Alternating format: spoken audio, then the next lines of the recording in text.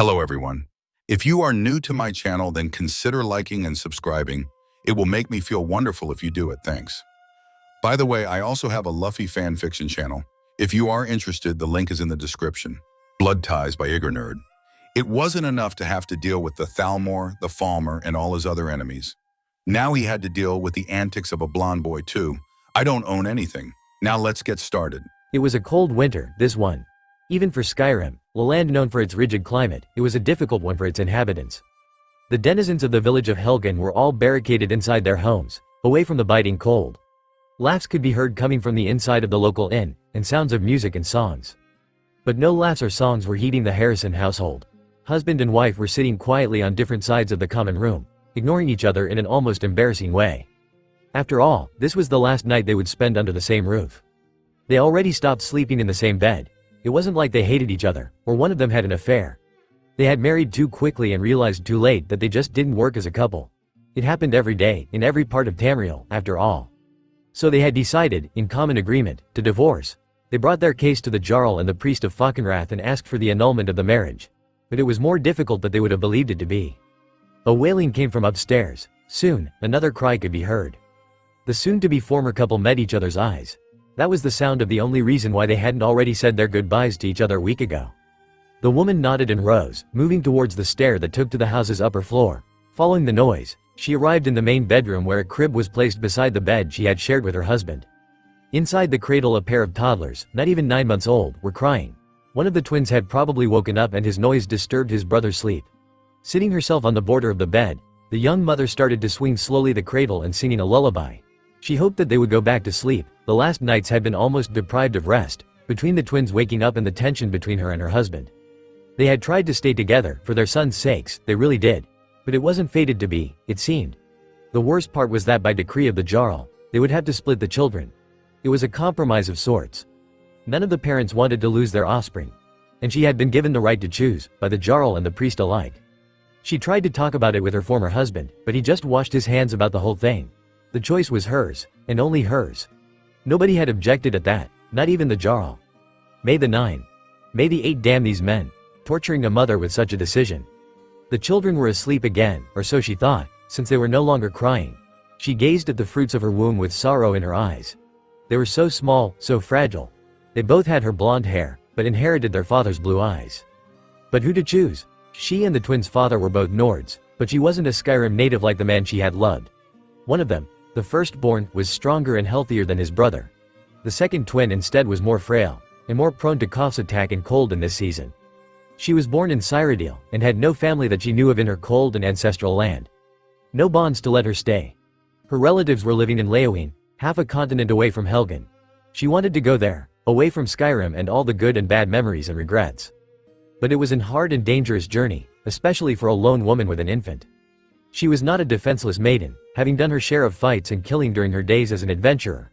Ironically, it was during one of her travels she met the father of her sons, a fellow traveler and mercenary. But traveling to Leowen, on foot, with a toddler on her back, that was just inviting death by the hands of the bandits that infested the major roadways in these troubled times. Also, it was winter. It was probable that all the passes had been covered in snow by now and become impenetrable. The alternative would be a ship, but that would be an even longer journey, and more expensive, too. Fewer bandits, but not fewer dangers. Also, there were no ships that sailed from Skyrim to Cyrodiil. Not directly. She would have to change ships at least half a dozen times while traveling along the coast of continent, stopping to resupply in at least 2 of Tamriel's provinces. If she was lucky, High Rock could have been safe enough, but then she would have to journey either to the Aldmeri Dominion or Hammerfell. The Aldmeri Dominion was out of question. That meant no docks at the Somerset Isle, Valenwood or their client state. Elsewhere. Better to avoid the Thalmor if at all possible. Hammerfell was independent and devastated since the end of the war. Very few travelers and merchant ships went there. But should she have succeeded in finding a passage through it, she could arrive in Cyrodiil, either with a caravan or by docking at the city of Anvil. On the other route, the eastern one, her first stop would logically be Morrowind, but that unfortunate land was in a chaotic situation since the explosion of the Red Mountain in Vardrfell and all the invasions it had suffered. Black Marsh had always been hostile to travelers and seceded from the Empire almost 2 centuries ago and after Umbriel appeared in the skies above Lilmoth. No, she would skip Black Marsh altogether. It wasn't a difficult choice. But back to the children, she would think about how to travel later. Who to choose? She knew her former husband loved them, Otherwise she would have escaped in the night with both of them, Jarl and priest be damned. Should she take with her the healthier and stronger twin, more likely to survive the travel to her home, or the frail one, hoping that his health would fare better in the warmer Cyrodiil? Nines, forgive me, she murmured. She made her choice. X. X. X. X. X. X. X. 2 days later, she was on a carriage that would have taken her to the City of Solitude, the biggest commercial dock of the entire province. In her arms, sheltered from the cold by a layer of blankets and furs, was one of her sons. From the doorstep of the house where she had lived for 2 years, her former husband was watching her departing with their other child in his arms. As the carriage started to move, the two toddlers' eyes met, just for a moment. The twins would never see each other again, at least, not while alive. X. X. X. X. X. X. Bye. 3 months later. X. X. X. X. X. X. X. In his long career as a shinobi, Sarutobi Hiruzen had seen a lot of things. Most of them involved blood, pain, and mortal peril. He had fought in the First Shinobi World War, became Hokage before reaching 20, led his village for more years than his predecessors, and thanks to the assistance some of the greatest, more powerful jutsu known from the times of his generation, he was still alive to tell the tale. So he should have been prepared for everything when his students finally come back from their first unsupervised, outside of fire country no less. He had felt a sense of relief when he was told by an anbu that his former genin team had returned to the village, weeks later than expected, but still unharmed. He couldn't avoid feeling a little proud. After all, his students had returned from their first mission in a foreign country, the land of tea, without any support from other allied forces. That was a true testament to their potential and talent, and they were just 12. But nothing could prepare the Sandame for what they carried inside his office to submit their mission report. Such a thing had never been rarely seen in the office of a cage, and probably never in the hands of a 12-year-old girl. In Tsunade's arms, covered by a small bundle of cloth, was a sleeping baby. And a very young one, too, if he could see correctly. Probably only a few months old. He was slightly baffled by this. Even if he was sure that there was an explanation, it was really something he had never seen before. His musings were interrupted by a soft cough from Jiraiya, and the Hokage realized that he had for minutes out of shock. "Welcome back," he said, hiding his embarrassment. "Report. Our mission in the land of tea was completed successfully and under the expected time," Sarutobi-sensei, Orochimaru said, coming closer to the desk and pulling out a scroll out of his backpack. He accepted the scroll, but instead of opening it, he stared idly at his students, silently demanding an explanation. "We are sorry for our tardiness," his pale student added hastily. "You were supposed to arrive 2 weeks ago. I was almost at the point of sending a search party after you." "What happened?" he asked, sparing a glance to the sleeping infant. "The day before our departure, a violent storm hit the western coast of the land of tea," Tsunade answered. "It was very strong, and it lasted for days.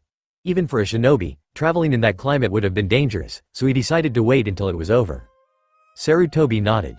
True, rumors of the massive storms coming from the ocean had reached even Konoha, but not one of those had mentioned how much damage they could cause. "There was water everywhere," Jiraiya complained. "A real flood, and we had to save everyone. That'll show them what an awesome ninja the great Jiraiya is." There was quite a bit of pride in his loudest student's voice. "We helped because we were paid to," Jiraiya, Orochimaru sneered. "After we checked into an inn, word spread around and the local lord summoned us. He offered a substantial sum in exchange for our services in helping his people." The boy rummaged a while into his rucksack and took out of it 2 items, a scroll and a large pouch. "Here's the contract we arranged with him, and the money we gained." "I would have helped even if that guy didn't ask us to," Jiraiya pouted. Sarutobi wanted to approve of his white-haired student's altruism, but he decided to refrain. After that contract signed on the field would give an advantage in the region to Konoha, giving to the village a better reputation and as such, more potential clients. And the unexpected money was good, too. But he was reminded of the other matter at hand when the baby woke up and started to cry. "And what about him? Or it is a her?" he asked, smirking a little at seeing not only Tsunade, but also Jiraiya trying to calm down the screaming little bundle of joy. With little success, the Hokage noted how Orochimaru's left eyebrow had developed a small tic. Their trip back home must have been interesting. "It's a he, sensei," Tsunade clarified, as she slowly lulled the baby. "When we finally started our journey," Orochimaru started explaining, "we decided to pass by the coast. The whole region had been devastated by tidal waves. We navigated through it with ease, but 5 days ago we spotted the ruins of a village on the coast. We would have just carried on, but Jiraiya started running towards the ruined village, screaming that he saw something," Tsunade muttered, after having finally been able to stop the child's screaming. "Well, there was something. That's why I wanted to check," Jiraiya whined loudly. You could have just said that instead of rushing in there. What if it was a trap? Tsunade yelled. They all flinched when a loud wail erupted from the baby. All Sarutobi could do was sigh in frustration. There, look, you made him cry again, Jiraiya pointed out. It was your whining that made him sad, idiot, Tsunade accused, throwing a jab at Jiraiya's head. The crying only grew louder. Let's put him under a genjutsu, Jiraiya said. Something that will make him sleep. You can't use a genjutsu against someone this young, idiot. It could harm him, Tsunade hissed, trying to calm the baby once again. And I didn't bear his and your wails all the way back to the village to see such an idiotic thing happening, Orochimaru said, frowning to his white-haired teammate. I presume, the Hokage said, interrupting his student's antics, that the interesting thing Jiraiya saw was the baby? No, sensei. It was a shipwreck, the white-haired boy stated matter-of-factly, like it was perfectly normal.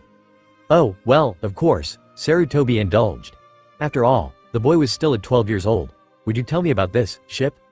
It was huge, and it didn't look like any other ship I saw before, and the ship had obviously been slammed against the shoreline by the storm, Orochimaru interrupted. And somehow it wrecked exactly in the ruins of the village's dock. Hey, I was gonna tell him that, Jiraiya, don't yell. Tsunade hushed him, whispering. I finally managed to calm him down. As Jiraiya said, Orochimaru continued, ignoring his two teammates, the ship had a design unlike anything we ever saw before, and after trailing off, the pale boy seemed to hesitate. Orochimaru hesitating when giving him a mission report, unheard of. Sensei, it was made of a wood I wasn't able to identify, his student admitted finally, looking ashamed for his ignorance. Now, that was really unusual. Really now? Could you please describe the design of this ship? He asked. It was long, really long, Jiraiya started, enthusiastically. And there was a wooden animal at the, what's it called? Prow. There was this wooden horse at the prow of the ship. It was a wooden snake, idiot, Orochimaru said, rolling his eyes. No, the other boy denied. You're saying that just because you're obsessed with those things. The ship had a single mast, sensei, Tsunade interrupted, before her teammates started a brawl in the middle of the Hokage's office. And the sail probably had to be really big. But the storm damaged it. There were also some shields along its sides, really big round shields. Yeah, they were awesome, Jiraiya said, pumping his fist in the air. They were taller than me. Also, the entire ship was clearly heavily damaged by the storm and the impact with the dock, Orochimaru added. Sarutobi remained silent for a few seconds, frowning because of his confusion. That didn't sound like any kind of ship he'd seen, or even heard of. Had it not been for the baby, he would have already lit his pipe. So, you just saw this unusual ship? What happened after that? We arrived besides Jiraiya, who was just looking at the shipwreck with wide eyes, standing right there in the open, Tsunade said, giving a poignant glance at her teammate, who was now massaging his head. No doubt Tsunade had clobbered the boy when they had reached him. That would have been typical.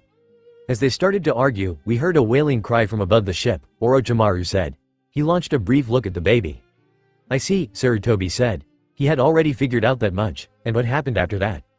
I jumped on the ship, Jiraiya proclaimed cockily. Of course he did. Always so brash and impulsive. Even though we told him not to, Tsunade muttered. Hey, there was nobody around. It could have been a trap, Orochimaru pointed out. But it wasn't, we could have all died, had that be the case, the pale boy replied. But we didn't, Jiraiya insisted, defending his case no matter what. And what was on that ship? Sarutobi asked, giving his students a disapproving frown to stop the bickering. Besides your new responsibility, of course. Or what? The children cried in unison.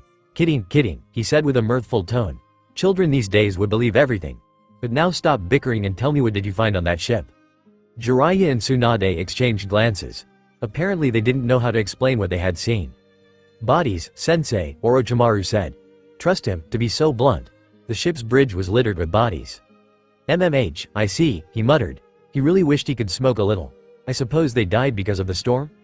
No, sensei, Tsunade replied. There were significant signs of combat. Most of the bodies showed multiple lacerations, and there were various weapons laying around. There was blood everywhere, Jiraiya said dramatically. Most of them, Hiruzen asked, ignoring the boy, were signs of jutsu being used, too, Jiraiya proclaimed. Well, that changed everything. Were the other villages planning something? His eyes narrowed. Were any shinobi among the dead? No, sensei. We didn't find any ninja equipment, not even a kunai or hide-8. Orochimaru replied promptly. His student reached for another scroll inside his backpack.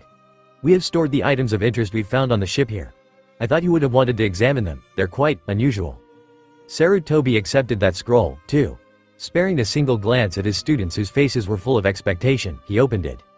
The stored contents cluttered in a cacophony of metal all over his desk. Swords shaped unlike any katana he had ever seen composed the majority of the metallic mess that was covering his precious paperwork. There were also axes, maces, and other offensive tools scattered among the blades. He reached for one of the weapons and unsheathed it, examining the double-edged blade that departed from the vaguely cross-like guard. The metal showed some sign of rust, probably due to having been left uncared on the sea for days. The hilt's leather felt rough under his hands, and the weapon, even if heavy, looked well balanced. "Sensei, look at this one. The steel is really hard," Tsunade said enthusiastically, indicating one that was almost on the end of the pile. "Steel tends to be hard, Tsunade-chan," he said as he felt the blade's edge with his finger. "Sensei, I mean that its steel is harder, and it isn't even rust." Frowning in confusion, the Hokage put the exotic-looking sword in place, deciding to examine this harder steel her student was talking about. Shuffling around the various metal objects, he noted that among them there were also small jewels, pieces of armor, books and other mundane items, and under the whole mass, one of those round shields the kids had told him about. It was made of wood, with a metal border, and it looked really thick. A strangely painted animal was sported on it. On the top of the shield, was laying the strangest sword he had ever seen, besides the Raijin no Ken that used to belong to the Naidame Hokage. The sword didn't have a scabbard, so he could see the exposed blade. The weapon was a beautiful black color, like a sliver of midnight. The blade, the guard, and the hilt seemed to have been forged from a single metal piece. If he had thought that the other sword was exotic, this one looked utterly alien. He grasped the sword and slowly lifted it, surprised by how heavy it was. The metal was cold, and looking at it from a closer distance, he realized that it was not steel. It was a metal unknown to him. He had never seen anything like this before, indeed. Where was the ship from? And the child, of course. There was also the matter of the child. Speaking of which. "Where did you find him?" he asked, carefully lowering the weapon on the rest of the pile. "We didn't find him immediately, it took us a few minutes," Jiraiya started, with a sad tone. "He was bound in a blanket, besides the body of a woman. We think that she was the baby's mother. They had the same hair," Tsunade confirmed, "and she was embracing him when she died. There were a dozen of bodies around her, too," Jiraiya continued. "She had killed all of them, using only a sword." "What sword was that?" the Hokage asked. He had a strange foreboding feeling. "The cool black one, sensei." "Oh, and she had used at least a fire jutsu." Sarutobi's eyes widened, and his gaze posed on the child. Was the little boy the spawn of a shinobi? But if his students hadn't found any identification symbol or equipment, maybe the woman was a missing nin that had decided to not show her status using a scratched hide. But she couldn't have been one of the attackers, otherwise why would she have taken with her a baby, one that seemed almost a newborn? What village could have she come from, to find herself on a ship of unknown origin that crashed on the western coast of the land of tea? Who had attacked them? It couldn't be a hunter nin's doing, because the body of the woman hadn't been destroyed to preserve her village's secrets. Pirates, maybe? Pirates with a missing nin among their midst, that attacked the ship before, or even during the storm? "Sensei," his student said, trying to gain his attention. Blinking his eyes, Sarutobi realized that he had dozed off again, lost in his thoughts. He glanced at his students, and saw that another scroll was offered to him, this time by Tsunade. "We have stored the remains of his mother too, sensei," said the girl, gesturing with her head towards the baby. "We thought that our medics could have examined her, to see if they could understand something about her." Sarutobi knew that Tsunade was referring to the potential secrets that the body could hide within it. He nodded grimly. An autopsy would have probably revealed something about the origin of their mysterious woman. "How long ago do you think the ship's crew died?" he asked. "Difficult to say," she said, biting her lips. "It was pretty cold, so that may have slowed down the decaying process of the bodies, but I would say, at least 2 days. No more than 3, judging by his state when we found the baby." "Thank you, Tsunade. Now let's focus again on the child. How is he? When did you find him?" "On the brink of death," she said. "He had spent all that time in the cold, without food. I immediately started an emergency treatment, but to save him I almost suffered from chakra exhaustion. Once the child was no longer in danger of death, we had to stop her," Orochimaru clarified, causing Tsunade to be a little embarrassed. "And she fell asleep soon," Jiraiya added, adding more reasons to Tsunade's chagrin. "The baby, too." "And what happened next?" Sarutobi asked. "We disposed of the other bodies," the white-haired boy said sadly. "Only because you were so damn stubborn about it," Orochimaru said, crossing his arms. "Hey, snake bastard, we couldn't leave them to the animals." "Yes, we could. We lost time with that stupid task," the pale boy replied. "But Tsunade was unconscious, we would have lost time anyway," Jiraiya insisted. "Hey," the girl protested, offended by that remark. "How did you dispose of them?" Sarutobi asked, wondering how his 2 pupils had managed such a grim duty. To his surprise, the two boys, instead of answering immediately, looked at each other's eyes, hesitating. "We burned them with the ship," they said in unison. Sarutobi remained silent for a moment, before finally nodded approvingly. Destroying the remains had probably eliminated all the evidence of its presence, and probably left Konoha as the only hidden village that knew of its existence. That way, only Konoha would have gained from this strange encounter. After a few hours, once Tsunade was able to travel, we departed immediately for Konoha, Orochimaru continued. "Which I think was a bad idea," Jiraiya murmured. "We could have found a place to leave the baby further inland. Instead, we had to take him all the way back to the fire country." "I was the team leader, Jiraiya. It was not your decision to make. We've already talked about this." "And what decision would this be?" Sarutobi asked, smothering another argument between the boys before it could start. Jiraiya looked away, apparently disapproving Orochimaru's call. "The baby is obviously an orphan with no ties that we know of, sensei. Searching and finding a family that would adopt him would have taken time. And since the region had just been flooded, the research for such a family would have probably been unsuccessful." "Yes," he interrupted. "But why take him here to Konoha, Orochimaru? You could have just found a family or an orphanage, even a temple, here in Fire Country." "Because Konoha needs more shinobi, sensei," the boy answered. He nodded, understanding what his student meant. It was not exactly an orthodox recruiting method, but it had already happened in the past. And the mother of the baby had BND of shinobi. Even if her origins were unknown, they probably would never know. And if the boy had inherited some talent from her mother, so be it, he proclaimed. "The child will be placed under the care of our orphanage, and when he will be old enough, he will enter the academy. It will be then that we will see if your decision was a good one, Orochimaru." "Thanks, sensei," his student said, bowing slightly. Jiraiya, instead, pouted. "Now, what is his name?" he asked, smiling. There was a long silence, as his students looked at each other's eyes, their expressions a mix of embarrassment and realization. We didn't think of giving him one, sensei," Tsunade admitted with embarrassment. "What? You've traveled with him for days. Surely you should have given a name to him. After all, you had to call him something when you spoke about him, right?" he asked, hiding his puzzlement. "We called him baby, wasn't that enough?" Jiraiya asked, honestly confused. For being so talented shinobi, his students were so clueless about some things. Once again, he had to remind himself that they were only 12 years old. "Give him to me, Tsunade," he said, sighing softly as he spread his arms towards her. The girl came closer to him, passing around the desk, and Sarutobi accepted the infant with a sense of caring that seemed completely out of place with an experienced killer sitting beside a pile of sharp weapons. The baby didn't protest as he was gently lulled by the sandame's arms. Jiraiya tried to suppress a snicker, and failed miserably. "Something on your mind, Jiraiya?" the older man asked, caressing the child's spiky blonde hair. "No, sensei," his student replied quickly, "Sorry sensei." "Good. Now, let's see," he said, examining the child's features. "He was taken to us by the storm that hit the coast of the continent, waves and winds." "He was taken here by us, sensei," Jiraiya muttered. That earned him a slap on the head, courtesy of Tsunade. "And you said that you found him in the ruins of a dock, right?" Sarutobi asked, without reprimanding the girl's action. "Yeah, you could say that the ship managed to dock, no matter what," the white-haired boy laughed, amused by his own terrible joke. Nobody else was laughing. Tsunade gave him another slap, and Jiraiya stopped laughing. "I've got it," Sarutobi announced, grinning. "You will be known as Namikaze Minato." "That's a dumb name, sensei," Jiraiya whined. Tsunade slapped him one more time. The now-named Namikaze Minato giggled in the Sandame Hokage's arms. A.N. That's all for this opening chapter, folks. Don't worry, I'll keep writing my other stories too. It's just that this was staring at me with puppy dog eyes. Reviews are love. Omake, suggested by Duzel10. "And what was on that ship?" Sarutobi asked, giving his students a disapproving frown to stop the bickering. "Besides your new responsibility, of course." "Our what?" the children cried in unison. Sarutobi nodded. "You found him, you brought him here, now he's yours to look after." "But sensei, we're just kids." Tsunade's pout could have melted stone.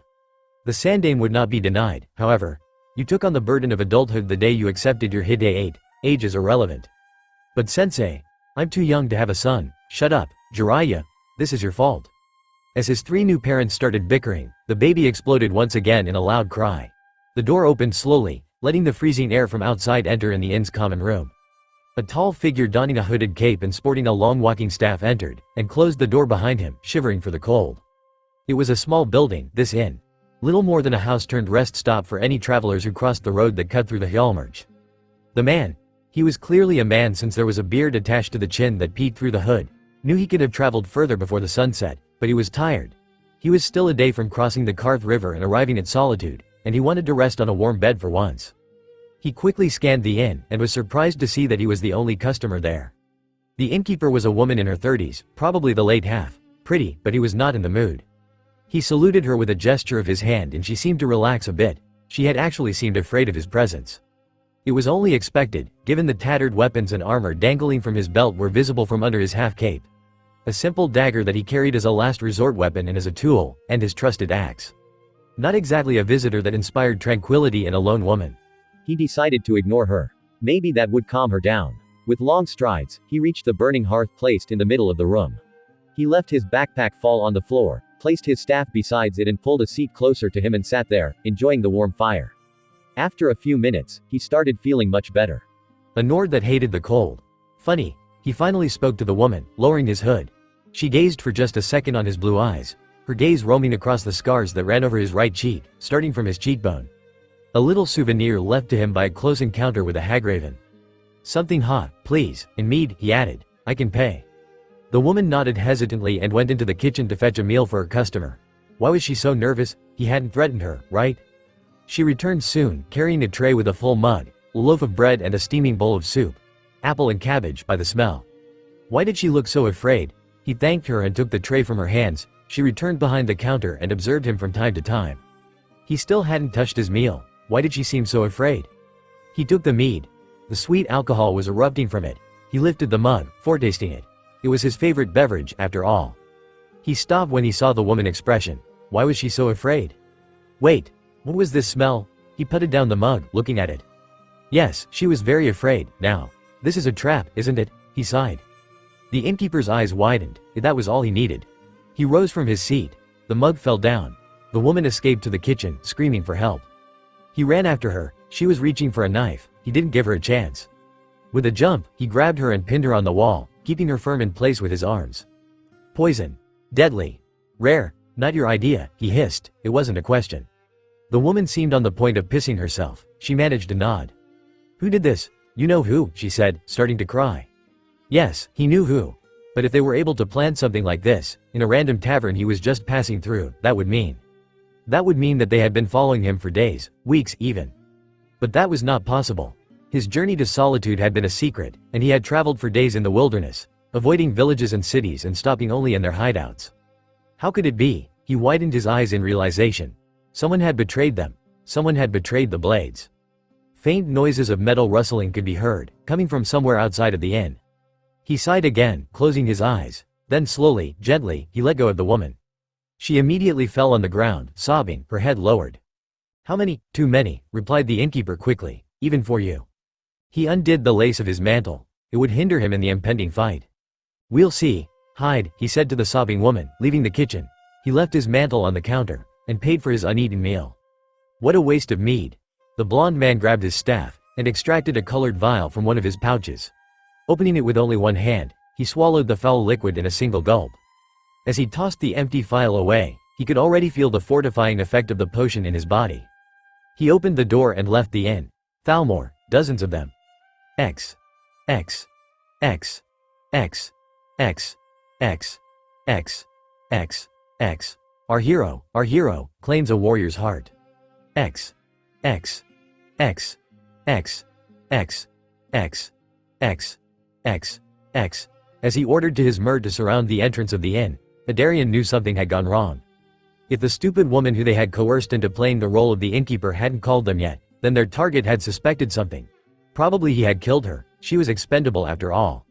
That's what Adarian would have done, in his target's place. Adarian counted among the younger Justiciar present in Skyrim, but he was one of the more cunning and dangerous. When he was offered this mission, he accepted without a second thought.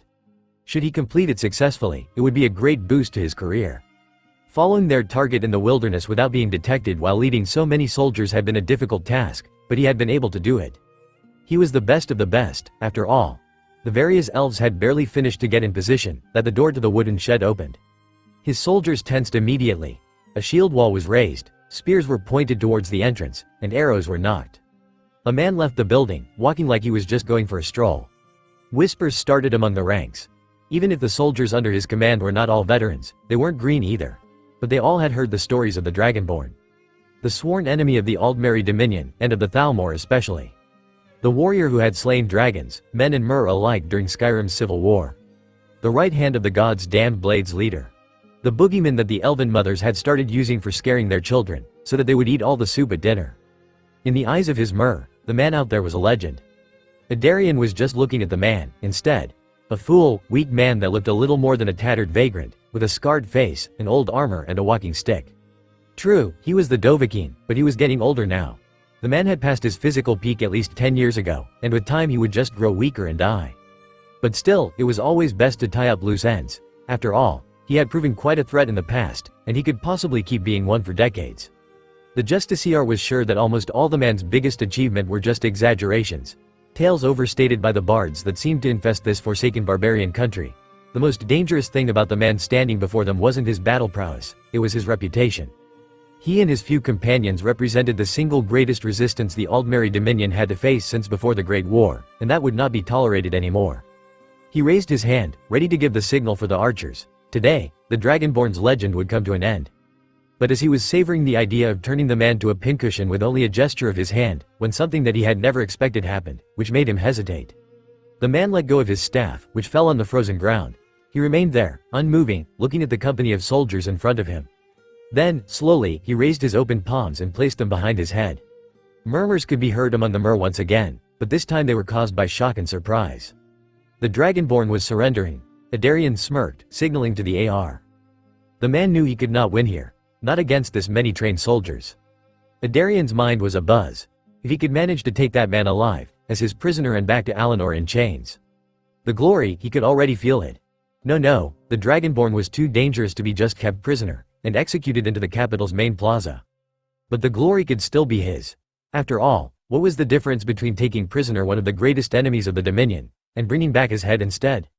He advanced towards the surrendering man, slowly extracting the sword. The man was just standing there, looking at the ground. Adarian came closer.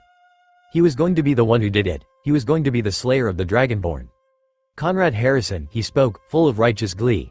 By the authority given to me from the Thalmor, for the crime of being a Talos worshipper, and for your multiple aggressions against the Aldmeri Dominion, I condemn you to Foos.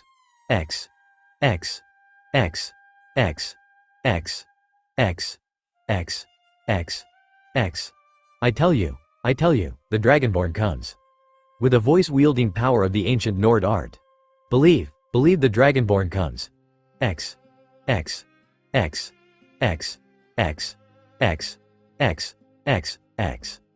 R.O. Da, he shouted, watching the Justiciar soar through the air and finally slam against the shields of the Thalmor soldiers with a stupefied expression plastered on his face. Sucker. Too bad the elf hadn't hit one of those spears. Conrad quickly knelt, grabbing his fallen staff and avoiding the few arrows that the archers who weren't completely shocked had managed to shoot. He'd better find a solution for them. Fast. Raising his right hand, he quickly channeled his power, moving his fingers through the necessary phases. Flames flickered between them, caressing his palm. Various fireballs departed from his extended hand, exploding on the Thalmor's shield wall. This resulted in dozens of pained screams, a few dead soldiers and smoke. Lots and lots of smoke which blocked the archer's line of fire, giving him a few seconds to formulate a strategy. Running away was not an option. The terrain around the inn was almost completely composed of snowed plains. The salt marshes of the region were too far, and he would have a hard time losing such a force among them, if he wasn't killed by the archers while he made a run for it. Levitation was not an option either because he would have just made himself a flying target, instead of a running one. To fight was the only choice he had. To annihilate was his only option. As arrows sailed over his head, he kept moving, still half crouched. With precise movements of his free hand, he twisted the very fabric of reality for a brief moment, some an ally from a different plane of existence. A being made of flames, its form vaguely feminine, materialized beside him. It was hovering a foot above the ground, looking at Conrad with anticipation, waiting for its master's instructions. Kill the archers, Conrad yelled. The Atranak departed immediately, unleashing a jet of flaming fury against the soldiers. Conjuring the Daedra after that volley of fireballs had taken its toll on his magicka reserves. He could already feel the effects of the potion, refilling his spent mystical energy steadily. Getting up, he used the few recuperated energies to weave a defensive barrier around his body. Once the protection was set, he sprinted towards the Thalmor's barely visible lines, taking his axe from his belt. He emerged from the smoke, right in front of an Altmer who clumsily attempted to stab him with his spear. A simple spin. and the charging dragonborn knocked the weapon away with his staff, driving the blade of his axe deep inside the elf's unprotected neck. The soldier died almost instantly, and with a twist of his right hand he freed the weapon, sending the corpse slamming into his comrade's ranks. He pressed on, breaking the skull of a shocked Thalmor with another swing, splitting his helm in two. He did a hastened pirouette to sidestep the lunge of his enraged companion, while channeling his power into his staff, shooting a hail of lightning into the spearmen. Spearmer. They fell, fuming from the joints of their armors, still twitching even after their death by electrocution. The confusion among the Thalmor soldiers was bloody hilarious. Too bad it didn't last for long. Conrad ducked, feeling a broadsword cutting the air above him, where his head had been a split second ago. He lunged the sturdy oaken staff in the middle of the warrior's legs, and twisted, tripping him and making him fall on the ground on his back. Before the elf could even try to get up, Conrad had already brutally struck his chest with his axe 3 times. "Is this all you've got?" he questioned as he dislodged the weapon from the fallen's rib cage, grinning at the golden-plated soldiers that were surrounding him. The response he received was an arrow that would have hit him in the chest, hadn't it been stopped by the magical protection around him. A faint flash of light, and the projectile bounced harmlessly on the ground. Apparently, the flame Atronak was not doing such a great job at distracting the lot of them, since there were so many. He couldn't afford to stay in the open, but the middle of a melee, even the Thalmor would not risk to hit one of their own. With a mighty battle cry, he charged his enemies that were waiting for him not far away, spears raised. He waited until the last instant, then he shouted again. The blast of the unrelenting force opened a wide hole in the middle of their ranks, sending the soldiers in the front flying backwards as the others staggered to maintain their footing. Running directly among the prone Thalmor, stepping on them, he quickly hit the dirt with his staff 1, 2, 3, 4 times. Each time the end of the staff struck the ground, a different elemental rune was created on the spot. He had barely the time to outrun them as they exploded one after another, triggered by the movements of the dazed warriors.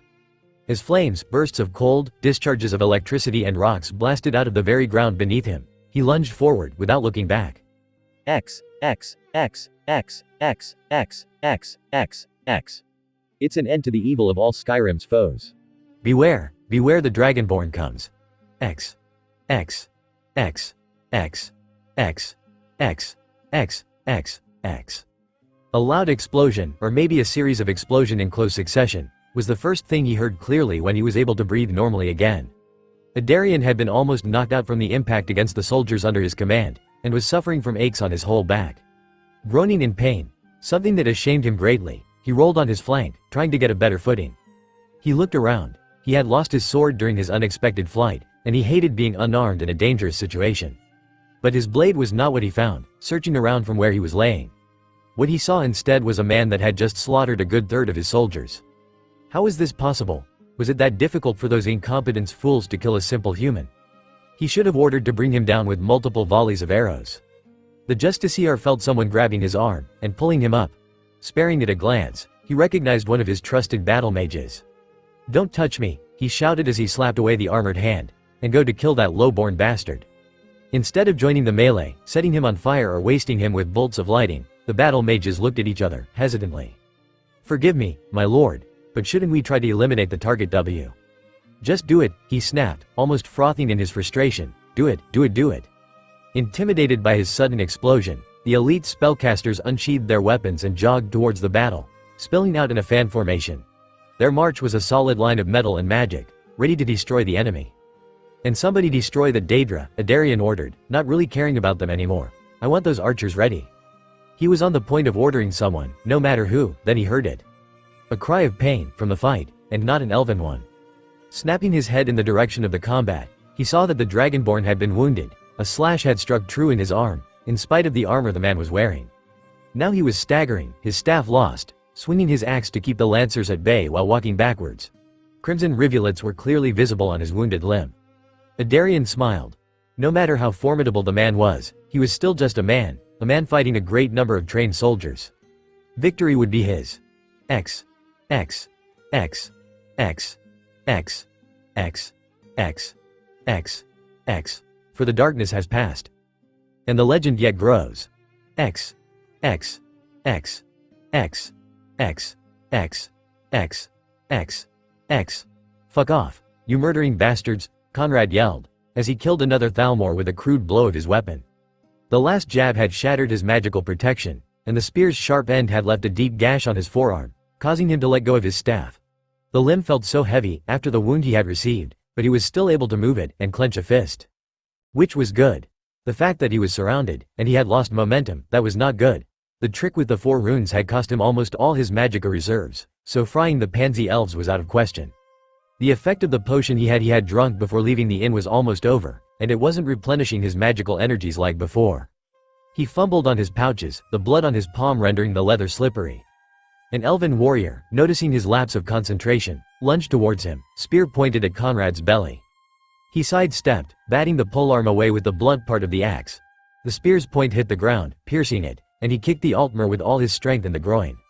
As the elf's face contorted in a pained expression, as knelt, gasping for air, Conrad finished him with an horizontal slash aimed to the mer's cheek, and finally retrieved another vial from his pouch. It was one of his weakest potions, though, in his haste, as he stumbled with his pouches, he had opened the wrong one. Well, beggars couldn't be choosers. He swallowed the potion in a single, short swill, just in time to notice another incoming attacker, charging at him and yelling like a madman.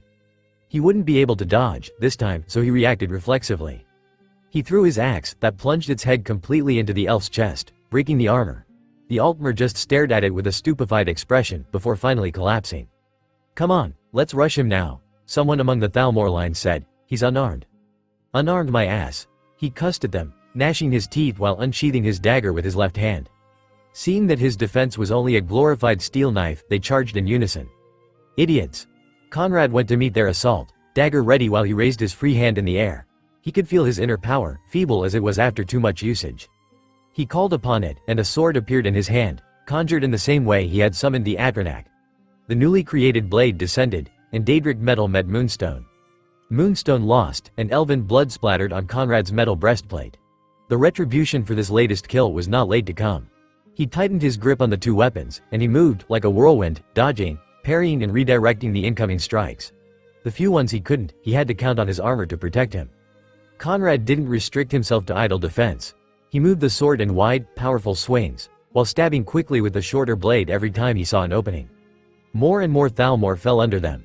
2 spearmen tried to attack him from both sides at the same time, but he just averted their thrusts with a simple turn of his body and rotating his sword. They collided with each other, losing balance. The Daedric blade beheaded the first, while the dagger punctured the second's lungs.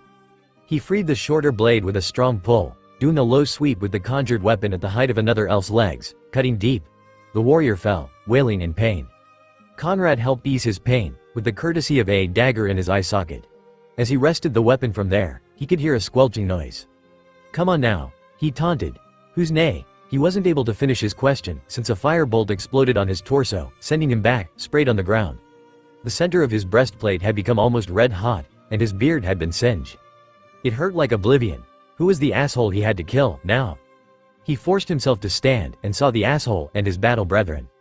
An entire squadron of battle mages. It had been years since the last time he had fought a squadron of battle mages. He grinned, finally on his feet. Tidklol. X. X.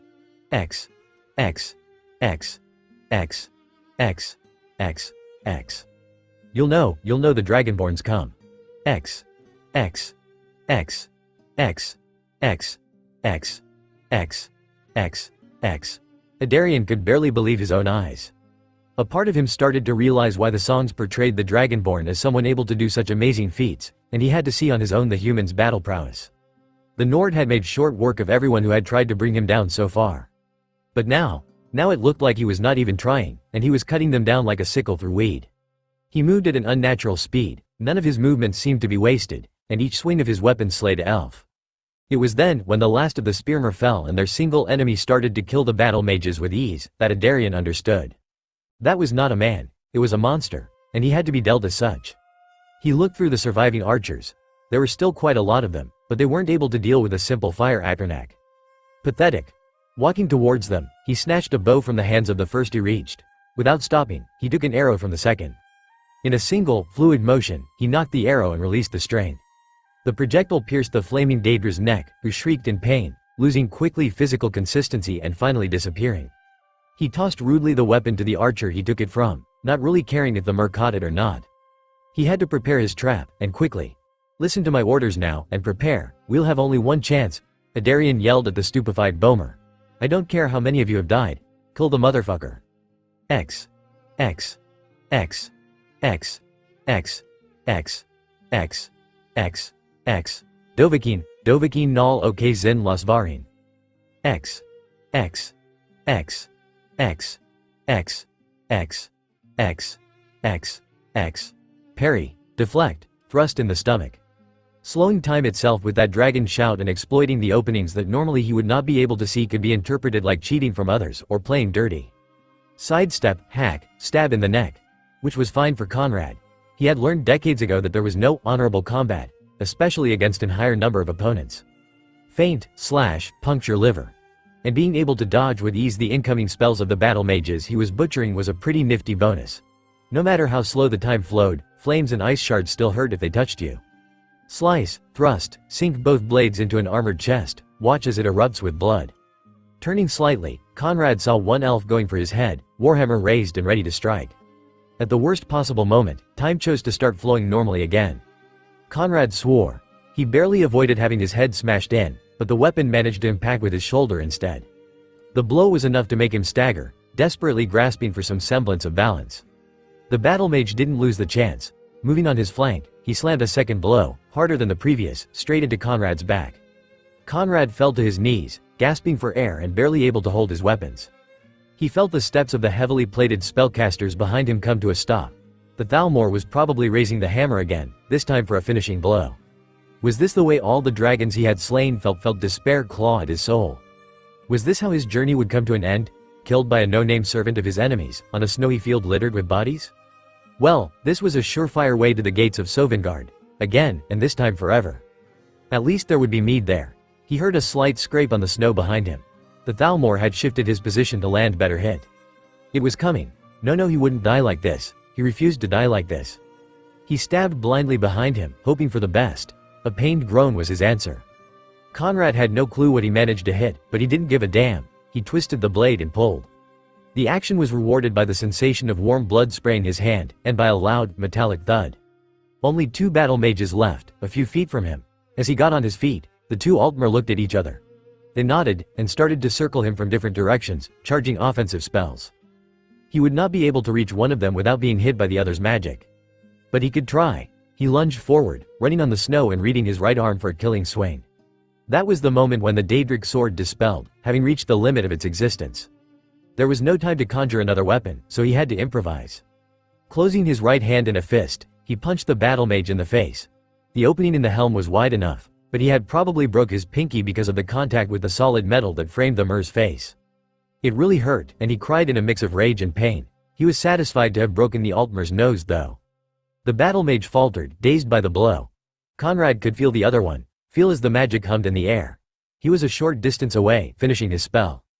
Grabbing the dazed Altmer's neck, so hard that he was choking him, Conrad turned, pushing the elf into the path of the deadly magic. Ice shards stabbed the Mer, and he fell to the ground. The last of the battle mages was not long in joining his brethren past the void when Conrad's dagger soared into the air and buried itself in his eye. Lucky shot. Turning around, Conrad realized that he was standing alone in the middle of the bodies, in the open, with no weapons, and standing right in front of the remaining archers. Almost 20 of them, and their arrows were already knocked and aimed at him. Stupid Daedra, it only had one job, but there was no time for that. The Justiciar gave an order. The bows shot. Conrad raised his left arm, once again calling upon his power. He hadn't enough magic or time to create a protective barrier like before, so he opted for the next best thing. A shield, a Daedric one, appeared already strapped to his forearm. He had no magicka left, and his mind was slightly foggy as a result. Still, he was able to raise the shield to protect his head and chest from the incoming arrows. The projectiles bounced off the hard metal surface, becoming virtually useless as they lost their momentum. Too bad the shield couldn't protect his legs. One hit his left leg, but it was the right that had it worse, and various arrows snaked their way into his muscle and bone. Screaming in anguish, he fell on his side. The Thalmor were cheering, especially the Justiciar. So, this was how he was going to die. What a joke, the great and almighty Dragonborn, slayer of Alduin World Eater, brought down by an arrow to the knee. Pathetic. They were coming. He had maybe one shot at disposal, 2 if he strained his throat. Unable to move. No weapons. No magicka left, bleeding from the wounds. He was screwed. Unless he used that shout. The one he hated using, mostly because the place from which he called that power from gave him the creeps. But when the alternative was having your body paraded through the Aldmeri Dominion as some elf's trophy. He saw the justiciar picking up a discarded sword from the ground and looking at him like if his head was the best thing that he had ever seen. Conrad's rage erupted, and his dragon blood sang. Dur ne vir. X. X. X. X. X. X. X. X. X. Wa dane vokul maferak ahst vol. Ahrk fin norak paul gran. X. X. X. X. X. X. X. X. X. That morning, as he marched in the snowy region, at the head of his soldiers, Adarian was expecting an easy task.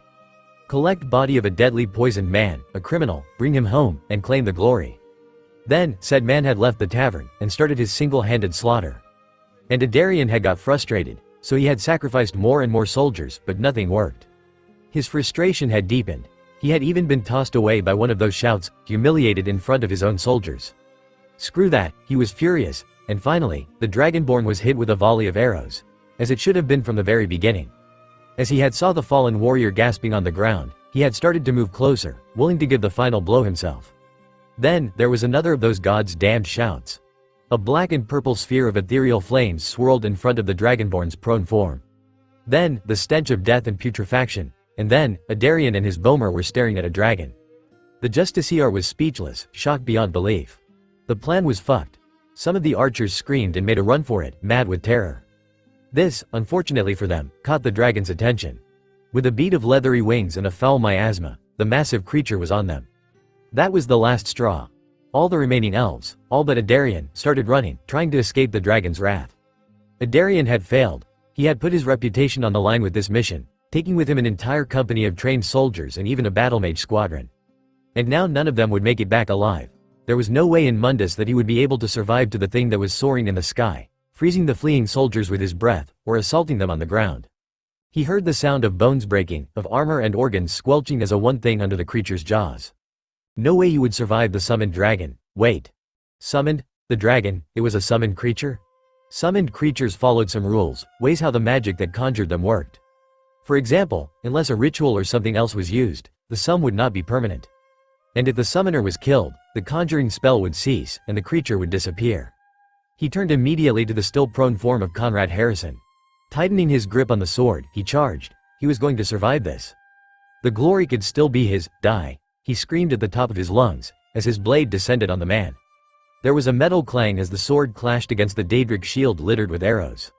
How dared the bastard defend himself? Die, die, die. D. Adarian shouted like a madman, striking with all his strength each time he yelled the word.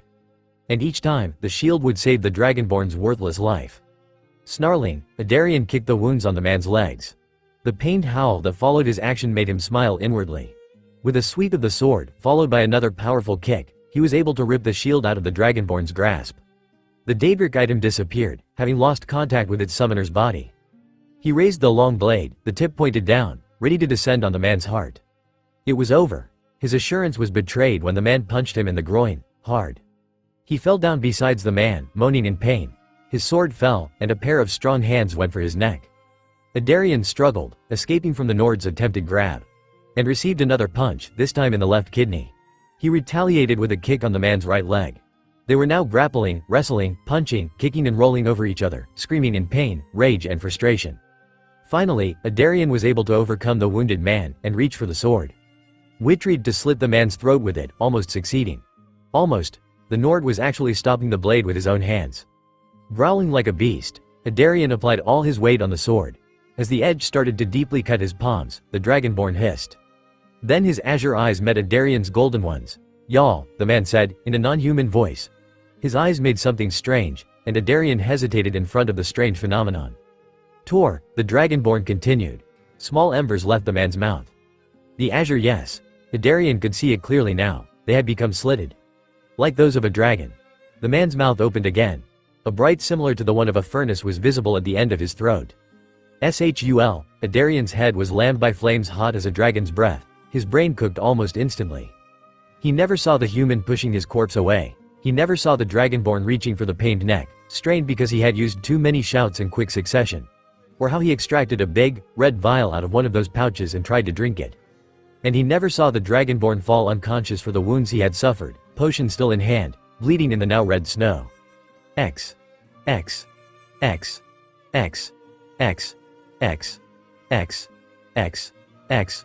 Fa nust hun zindro zon dovakin, fa hin kohan mu draw.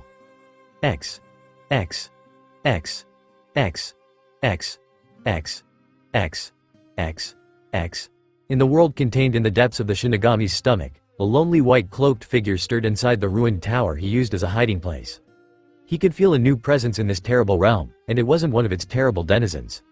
Who had just arrived in this wasteland dominated by the dead and lost souls? X. X. X. X. X. X. X. X. X. Conrad slowly opened his eyes. The first thing his mind registered was that he was not in pain. The second was that he was not feeling cold. That was a relief, actually. The dark purple, constantly storming sky was not. His nostrils were assaulted by how wrong the air felt, on an almost metaphysical level. And by a foul stench. Kanarin, you've awakened, a deep voice resounded behind him. Jernavier. Turning his head, he saw the putrefied dragon sitting on the grey dirt, in the arena where he had fought him so many years ago. He was in the Soul Cairn. Why was he in the Soul Cairn? Am I dead? The Nord asked, rising slowly on his feet. He didn't try to hide the apprehension from his voice. If it turned out that he had to pass the whole afterlife in such a terrible place, it would be a major case of rotten luck. And something he would expect, given his lifetime's experience with it. No, Dova. You're only mostly dead. And that's better, how? Conrad asked, voice rife with sarcasm. The dragon was unperturbed.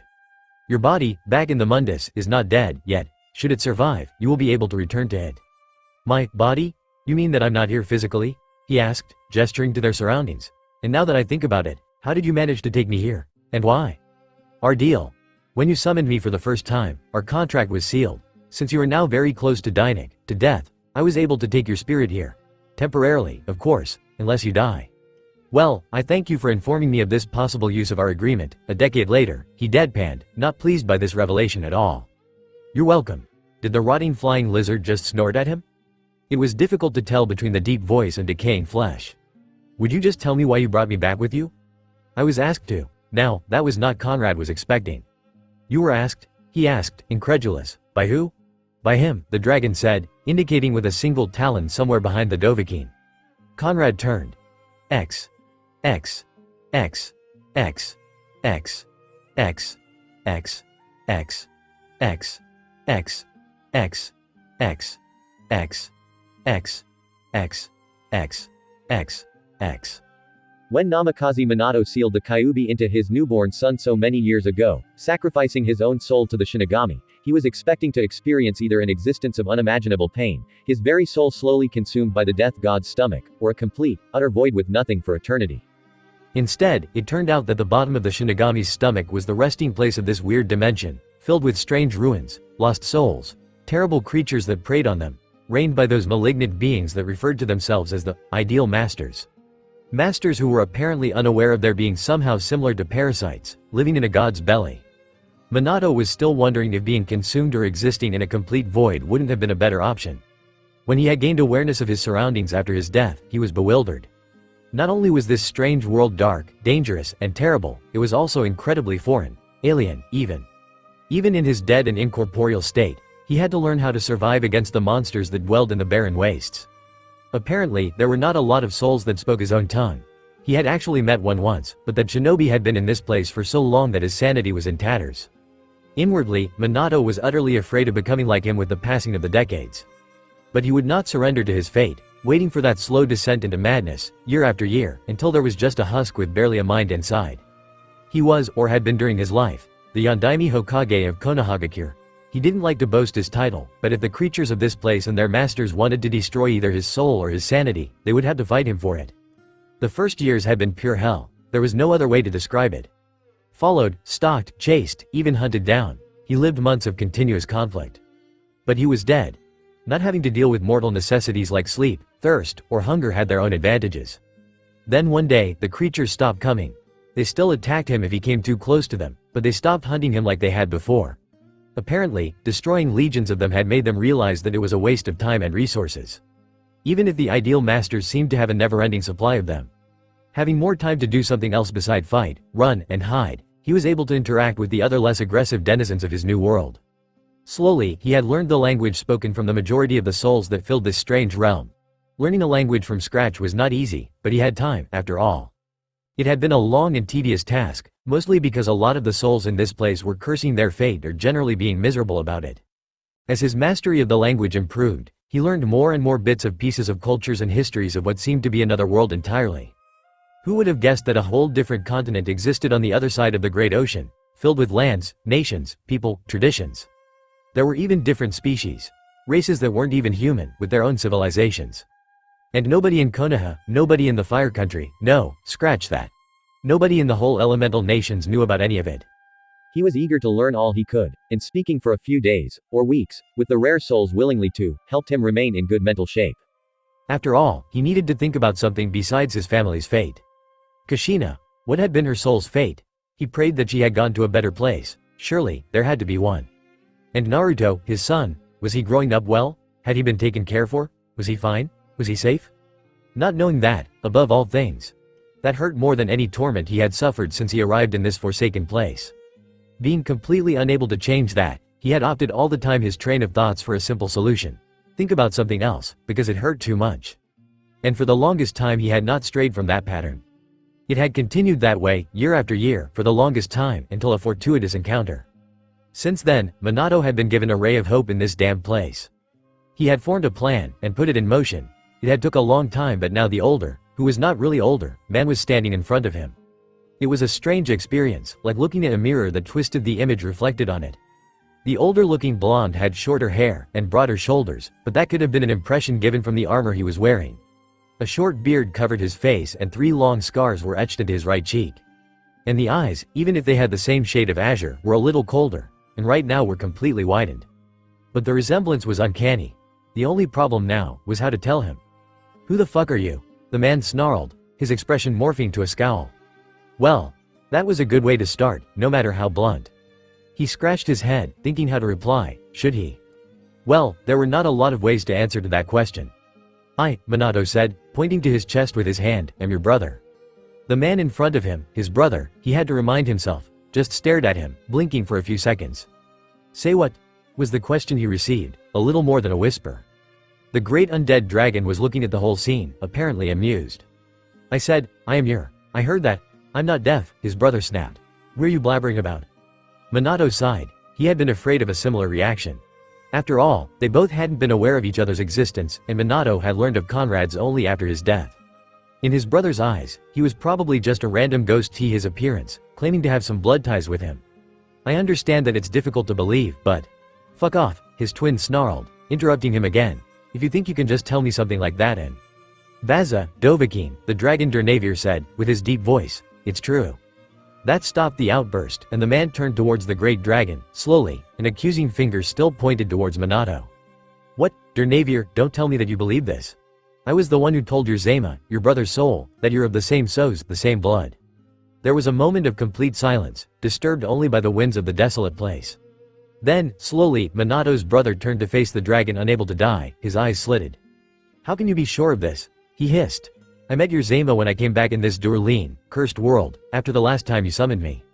"The last time, you said?" Minato's brother asked, looking pensive. "But that was 5 years ago." "Gay, yes. When you and your R attacked your enemy's stronghold, it was a good fight." "The blades are not my servants, dragon," the man said, bitterly. "I'm not their master, and I don't want to be." Minato was a little confused by his brother's statement. From what he had learned in these years, he was supposed to be some kind of champion, a leader of men. And even some mer, too. That was how he had been told about, at least, so why was he denying that? "They follow you in battle, Dovahkiin. They follow your orders, that makes you their in." "Whatever. I don't want to talk about my position in the resistance with you. I already have Delphine pressing me about it," the not yet dead man said, sighing. "Just keep going with your tale, Igornerd. As I came back to the ideal master's dominion, I saw him. He soon proved to be a ball and Kendov. A worthy warrior. We fought quite often." "It was just a random encounter," Minato said sheepishly, thinking that he should add his own account to the dragon's tale. "I was just traveling on the plains, and Igornerd appeared from nowhere and attacked me immediately. We fought and fought for months because he was a good adversary. He met me blow for blow. A distraction from my cursed existence." "Yeah, well, I was not really happy about it, actually," the Yondaime said. Igornerd ignored him. "Gra Prusa, I usually won." Minato rolled his eyes, resisting the urge to reveal the real wins and defeats ratio. He had learned that the dragon had an ego bigger than his body, and often liked to boast his power. He suspected that the same could be said for all the others of his kin. But as time went on, I started to have my suspicions, the dragon continued. Even if he was just a silly's jaw, the soul of a mortal, he was able to resist me. Even beat me, a few times. You know, you're still not telling me why, the Dragonborn tried to say. He resembles you very much, Dova. A lot of Nords resemble me. We've all blonde hair and beards, or so the stereotype says. Get to the point. And his soul, even if it is a human one, he smells like a Dova. For the second time, silence filled the great arena before Minato's brother interrupted it. Are you saying that he was Dragonborn, too? No, his soul is a Jors, a mortal's, of the July, a human soul, Durnavir spoke, slowly. But he had been close to a Dova when the souls entered both of your bodies. In his, and yours, Mana. When both of you were in your mother's womb. You think that he is my brother because, his soul, smells funny, the other man deadpanned. Actually, you, shut up. Dragons are speaking here, his brother said, waving his hand at Minato dismissively. The Yondaime was taken aback. This was not going how he had planned. Are you sure that you're not just bored and making stuff up to entertain your? I am sure, Durnavir thundered, causing the ground to shake in the face of his fury. I have lived for millennia, Dovaki in. I spent my cursed existence here, surrounded by souls. I recognized your Dovahziil when I laid my eyes on you for the first time. If I say, that the Silva Ur smells like a Dovah Fron, then I am sure. You have a point. And the only way for his soul to smell like a dragon's one would be.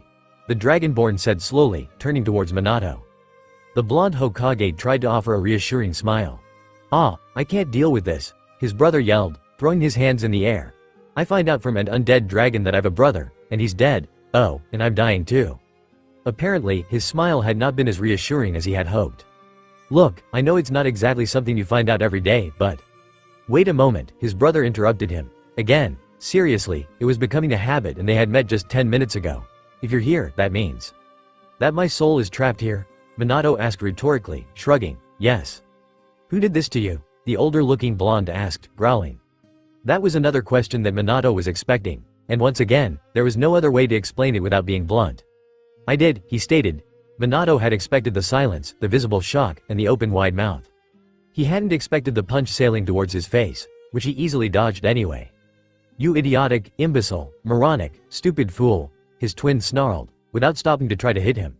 His movements were not sloppy, and far above the level of a civilian, but they were not what had been expecting when he'd heard of his brother, the great warrior of an unknown land. Even a genin would have a fair chance against him, if the fight was only taijutsu. Foos, Minato felt the violent push, and used it to put some distance between himself and his enraged brother, landing gracefully. So this was the power of the voice of which Durnavir had spoke. Impressive, and even faster than a jutsu. His brother had started to slowly advance towards him, cracking his knuckles. Please, please, brother, calm yourself. I had good reason to. Wold na kest, and the enraged Dragonborn was right in front of him, snarling, a fist raised. Minato barely dodged it. Whatever that shout was, it was more or less on the level of a shunshin. Reason? What reason could you possibly have? Power? The fuming blonde hissed, still pressing his attack. Did you hope that making a deal with the ideal masters would increase your magical might? Alright, that was enough.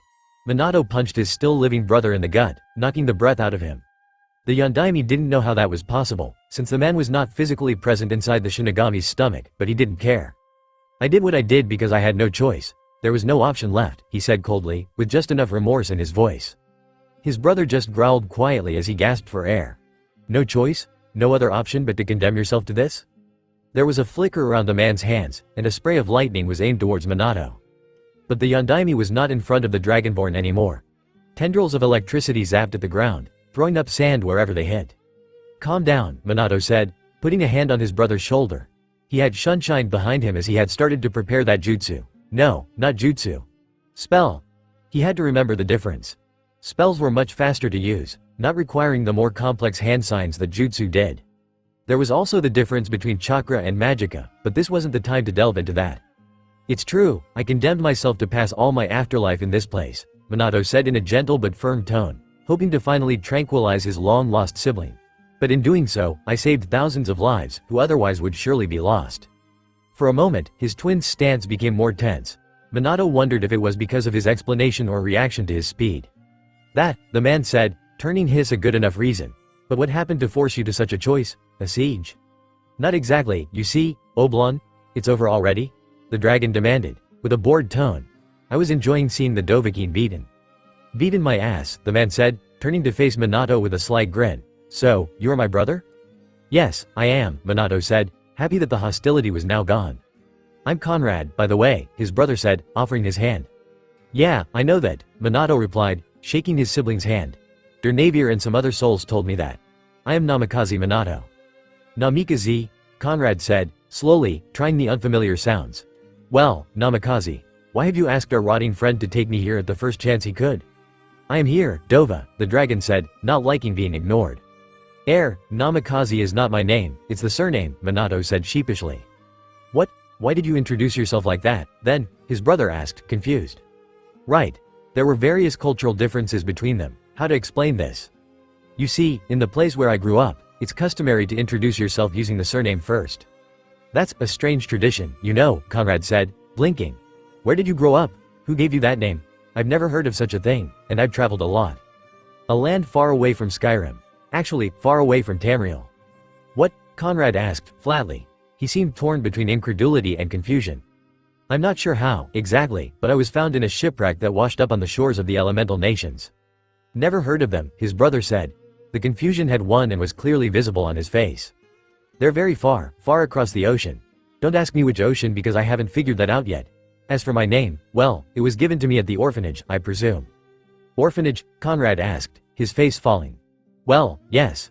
I passed my childhood in one and… Wait, Minato trailed off, realizing that something was wrong from his brother's eyes. You too.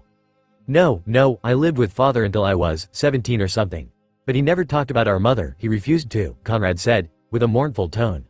How is our father? Minato asked, with a pang of jealousy. True, he could feel that Conrad had hoped to know about their mother, but at least he had known one of their parents. I don't know, Conrad whispered. What? I don't know, when I came back to Skyrim, 2 years after I left, Helgen. That was the village where we lived.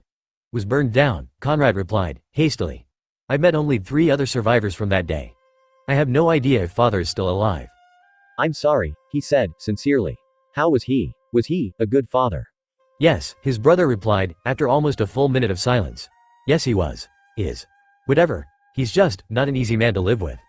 Minato wanted to ask more questions, so much more, but the pain in his brother's eyes made him hold his tongue. What kind of spell did you use to get behind me that fast? Conrad asked, probably to change the subject. I've never seen anything like it. Oh, that was not a spell. It was just a shunshin, a jutsu. A what? His brother asked, confused once again. Please Conrad, stop interrupting me. Look, it's complicated to explain, but you pump your chakra into. Right. You don't know what chakra is, it's like magicka, only it's not. You don't die when you run out of magicka, right? And you can't restore chakra with a potion, Minato rambled. But now that I think about it, shinobi never tried to create potions. Only poisons. And antidotes for the poisons. We got only those soldier pills, and they're dangerous. I have no idea what the fuck you're talking about. Are you always that vulgar? You should see me when I drink. You should avoid doing that, you know. It's not good for you, Minato scolded. Great. I get a dead brother, and not even half an hour later I'm already receiving a lecture about, Conrad started, before trailing off, looking at his hands, freezing with widened eyes. They were fading. Dernavier, the Nord called. What's going on? You're waking, the dragon said, apparently not really interested. Your Kapran, your body is not dead. Your Z is going back to it. What? Minato shouted, panicking. Already? Conrad was now fading quickly. He was little more than a floating torso, but that didn't seem to cause him physical pain. The brothers met each other's eyes, knowing that they would probably never see each other again. There were so many things Minato would have wanted to tell his brother, so many things that he wished to learn, but he knew there was no more time. He flashed through a quick combination of hand signs, required for the jutsu he had prepared especially for the occasion, and slammed his right hand on Conrad's face. There was a burst of energy, and Conrad screamed as the tendrils of chakra burned a picture inside his mind. What the fuck? Why did you? There is no time, Minato interrupted him. It will help you find the place I'm from. You must go there, tell them about the masked man that attacked the village 12 years ago. Help them, help Konoha, help. Before he could finish his request, there was a blinding light, and what was left of Conrad's spiritual form soared to the sky, like fireworks in a summer festival. My son, Minato whispered, fully knowing that his brother had not heard it. Silence descended once again on the arena, now occupied only by a dragon unable to die and the lost soul of the Yondaime Hokage. Fuck, Minato's voice thundered in frustration, at such volumes that even the spirits far away from the place heard its echo. "You should have asked your request at the very beginning," Igornerd remarked after a few minutes of silence where the Yondaime had just sat in the gray sand. Minato looked at the dragon straight in the eyes, flooding the area with killing intent. All those years, for probably nothing. There was no guarantee with his brother would follow his request, after all. He had not given him enough details, or reasons to. "Do not direct your rage towards me, shinobi. It was your own fault." Yes, it was. The dragon was right. Such an opportunity, wasted, and all because he had to get so emotive instead of. "No pack, don't feel shame. Every Jor would have done the same. The Dovahkiin will grant your wan, I know this." "How can you be so sure?" he asked, staring into the dragon's general direction. He had always been curious. Vomindic, the unknown, had always fascinated him. It still does. It is because of his curiosity that his laws has been so interesting.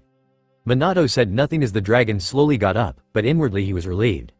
For the first time after his death, he had hope for his son and for his village. "Now, the pact among us is over. I granted your request, and now I demand my payment." "That would be, what? 6 months of battle, without stopping," he smiled bitterly. Igornerd corrected. "Come now, Yondaime Hokage. Show me what you can do when your fury is unleashed." Minato's grin was pure evil. If the dragon wanted a real fight, he would give him a real fight. He needed to vent, after all. X. X. X. X. X. X. X. X. X. X. X. X. X. X. X. X. X. X. Conrad woke up. This time, he was hurting over his whole body, and he was feeling cold too. Even under the thick layer of furs. "Wait, furs?" He moved groggily his head, disturbed by the loud, constant noise of something moving. The ground itself felt like it was bouncing and rolling, sending flashes of pain all over his back, irritating the bruises where the warhammer had hit him. He opened his eyes and saw the sky moving in front of him. The sudden light and the ache of whatever Minato had done were doing a mess of his head. Wait, Minato? Was that just a dream? Could it have been true? Or had it been just a weird, really weird near-death experience? Maybe he IR again and ask him, just to be sure. "He's awake," someone shouted. He didn't recognize the voice, but from the tone he could tell that they were actually happy he wasn't dead. "What, now?" another voice said. This one was familiar, but he couldn't put a face to it. "There's a patrol coming from behind the hill, cover him." He felt something heavy being pulled over his body and his head, darkness. "Now be quiet," the familiar voice hissed.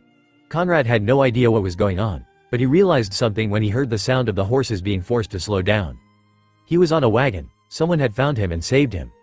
He wondered if, had he died, he would have remained in the soul cairn. If he hadn't hallucinated the whole thing. He heard someone ordering to the wagon to halt, and once they stopped, someone started to ask questions. "Who are you? What business do you have on the roads of the Whiterun Hold?" a gruff voice said. Whiterun Hold? But he had lost consciousness in the Hjalmerge. How much time had he been knocked out? "Me and my wife are trappers, good sir," the familiar voice said, changing his voice to sound the most uneducated as possible. "We're going to sell our pelts to Whiterun. See? They're good pelts. I can't make a lot for them in Rorikstead." "And why are you escorted by 4 armed mercenaries?" the gruff voice asked suspiciously. "Well, sir, it's a lot of pelts. Bandits could try to steal them, yes sir, and kill us, too." Other questions followed, but Conrad could feel his mind getting foggy again. He tried to focus, but his body was really in bad shape, he was tired, and he was hungry. The Dragonborn slowly but surely swept back into the blissful unconsciousness. X. X. X. X. X. X. X. X. X. X. X. X. X. X. X. X. X. X. He woke up to the smell of stew and sweet rolls. "Hey, give it back," someone shouted. Conrad opened slowly his eyes, and noticed that it was night. The stars were greeting him. He felt the heat of a campfire in his proximity. Somewhere, someone snorted. "What, are you really going to say that someone stole your sweet roll?" There was a collective laugh at that. Not too loud, but it was clear that the joke had eased the tension of the people in the camp. Now, where in oblivion was he, and who saved him? He rolled onto his side. His legs hurt like 2 Riften bitches, and he grunted in pain. He had forgotten about that wound. "Oh, welcome back, boss," the familiar voice said. "How sweet of you to join us." Conrad's head snapped in the direction of the speaker. He immediately recognized him. "Hamming. I'm not your boss," he said, nodding towards the young hunter. The young man shrugged, and Conrad knew that he would just ignore his protest. Again. Hamming was one of the few survivors of Aldwin's attack at Helgen, along with Conrad and other 2 people that they knew of. Maybe that, and the idea that the Dragonborn was from his own, now destroyed and almost forgotten village, had sealed the archer's loyalty towards the older Nord. After all, people tended to be loyal towards those that killed the dragon that had killed their parents. "Where are we?" "An old bandit lair, between Whiterun's and Falkrith's holds," Hamming replied, filling a plate with steaming stew. "Not exactly one of our most fancy hideouts, boss. But it's safe." Cornod grunted and looked around. They were in a cave, one wide enough to have a nice living space for all of them. The air was cool, and even the faintest sounds echoed through the place's walls. Conrad hoped that they had chosen a good point to hide the wagon and the beasts they were using to drag it, otherwise their presence would have been much less discreet. Besides him and Hamming, there were other 5 people. One of them, to his surprise, was the innkeeper that had tried to poison him. The woman was sitting in an angle of the cave, eating alone. He had no problems with that, the other 4, though. They were looking at him with those eyes. Those eyes, almost bulged out, that were looking at him like he was some kind of god descended on the Mundus to save them all. And he had saved them all. The problem was that now they were expecting to be saved again, and had chosen to fight at his side. Unlike most of the continent, actually, poor bastards. That didn't ease the Dragonborn's worries. The resistance against the Thalmor didn't need fanatics ready to rally behind his shadow. No matter what Delphine said, Hamming passed a portion of stew towards him, and Conrad accepted it with a nod, before starting to practically devour the dish. "Our partners discovered the mole and dealt with him," the archer started. Conrad nodded. Among the group inside the cave, only him and Conrad were aware of the blade's existence, with Conrad being actually a member of the order. The others were instead resistance fighters, which was a term used by the blades to describe their allies in the fight against the Thalmor. Organized a little better than bandits' bands, and sometime with a little more morality than the raiders. It was necessary, because their struggle against the Thalmor and the Aldmeri Dominion had to be fought with guerrilla tactics on all the provinces. So the fighters could not know about the blade's existence.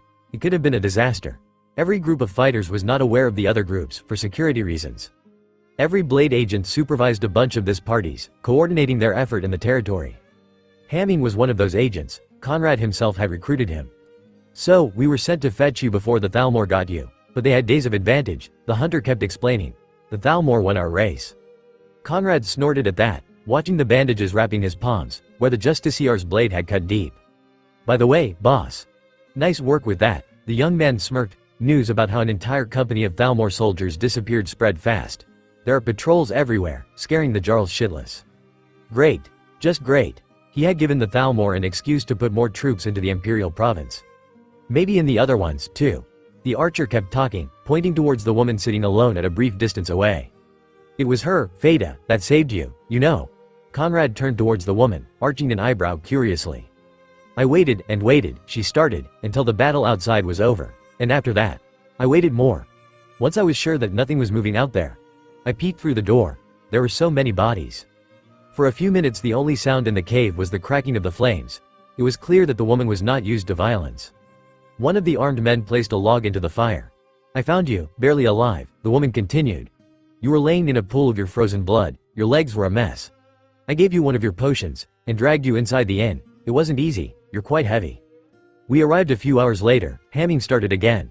"We loaded you on a wagon we stole and took you away from there, the fastest we could."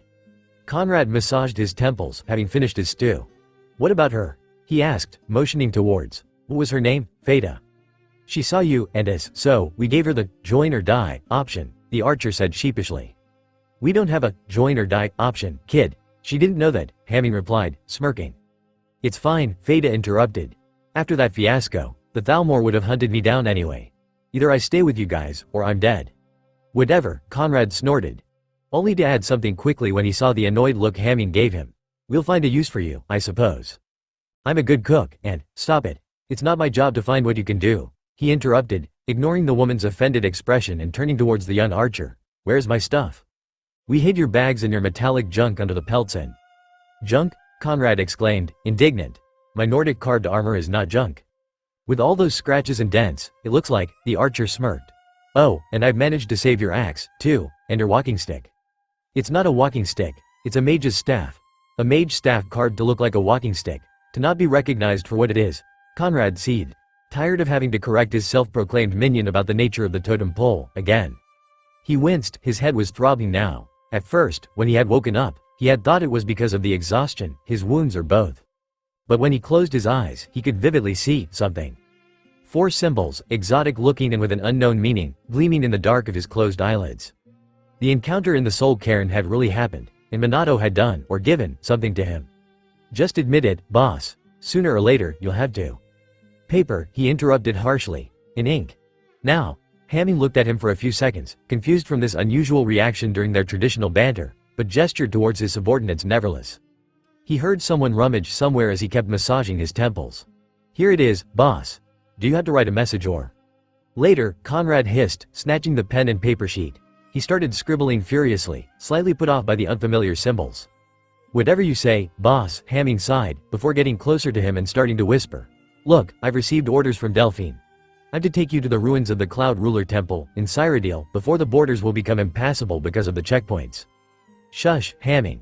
You're distracting me, Conrad said, discarding the paper sheet, unsatisfied with the result. But, I said, shut up, Hamming. Hamming fell silent, knowing that whatever he was doing was somehow important. Once Conrad was finished, he examined his handiwork. Scribbled on the parchment, the 4 symbols were almost gleaming, the light of the fire reflected off the fresh ink. He had no idea what he was supposed to do with this, but he would find out with time. I won't go there, no matter what Delphine says. But they're looking for you everywhere. You're gravely wounded, you have to hide. I will hide, but I have stuff to do, and I know where I have to go to do the necessary research, and he'll take me there. Delphine won't be happy about this, boss. Like I care about what the old hag thinks, he said, only to drift when he saw Hamming's worried face. Alright, I'll write a letter to her and tell her that it's not your fault, boy. Happy? Now gather your things and give the orders to your men, and whatever her name is, we're moving. Moving? To where? To Winterhold. Winterhold was almost exactly as he remembered it. Cold, freezing, and ugly. At least it wasn't snowing, yet. But there were differences, which was expected after all the time he had not visited. It was the kind of differences that was surprising him. New buildings had been erected, mostly small wooden houses, and even a few shops. There were more people around, and the whole settlement seemed to be booming. What happened here? The Jarl banned all the taxes, he asked as Hamming helped him get down from the wagon. Why don't you ask him? I'm sure he'd be happy to see you. I have other things to do, he said, hobbling over with his crutch. The wounds on the legs were not healed yet, even with the use of magic. Yes, you told us this. But what are we supposed to do? The young archer asked, gesturing to his fighters and what was her name, Feda, or something like that. Drink something in the inn. Find out about what's going on in the region. Don't draw attention to yourself. The usual. What about your stuff? The junk and the, I will send someone to take my belongings, among which the ancient armor stands out, he said dryly. Whatever you say, boss. Are you sure you don't want a hand with? I bet that the place has still a policy about mages only, even if the town has changed. I'll go alone. Suit yourself, boss. Join us at the inn later. I'll try, Conrad said, as he started to limp towards the college at an extremely slow pace. As he proceeded on the well-worn road, he absorbed all the sounds he had never heard here before. A cacophony of hooves and rusty spokes, of hammers on hot metal, and loud, brash voices that filled the air. All things that were found in other settlements, but there was one thing that was missing. There were no childish laughs. There were no children. How was it possible for a city that had gained so many inhabitants and seemed to be in an expanding stage to have no children? As he struggled to think of a good reason for this, Conrad suddenly stopped. He felt his honed instincts kicking in, and his free hand went to the handle of his axe, concealed under the heavy fur mantle he had been given by Hamming. He had found himself under the scrutiny of a small number of onlookers who were lingering around the entrance of a tavern, mugs and flagons in hand. And weapons on their belts. Since when had Winterhold had more than one inn, anyway? They looked like seasoned fighters, their eyes were too shifty for Conrad's tastes, and they were interested in him. That was never good. Was it because he was a new arrival in town, or for other reasons? Conrad was suddenly happy that his cowl was concealing the scarred side of his face from their view. Now that he thought about it, something seemed off ever since they had arrived. And now he realized what it was. Everyone was carrying a weapon. Everyone. What had happened to the dying town? What are you looking at? He growled, giving his best angry Nord performance. He was sure that he could beat them if they tried anything funny. But without his armor on, he felt so exposed. Walking with it on would have been asking for trouble for his wounded legs. Hey, another tough guy, one of the group snarked, derision dripping from his words. Conrad blinked at him, stupefied. Had this tavern trash just. Look at him. He can barely stand, another laughed, to be quickly joined by his companions. The tension seemed to evaporate completely as they forgot about him and turned back to their drinks. On any other day, Conrad would have taught them a lesson. In his younger days, he would have crushed them. He could feel his soul, his dragon soul, screaming in outrage, eager to rain down his righteous fury on these weaklings who dared to insult him. But he couldn't risk being arrested or kicked out of the town. He had things to do, and this was not worth it. Grumbling, he swallowed his pride and resumed his walk towards the college. At least Hameen and the others would pass unnoticed around here. X. X. X. X. X. X. X. X. X. X. X. X. X. X. X. X. X. X. A pair of hooded figures were walking along the arcade that surrounded the college's courtyard. They were both wearing the clothes associated with the apprentices of the school, but while one of them was walking in long, elegant strides, the other did so in an undignified manner, nervousness showing with each of her steps. "I tell you, Beta, you worried too much," the controlled one said. "But what if they expel me because I can't do it?" his companion asked, panic in her voice. "None have ever been expelled from the college because they were less than adequate in restoration. Calm down." She went ahead and did the opposite. "It could happen, Sven, I could be the first, I could." "What's going on?" the young mage asked suddenly, looking ahead of his companion. "I'm having a panic attack, that's what's going on." "No, not you," Sven said, gesturing to the entry of the courtyard. "There." Beta followed her friend's line of sight and noticed the commotion at the entrance of the courtyard, right in front of the statue that greeted the newcomers to the college. A group of students of various classes were staring to something, whispering to each other frantically. They heard yelling, but the little flock of scholars were obstructing their view. "What do you think has happened?" Beta asked. Her friend kept moving. "Probably another sellsword that tried to sneak into the college while the bridge wasn't being watched. Come on, let's check." As they approached their fellow students, they could hear the voice of one of the senior students. For the good of her, Beta couldn't remember his name, intimidating a stranger into leaving. The stranger was a tall, blonde bearded Nord around his 40th winter, leaning heavily on a crutch. A hooded fur mantle concealed his attire, but Beta saw an axe strapped to his belt. "I insist that you, sir, evacuate the property," the senior apprentice said, almost disdainfully. "And I insist that you step aside, before I break your nose," the stranger said in a gruff voice. "Told you," Sven whispered. "Typical sellsword." "That's an axe, Sven," she replied. "So what? Axe, sword, same thing. Access to the College of Winterhold is currently restricted to its members, sir. So if you will not leave, I will be forced to." "I would love to see you try, Mageling," the stranger snarled. "I'm warning you, if you don't vacate the college now, I'll be forced to make you vacate it." "Come on, Beta. Let's go," Sven said, having lost interest just like a few other students. Reluctantly, the Nord girl followed him. "Are you sure it will be fine? That guy could attack them." "They can handle it. We have stuff to do, and it wouldn't be the first time a nobody was kicked out of he." "Foos." The sound resounded along the arcade, alongside the startled yells of a few students. Silence followed, quickly substituted by expressions of confusion and awe. "Impossible," Beta whispered. The only person still able to use the thuum, besides the graybeards, was. She turned, only to see that the stranger was plowing through her fellow students who were utterly still. Their eyes widened in surprise. The senior apprentice was flat on the ground, slowly getting up, still in shock. All of the novices were whispering like a bunch of gossipers, but a single word was on everyone's lips. "Dragonborn," Beta said, never turning her sight from the living legend that was walking right in her direction. Well, more like limping in her direction, but that didn't matter in her opinion. She was sure that she was going to have another panic attack. "You," the limping legend exclaimed, pointing in her general direction. Beta wasn't sure if he was pointing at her or Sven, but she was too panicked to care. "Tell me where the Archmage is, and someone explain to me why the bridge hasn't been repaired yet after all these years." X. X. X. X. X. X. X. X. X. X. X. X. X. X. X. X. X. X. "You have always known how to make grand entrances, Conrad." T. Morrible Irvine asked, at her desk in her private quarters. "Yes, please. I was freezing on that bridge," he replied gratefully. The long trip on the snow hadn't helped. "I've never met a Nord that hates the cold like you do," the Archmage said, as she poured a cup for Conrad and one for herself. "I'm not a typical Nord," he snorted. "You use an axe, you're proud of your beard. And you love mead so much that you'd like to swim into it," the older woman said as she put down the kettle on a wooden coaster. "Your point?" Conrad said, sniffing his cup's content. "Around here, that makes you a Nord. Especially in the eyes of the students used to dealing with the new townsfolk.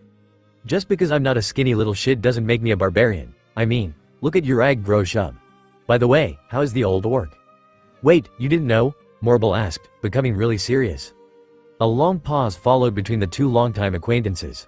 When, something in Conrad's voice sounded a bit broken at that moment. He died 2 summers ago. Passed away in his sleep, the archmage replied sadly, lowering her gaze. Morrible stared at him, as Conrad sipped silently from his cup.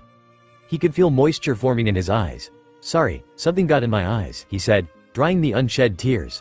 Time to change subject. What happened at the city? It grew up, the woman said, taking a sip of her own. I can see that.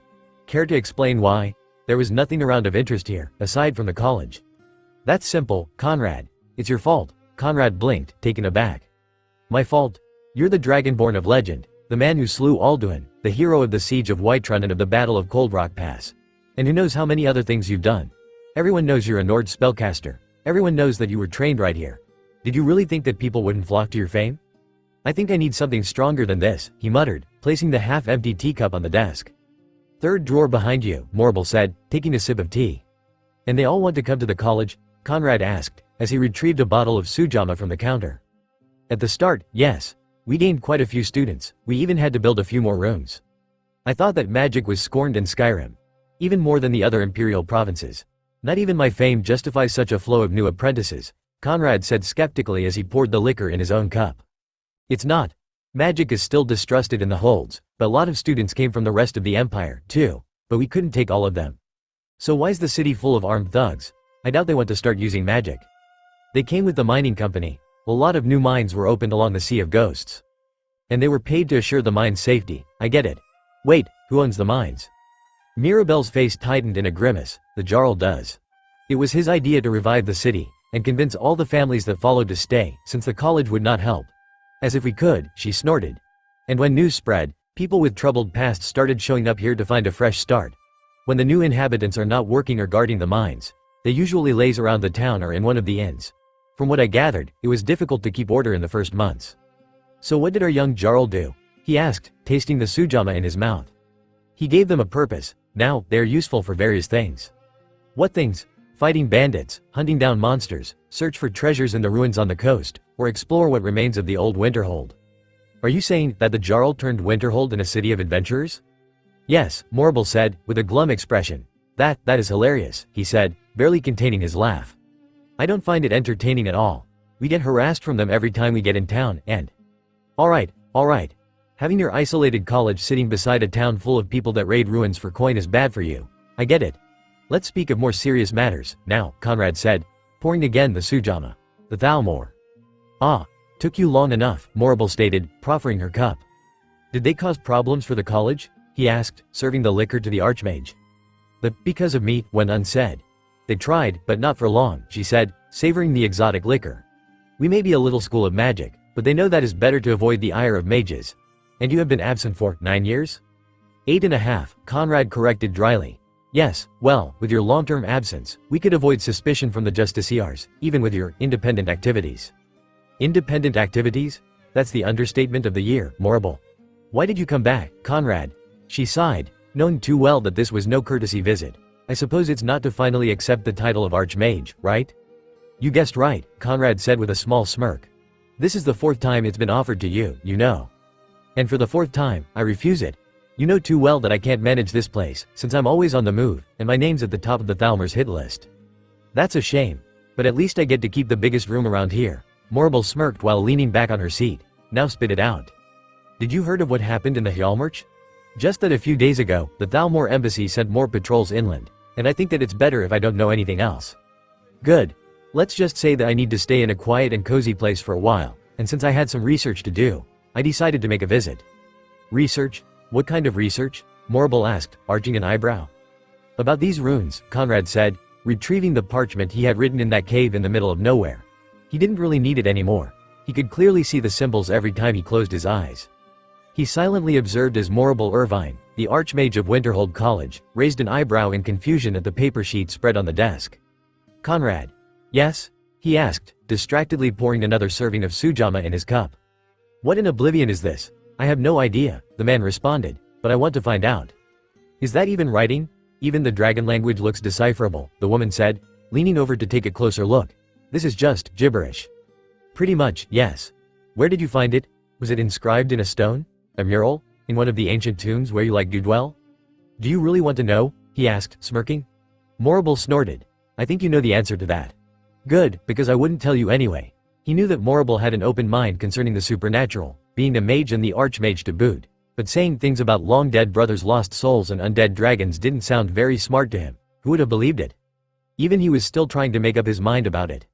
Still, are you sure you need the college resources for your research? I don't think. It has something to do with magic, or at least I think so. Conrad, this looks like chicken scratch. Yes, your point? Why would you even think it has something to do with magic? It has to do about how I found it, and I can't. You can't tell me. I got it, Morrible said, slightly exasperated. The Library of the Arcanium is my best shot at finding answers. Will I be able to access it? Of course you will, Conrad. You are still part of this college, after all, the Archmage smirked.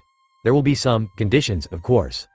Conrad blinked, unsure if he had heard her right. Conditions? It's been quite a lot since you last came here in person, or even wrote to us for that matter. So, you'll have to make amends. Come on, Morrible. You know I couldn't, since your research will take some time. I have you in mind. As I said to you earlier, we now have an unprecedented number of students. So, he asked, even if he had a bad feeling about Mirabelle's ramblings. Conrad, students outnumber teachers 20 to 1. Our lessons are now not focused on small classes and… Am I dreaming? Morrible Irvine, lamenting about the number of new apprentices she has to manage? He snickered. Morrible was less than amused. Do you really think the quality of our education system hasn't declined? Do you really think? Alright, I see your point, but what does that have to do with me? You are more than qualified to take a few of our classes, to make the lives of our regular instructors a little easier. There was a small pause as the two mages, Archmage and four-time candidate for the title, met each other's eyes. It should be noted that one of them looked distinctly panicked. No way in oblivion, Morrible. Oh, yes, you're going to take some apprentices, Conrad. Give me one valid reason why I should. X. X. X. X. X. X. X. X. X. X. X. X. X. X. X. X. X. X. Welcome, apprentices. I am Conrad Harrison, and I'll be your mentor in this class, Conrad growled, doing his best to ignore the youngsters' wide eyes that were almost surrounding him. There were so many of them, especially if he compared this lot with his own class when he joined the college.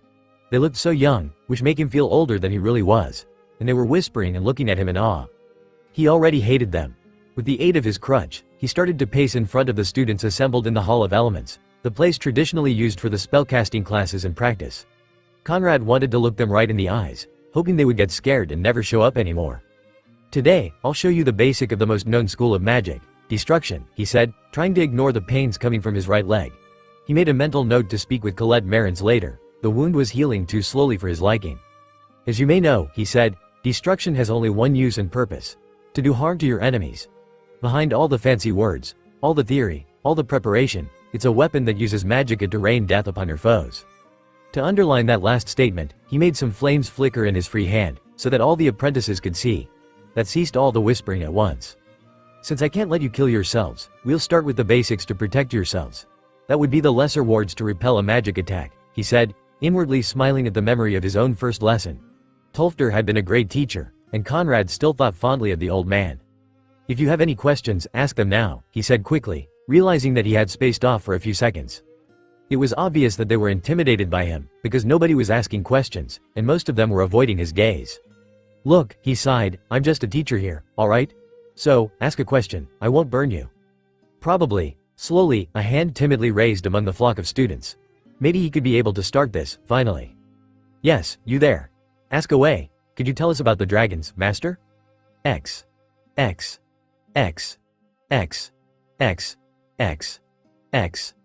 X. X. X. X. X. X. X. X. X. X. X. Boss, over here. Hamming waved from his seat inside the frozen hearth, as Conrad made his way towards him. 2 weeks without looking for me, boss. I'm wounded, the younger man wailed as the blonde sat at his table. I was busy, and don't call me that. Relax, Hamming said, passing him a mug of mead.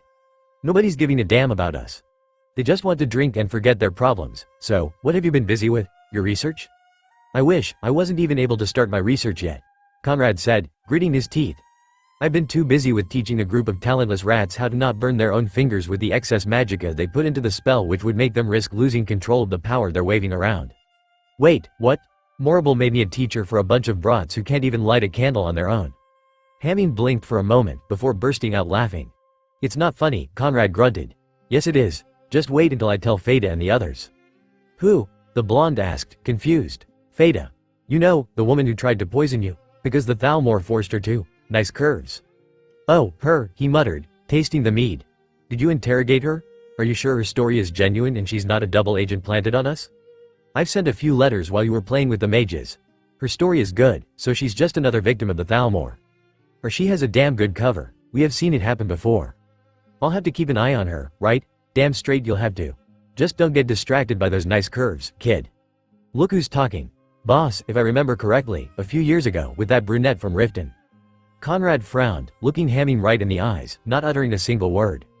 Whatever statement or joke the young archer wanted to make, it died in his throat as he slightly leaned away from his friend and mentor with widened, worried eyes.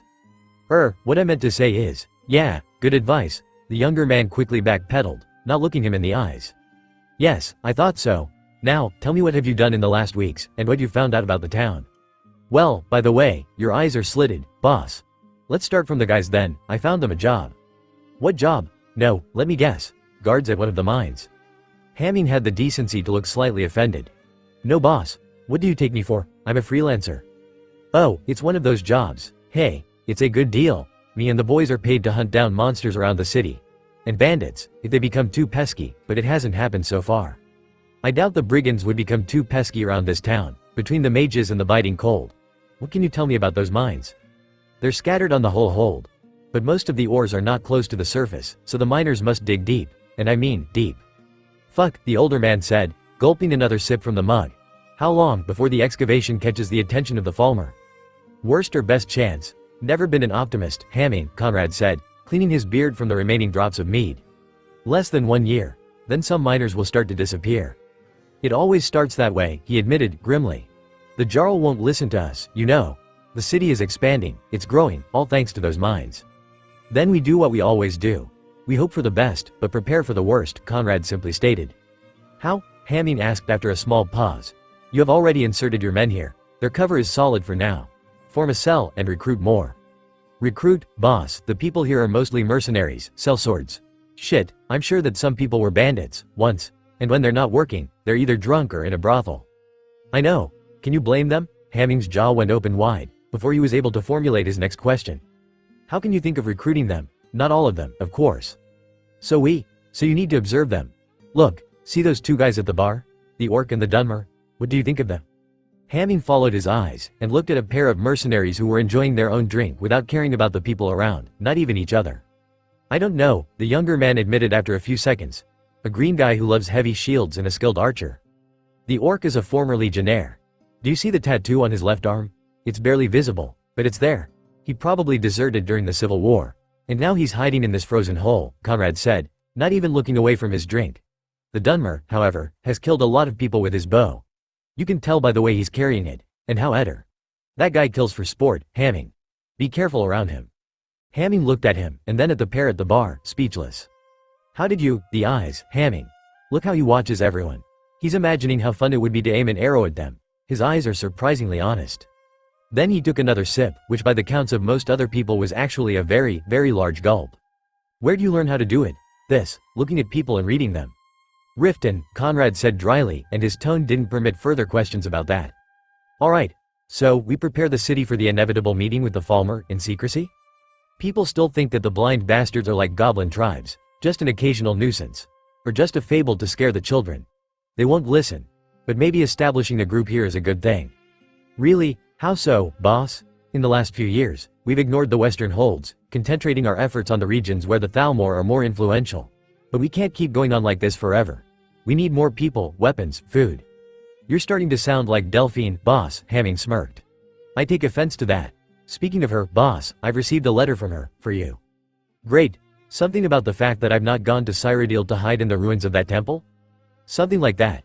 Do you want to see it now or, Hamming rambled, pointing towards the inn's patrons. Just give it to me.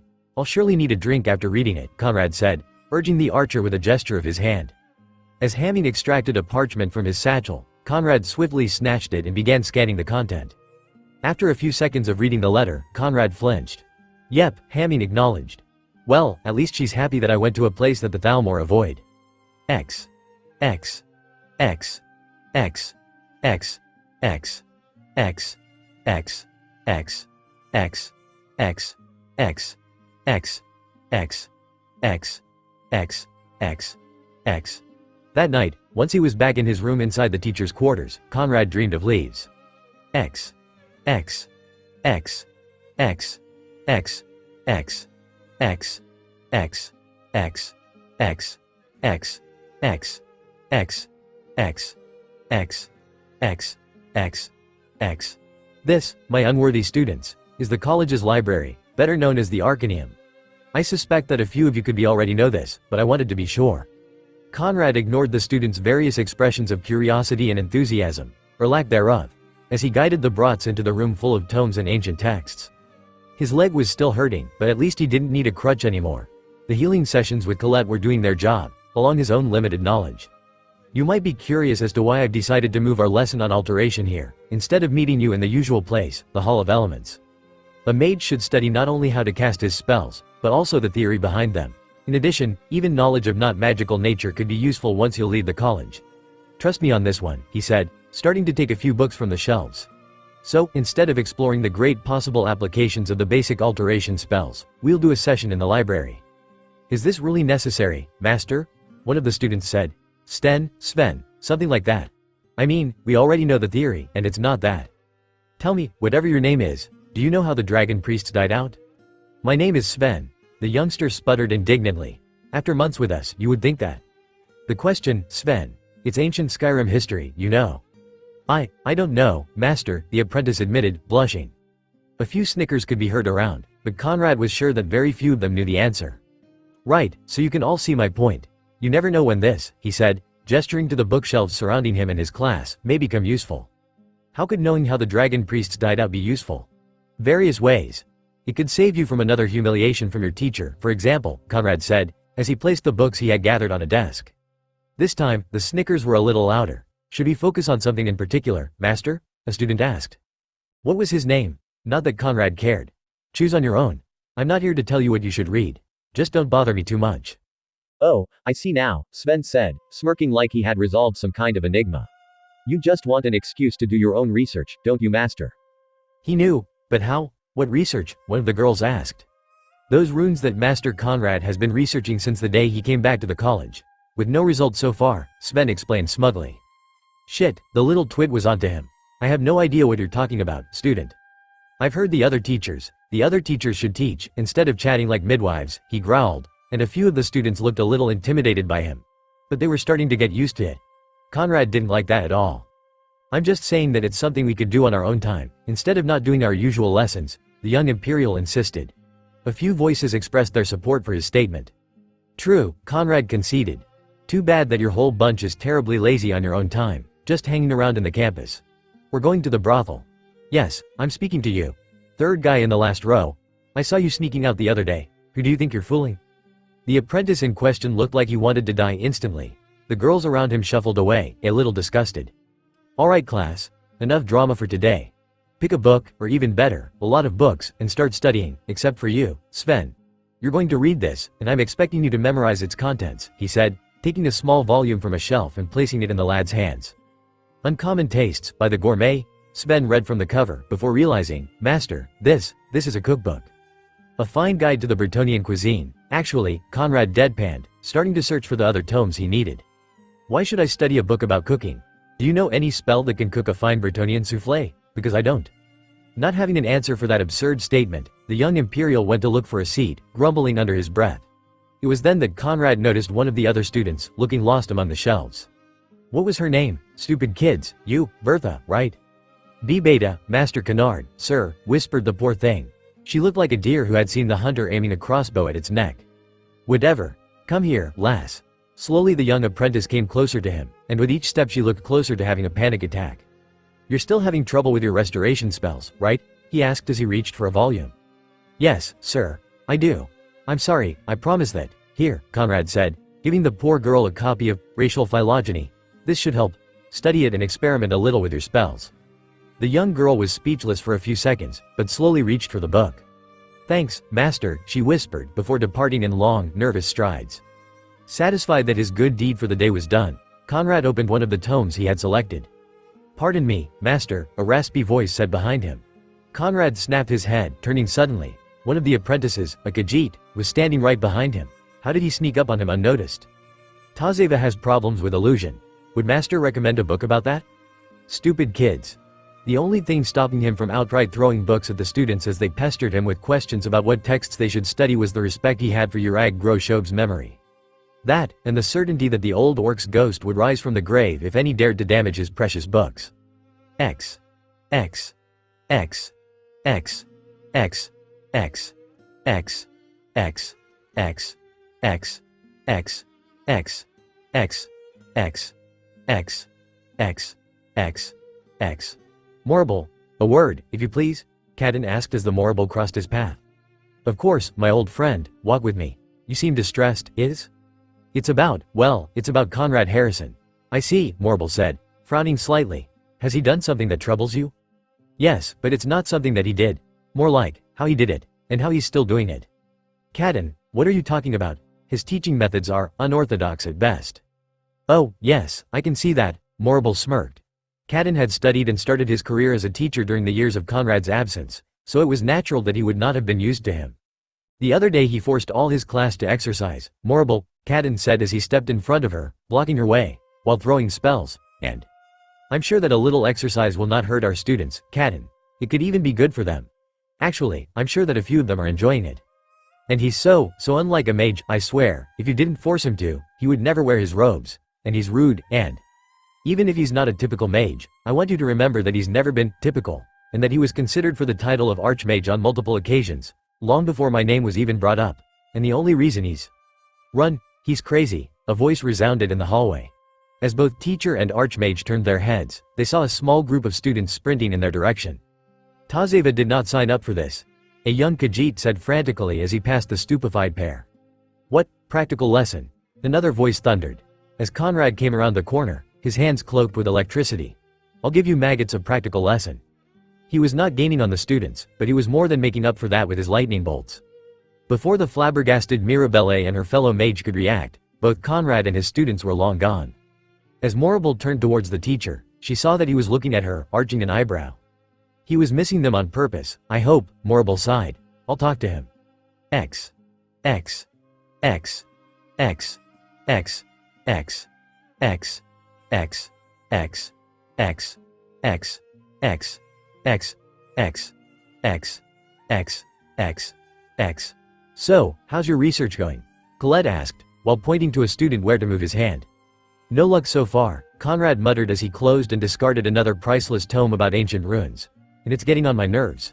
It's been 5 months, and I've still got nothing. Please, Master Conrad, remain calm. Otherwise I will not be able to properly heal the damage to your ligaments, Beta, the insecure apprentice, said. Since his leg was still aching, but the damage was now minimal, Colette had asked to use his limb as practice for her own teachings. Outside of the normal studies, of course. So while a number of apprentices in their late teens hovered around his leg, casting pathetically weak spells, he had decided to try to keep going with his own research. After all, he didn't need to move for studying, and after Sven's little number a few weeks ago, all the campus knew about the mysterious runes. Conrad was aware that the students had started a betting pool about whether he would be able to figure them out or not, and how long it would take. He was reaching for another volume, a fine edition about symbols and their usage and magic of other countries, which was sadly a very limited knowledge, when he felt a weird sensation in the right knee. Are you sure a group of apprentices is good enough for this, Colette? Master, Beta wailed, her fellow students looking as offended as she. Bear with us for a little more, Conrad. Then you'll be fine, the restoration teacher assured. I hope so, he said, before turning to the study group in front of him. If I can't walk straight after this, I'm sending a storm Adrenac in your rooms tonight, again. No, you will not. Not after Mirabelle's telling off, the old Breton woman said. Spoil sport. They didn't know about that, Conrad said, as he saw the apprentices relaxing a little. You know, you would have healed at least 2 months early if you had practiced this on your own. Is your knowledge of the healing spell so rusted? It's not rusted. I was just busy doing other stuff, for various years. Sure you were, the healer mused, smiling slightly. There, all done. You can stop now, students. Conrad, try to flex the leg please.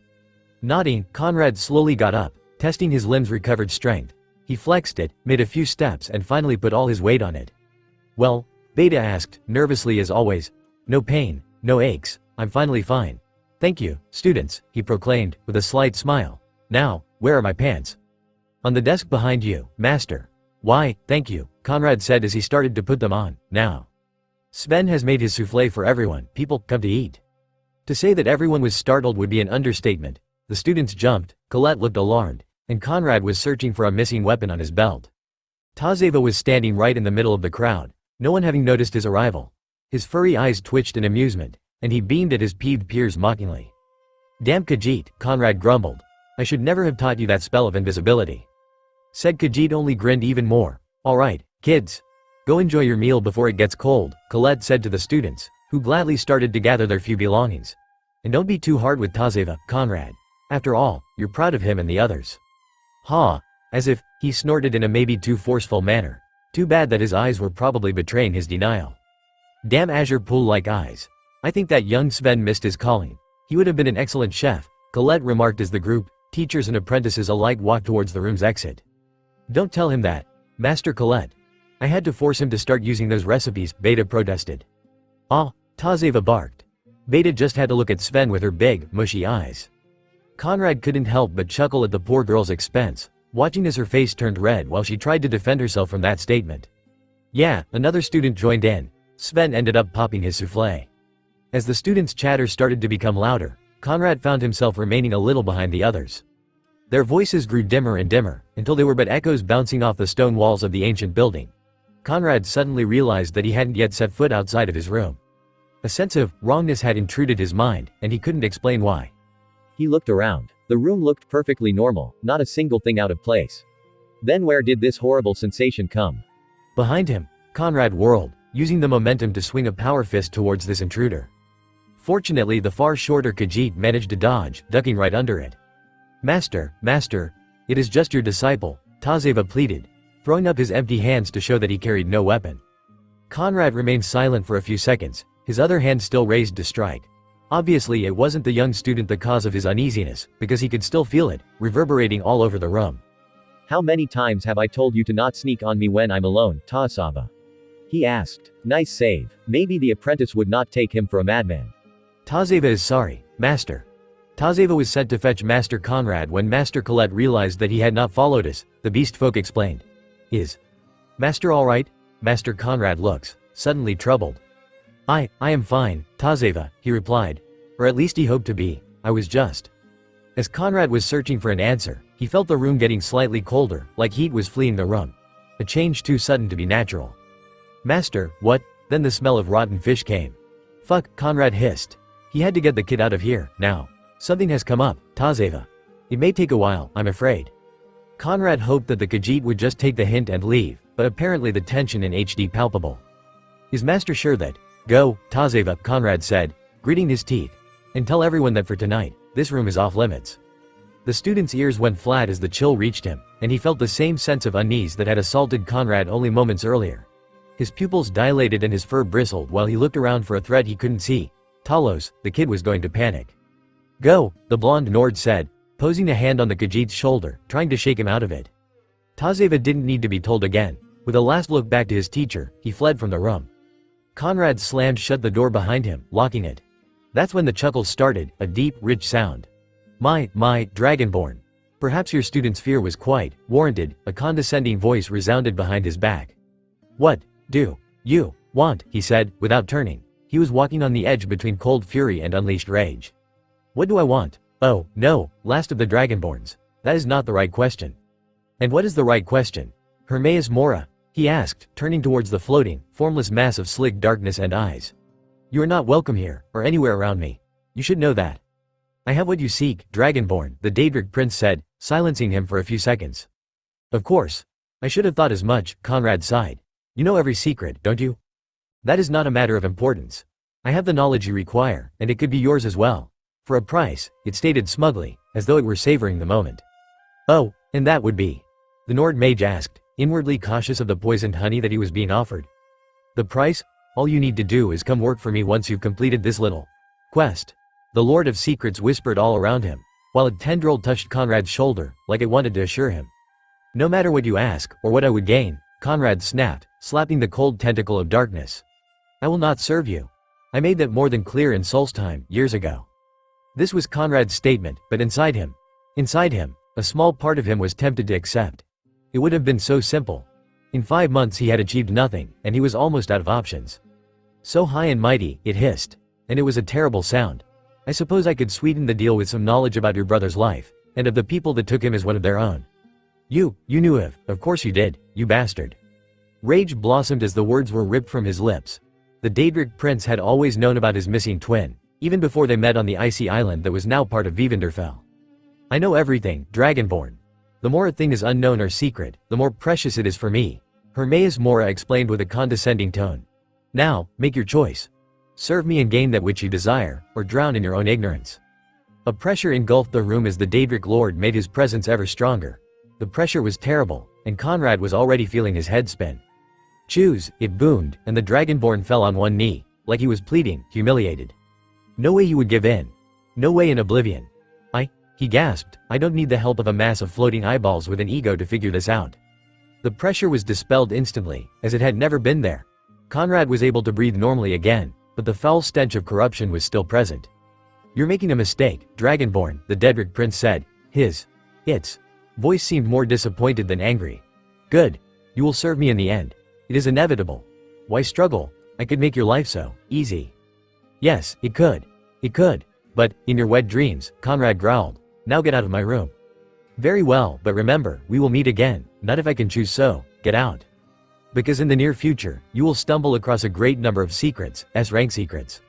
What? Conrad blinked, confused by the unfamiliar term. But the Daedric prince had left, leaving behind no proof of his presence. Even the foul smell was fading fast.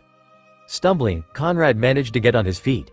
He had sent a Daedric prince away, verbally flipping the bird to it, and one of the more dangerous ones to boot.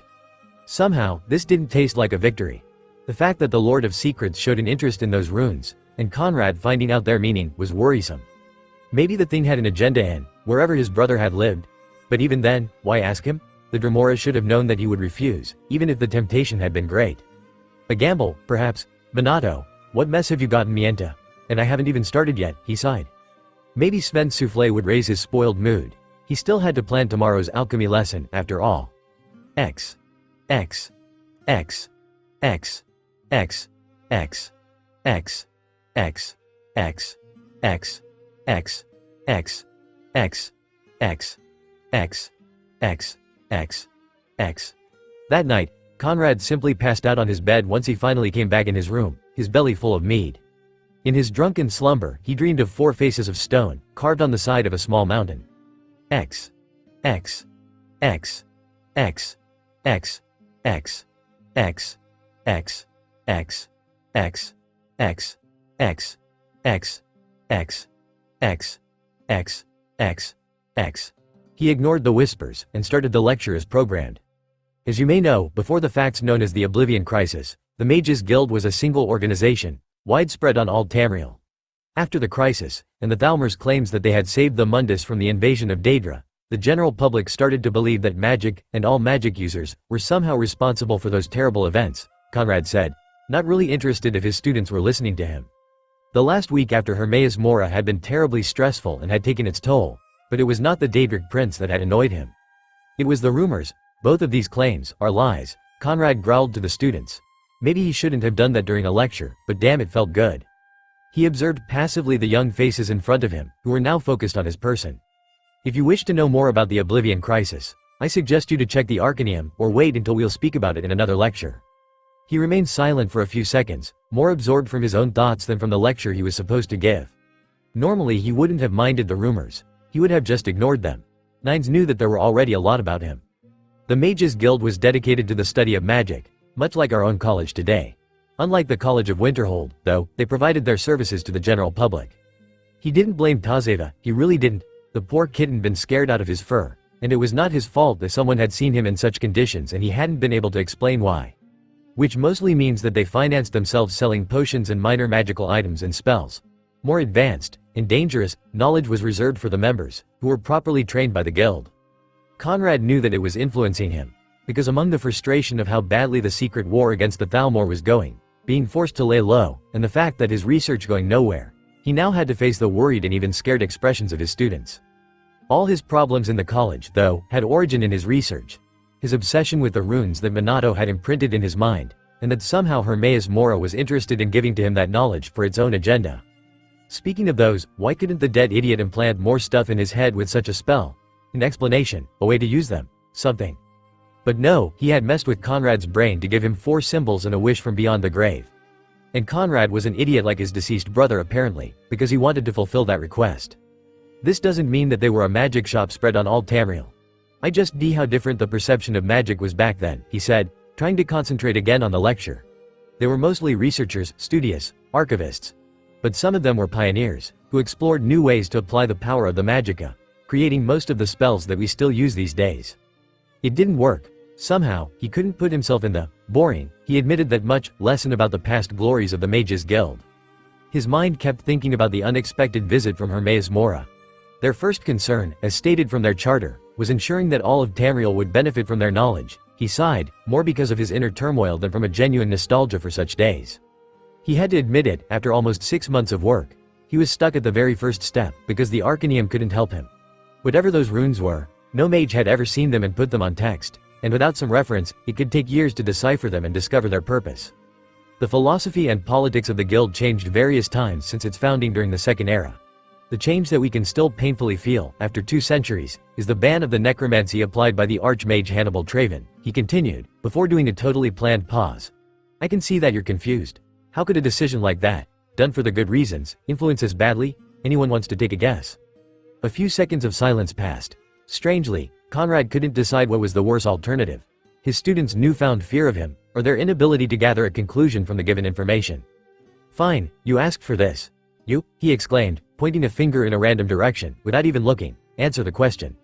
The poor guy squeaked, like if Conrad had pointed a finger that was charging a deadly spell in his direction. It is because. The student managed to ramble, somehow, it is because the, necromantic cults? Conrad blinked. The little rabbit had managed to reply, after all. Exactly. You've all probably heard of them. Hiding in ruins, in caves, in the wild.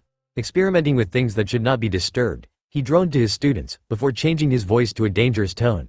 Should you ever join one of those bands of so-called mages, who only wish to use their power to inflict harm on passerbys, much like common bandits, I will hunt you down myself.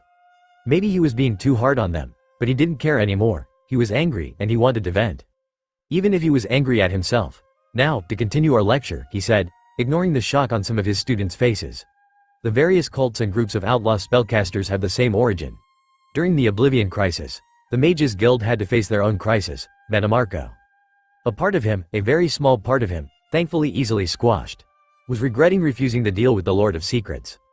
Mannimarco, who had secretly survived for centuries, gathered a large number of followers after the ban of the necromancy, Conrad said forcefully, not wanting to dwell on those thoughts. His forces attacked, weakened and effectively crippled the Mages Guild, who was forced to rely on their own strength since the Empire was busy dealing with the invasion of Daedra. His mind just couldn't let it go, of course, because he had hoped to be a better person. He was not a knight on a white stallion, rescuing damsels in distress, but he had always thought that he would have been able to resist such an obvious temptation. Or at least, resist it with more firmness. Mannimarco was finally destroyed in a duel with Hannibal Traven's successor, but the troubles for the guild were not over. As I briefly told you before, people's perception of magic started to change after the Oblivion Crisis, and the Mages Guild were among the suspects. Even if it was widely known to the higher-ups of the Empire's government that the responsibilities were the cult known as Mythic Dawn, accusations were made. Fuck, why couldn't those thoughts leave him alone? This was the reason why he hated to deal with Daedric princes. They always messed with his head. Even the 2 he could at least tolerate.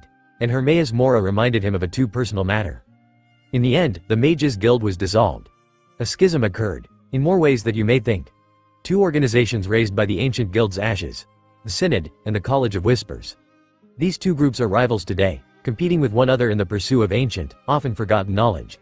But they're not the only ones. No, even our college used to be part of the Mages Guild. And like the college, there are now some small, independent magic schools scattered all around Tamriel.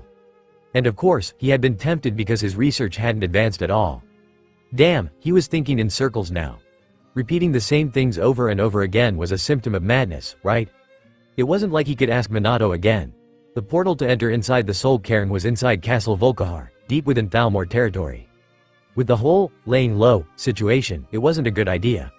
And he couldn't summon Navier to ask him to ask Minato.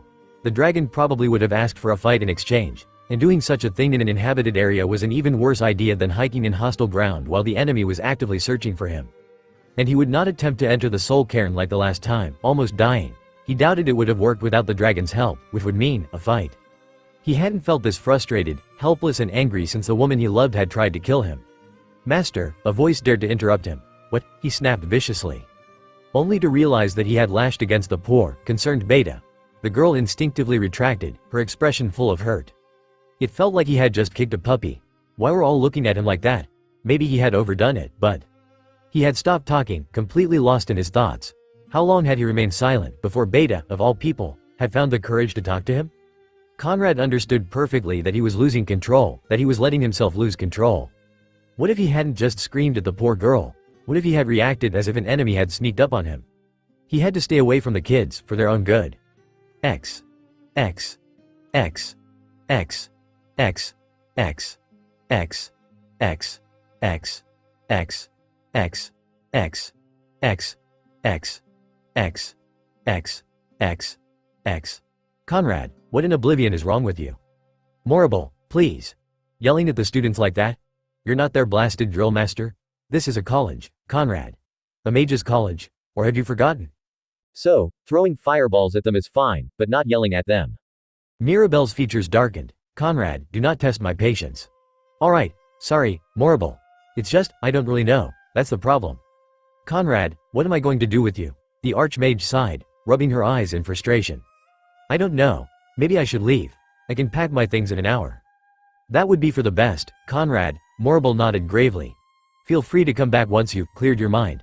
Take care of whatever you need to. Conrad nodded in return, and without any further words, he left the archmage's office. He debated immediately going towards his room to leave, but he decided against it. He had left a little mess in the Arcaneum the previous night, too tired to put the books in the right shelves. Since the new librarian was not efficient like the old orc had been, he supposed he could check it. Then it was just a matter of prepare his bag, getting out of the robes Morrible had forced him to wear for months, and what? He doubted he could complete his research, unless he wanted to try the arcane university of the Imperial City. But he had no contacts there. It would be a fruitless journey. No, he knew what he would do. He would find a nice spot to lay low without being a pro-balmor didn't expect anything, and go straight to Serana's former home. Maybe even ask Serana to join for a ride. Then he would punch Minato in his incorporeal face, over and over again, while screaming, 6 months wasted. And only then would he ask to his brother to explain better. If entering into Castle Volkihar revealed itself to be too risky. Well, he had tried, at least. He could just go back doing what he had done for the last years. Even if the idea of surrendering didn't suit him at all. As he entered the college's library, he found himself face to face with the last person he wanted to see now. Beta was frozen in place a few meters away, a stock of books and scrolls balanced precariously in her hands. She stared at him, moving her lips like she wanted to say something. Conrad just ignored her and went to collect the books he had consulted. They were exactly how he had left them. Master, the girl finally managed to say, after just staring at him for some minutes, I'm not your master anymore, Beta. It's better this way, he interrupted her, without looking away from the books he was piling. You kids will get a better teacher. A more patient one. We don't want a different teacher. We just want to know what happened to you, Master Conrad. Damn, why couldn't she just hate him, fear him, or avoid him? This was unbearable. It's complicated, Beta. And as I said, I will not be your teacher anymore. I'm leaving the college today. Silence descended again in the Arcaneum, interrupted only by the soft shuffle of paper. It has to do with you being, well, the Dragonborn? She asked, timidly. Not really. Yes. Whatever, look, Beta. This is not easy for me. Could you just leave me alone? Once again, he was rewarded with a hurt expression. Why had he started to care for these kids? I was here before you, Master, Beta sniffed stubbornly, clutching her papers tightly. You know what, you're right. I'll go then, Conrad said, putting the books on a shelf, not really caring if the placement was correct. Your Ag-Gro-Shub would probably punish his not enough diligent successor, anyway.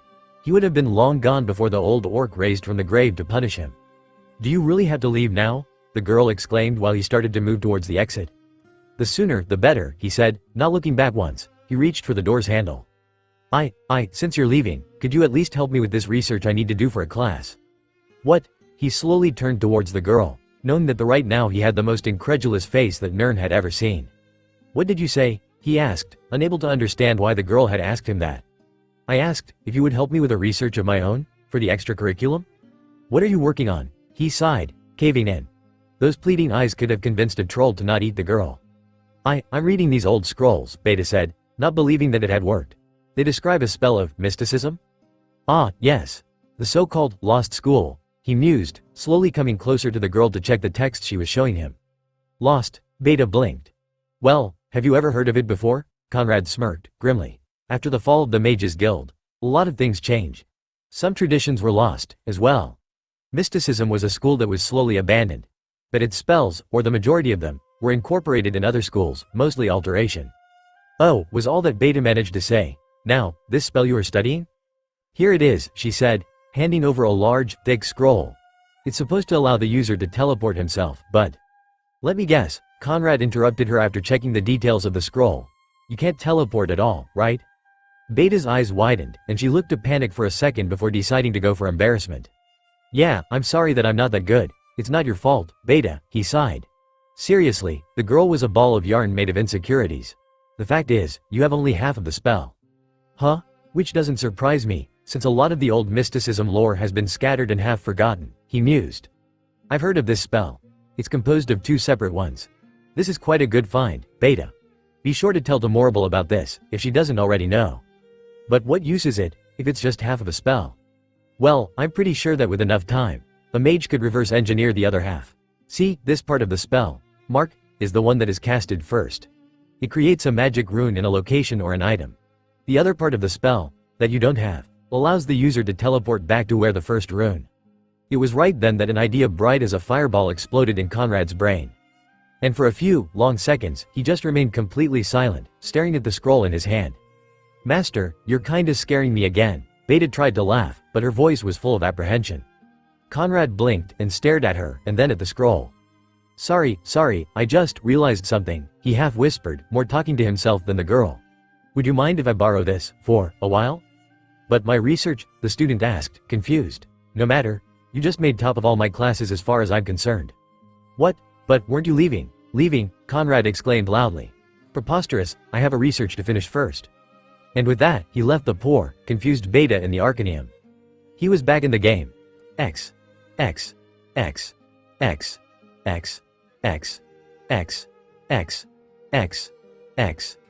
X. X. X. X. X. X. X. X. A loud knock disturbed him. He was tempted to shout the good old Fus Aro Da at the intruder, but sadly he had closed the door from the inside.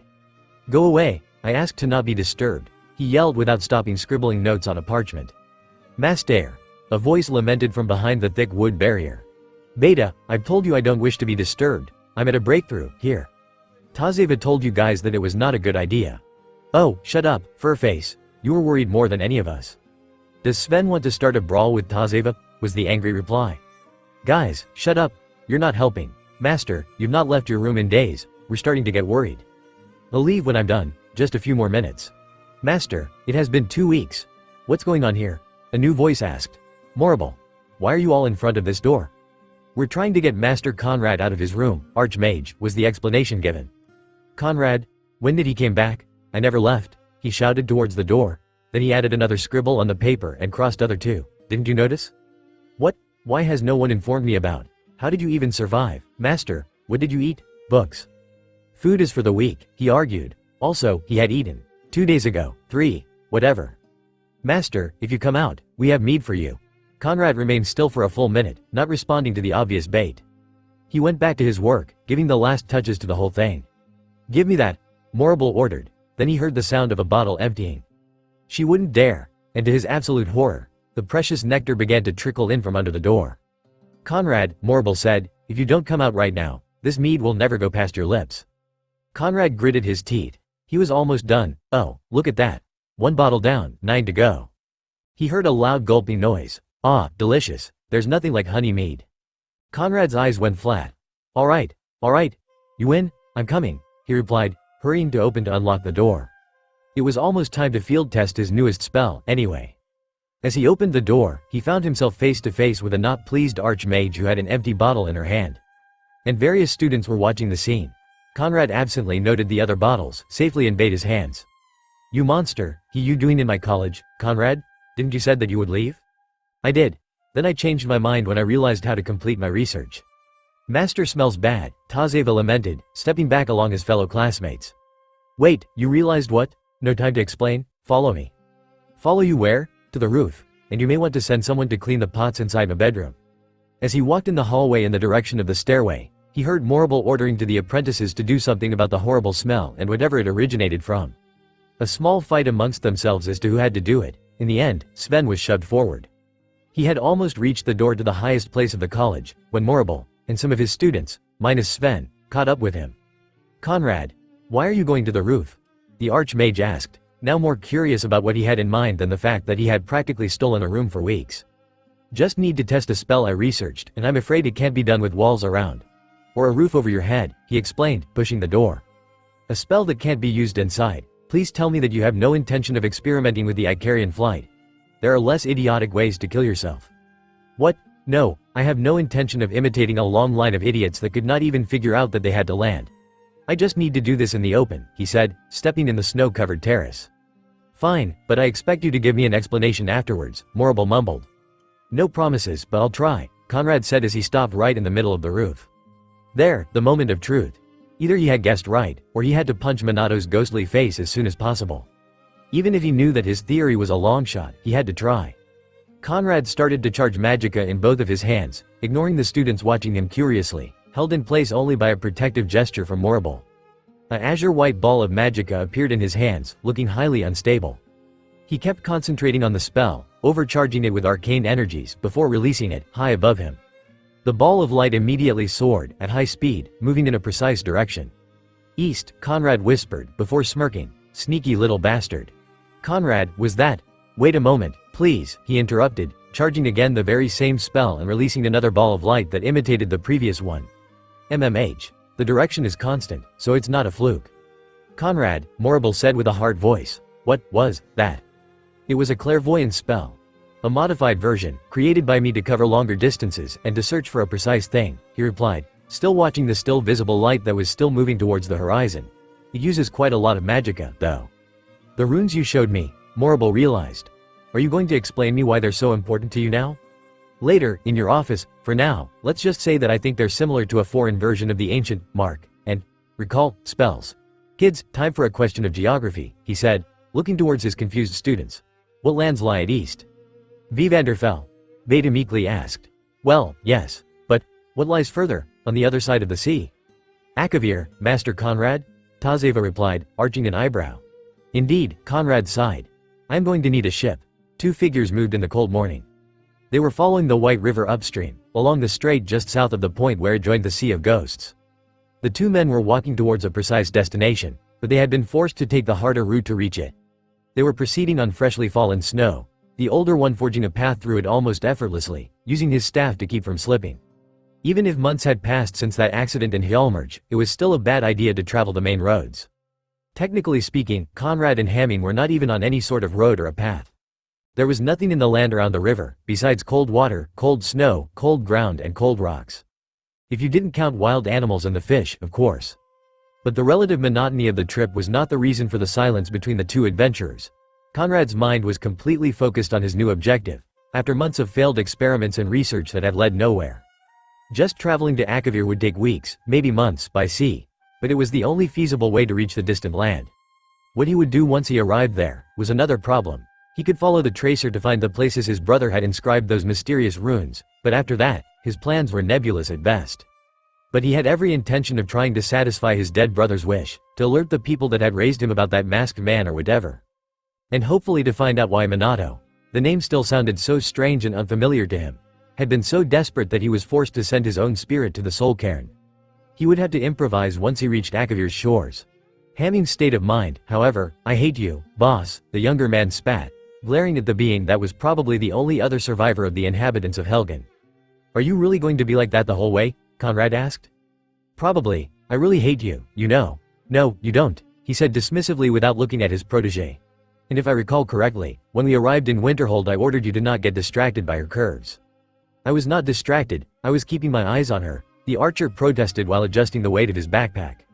I found you in her bed, Conrad said smirking. True, discovering that the young hunter did indeed have some interest in the greatest mystery of creation, the woman, had been amusing.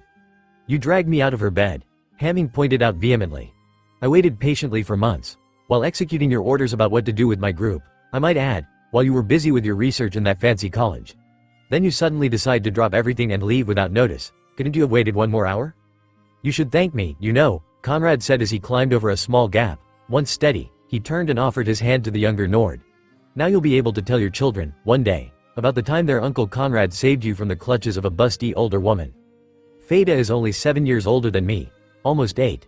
But I refuse to listen to age jokes from someone that used to fuck a millennia-old vampire, Hamming rebutted, accepting Conrad's help. Former vampire, he said, feeling that pointing out such particular was important. He pulled, helping his younger fellow villager. And by the way, Hamming started again when he'd regained his footing. My children, if I ever have them, will not call you uncle. Oh, I'm terribly wounded, Conrad mocked, as he started to lead again. They'll call you grandfather, the younger man scoffed. It was a dig about his age, Conrad knew. He kept walking in silence, not wanting to give him the satisfaction of knowing it affected him. Still, he was aware of the tiny bit of, badly hidden, pride in Hamming's voice when he had proclaimed such a thing. And he understood the meaning behind it. A small part of him was moved by such declaration. In any case, he punched Hamming's arm when they arrived on a safer ground a few minutes later. Hard. Here we are, Conrad said, pointing towards the walled city on the horizon, Windhelm. Oh good. A change of scenery. I'm sick of this river, boss. We're almost there, Hamming. Come on, we're burning daylight. For days, only snow and fish. Snow and fish. I want to eat meat. Oh, quit your yapping. We're almost there. For a good hour, the two men marched in silence, one dreaming of juicy, hot slices of roast, the other thinking about his next move. A journey to Akavir was no easy task. Legend said that the last person who had tried had been the Naravarine. And he had never returned, if that story was even true. Conrad had learned to not completely trust the stories of the Empire of old, but finding a ship and a crew up to the task would still be a pain. As they finally arrived at the gates near twilight, just in time before the guards locked them for the night, he decided that he would not plan too far ahead for this foolish quest of his. No sense in making long-term schemes with so many unknowns. You would get screwed anyway. Finally, muttered Hamming, can we find a tavern, now? Yes, yes. Follow me, the older man said, keeping his pace on the paved road. Wait, where are you going? Hamming asked, confused. The Candlehearth Hall is that way. I can't go to that inn. We're going to the new Nissa's Corner Club. Oh, I don't mind being around Dunmer, boss, you know that, but, why? The current owner of the Candlelight Hall used to be a Stormcloak, he said with a regretful tone. No other explanations were given, or necessary. The short walk to the other inn was as silent as their walk in the snow, if not more.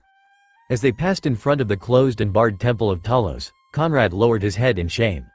That night, he dreamed of a woman with beautiful red hair. It was not the flame-like red he had seen on other people. Her hair was red like blood. She was speaking a tongue he could not understand, but she was smiling at him. And her smile was like sunshine. Stupid dream, stupid leaves, stupid dead brother, Conrad mumbled as he chewed his breakfast. It was clear that Minato's spell had done more than just plant 4 funny symbols in his head. He just wished he had told him that it would have messed with his dreams. What dead brother? Hamming asked in confusion. Never mind, it's a long and crazy story. I'll tell you later. Fine. So what's the plan now? The young archer questioned as he split the dark bread in 2 rough halves and offering one to the older Nord. Simple. I have to find a ship, Conrad said before taking a gulp of ale. That shouldn't be a prob. Without telling them the destination, yet. Just that it's far away, it's risky, and that the ship will beach on a foreign shore. Yeah, boss. Simple, I don't envy you, what about me? Still eating, Conrad just pulled a folded piece of paper from one of his pouches and offered it to Hamming. Boss, what is this? The young lad asked in confusion after opening it and reading its contents. A list of provisions that could be useful. You know, food. Ingredients for potions. Scrolls and blank papers. 1 or 2 extra weapons. Mead. Stuff like that.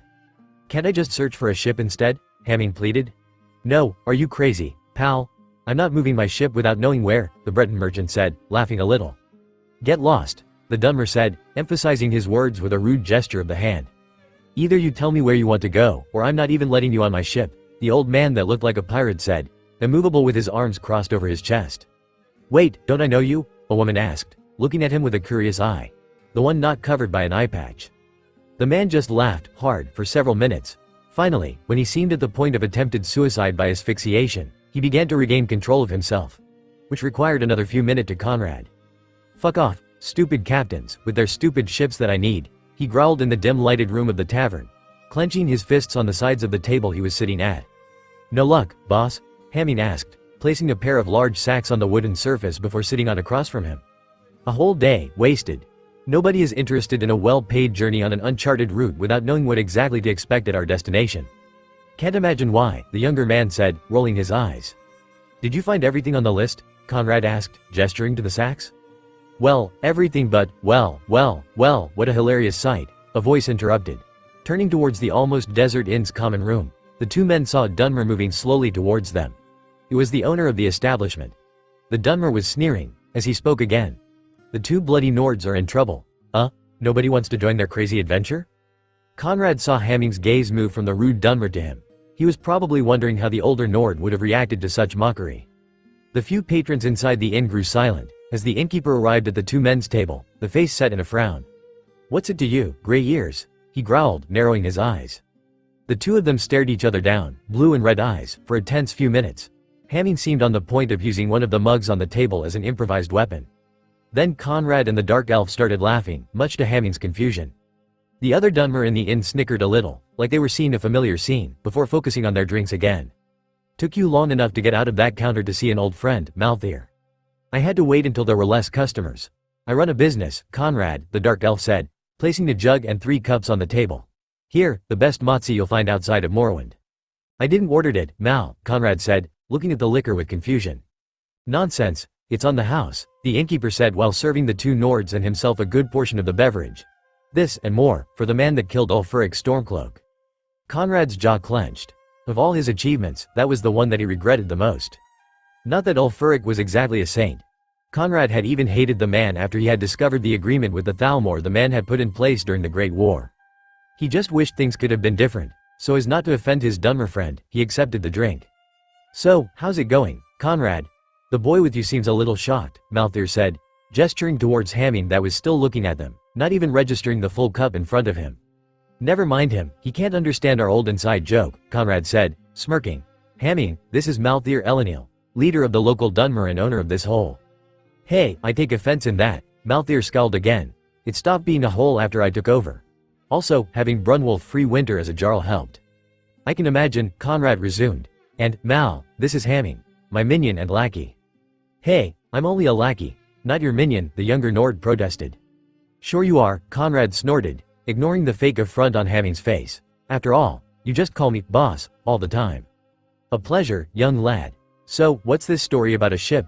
Malthier asked, pulling closer a stool to sit on. I need to rent one for a few months, the blonde mage simply said. Rent one? What do you want to do, travel around the continent? Something like that. But I can't tell the captain, or you, the destination until the ship will sail. No self-respecting independent captain would accept such a thing. Why don't you go to speak to the Jarl? A lot of people consider you a hero. I bet he could help with an expedition. It must remain unofficial, Conrad cut him short. I can't put attention on Brunwolf. He's already in the Thalmor's sights just by being a former Talos worshipper. Former?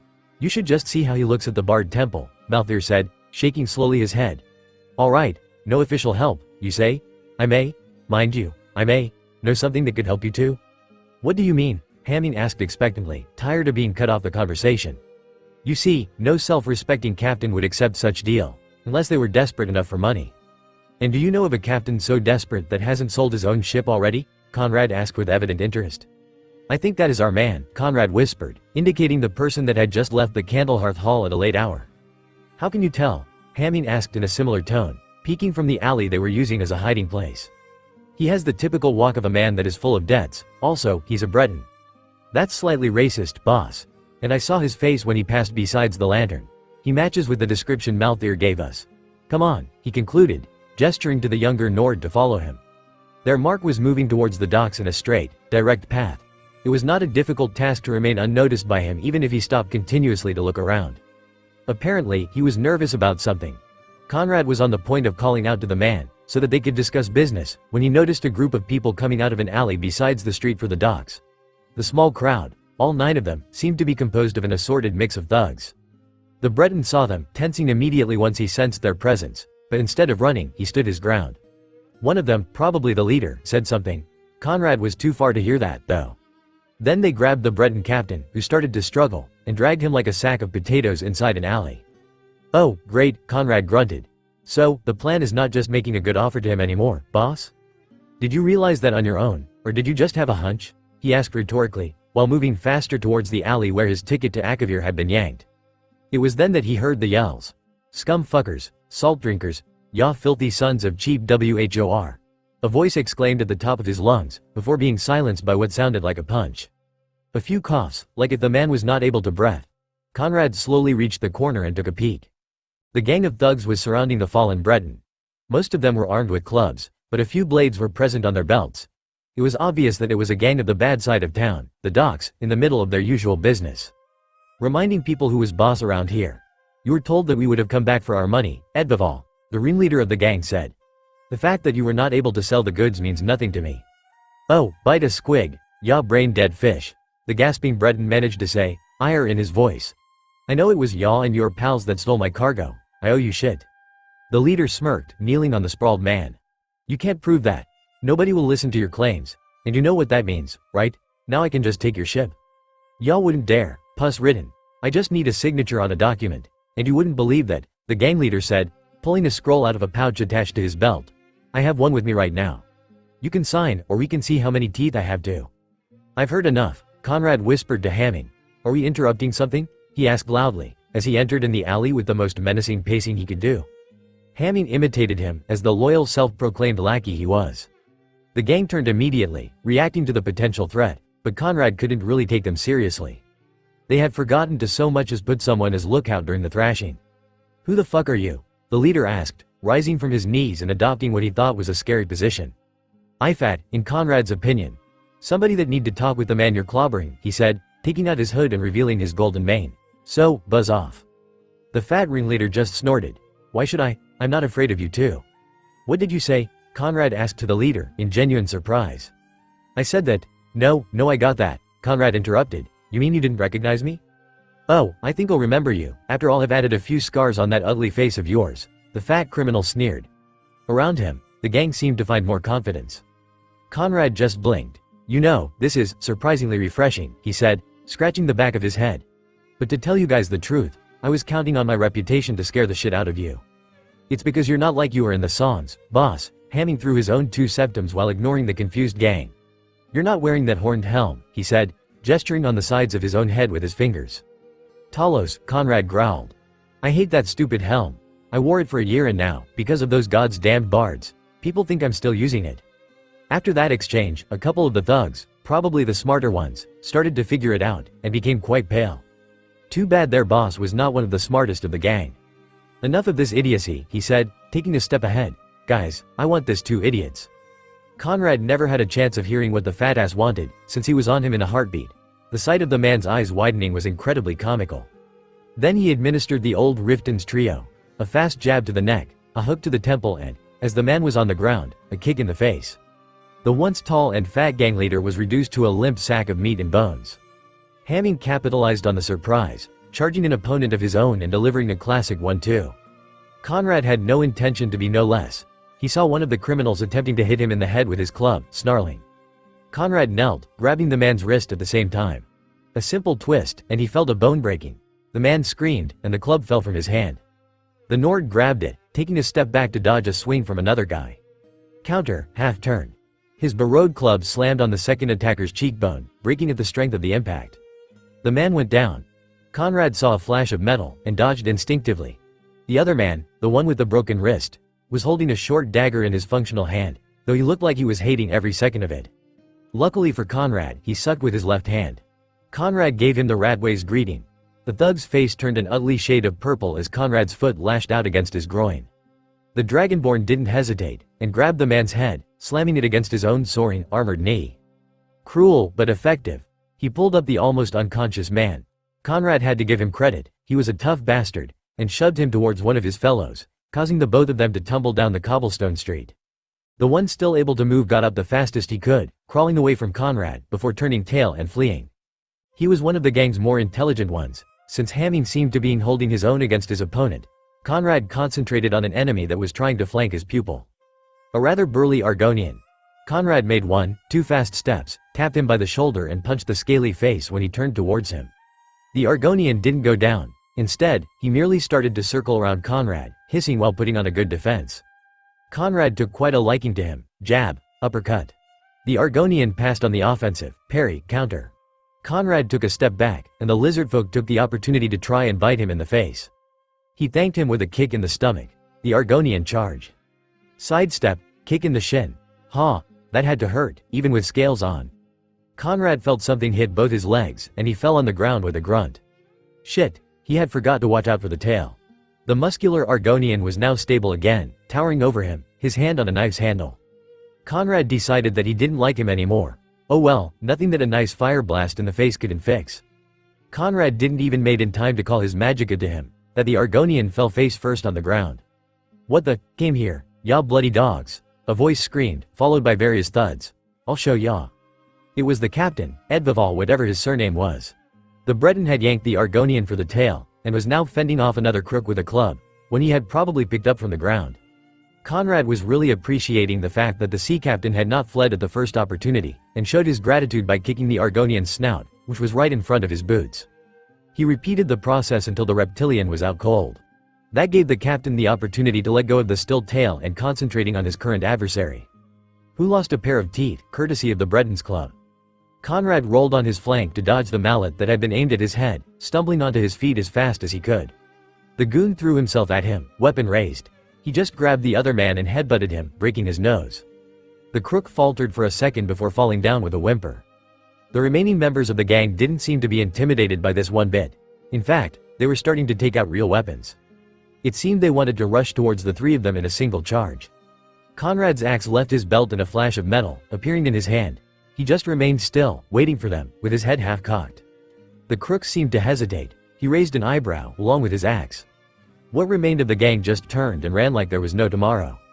Hamming immediately started to check the fallen, and in one case, still moaning ones, for valuables as Conrad put his weapon away, turning towards the Breton captain. Who are ya? The man asked, looking at him up and down, before spitting on Conrad's boots. He had the club ready for any evanescence. And what do ya?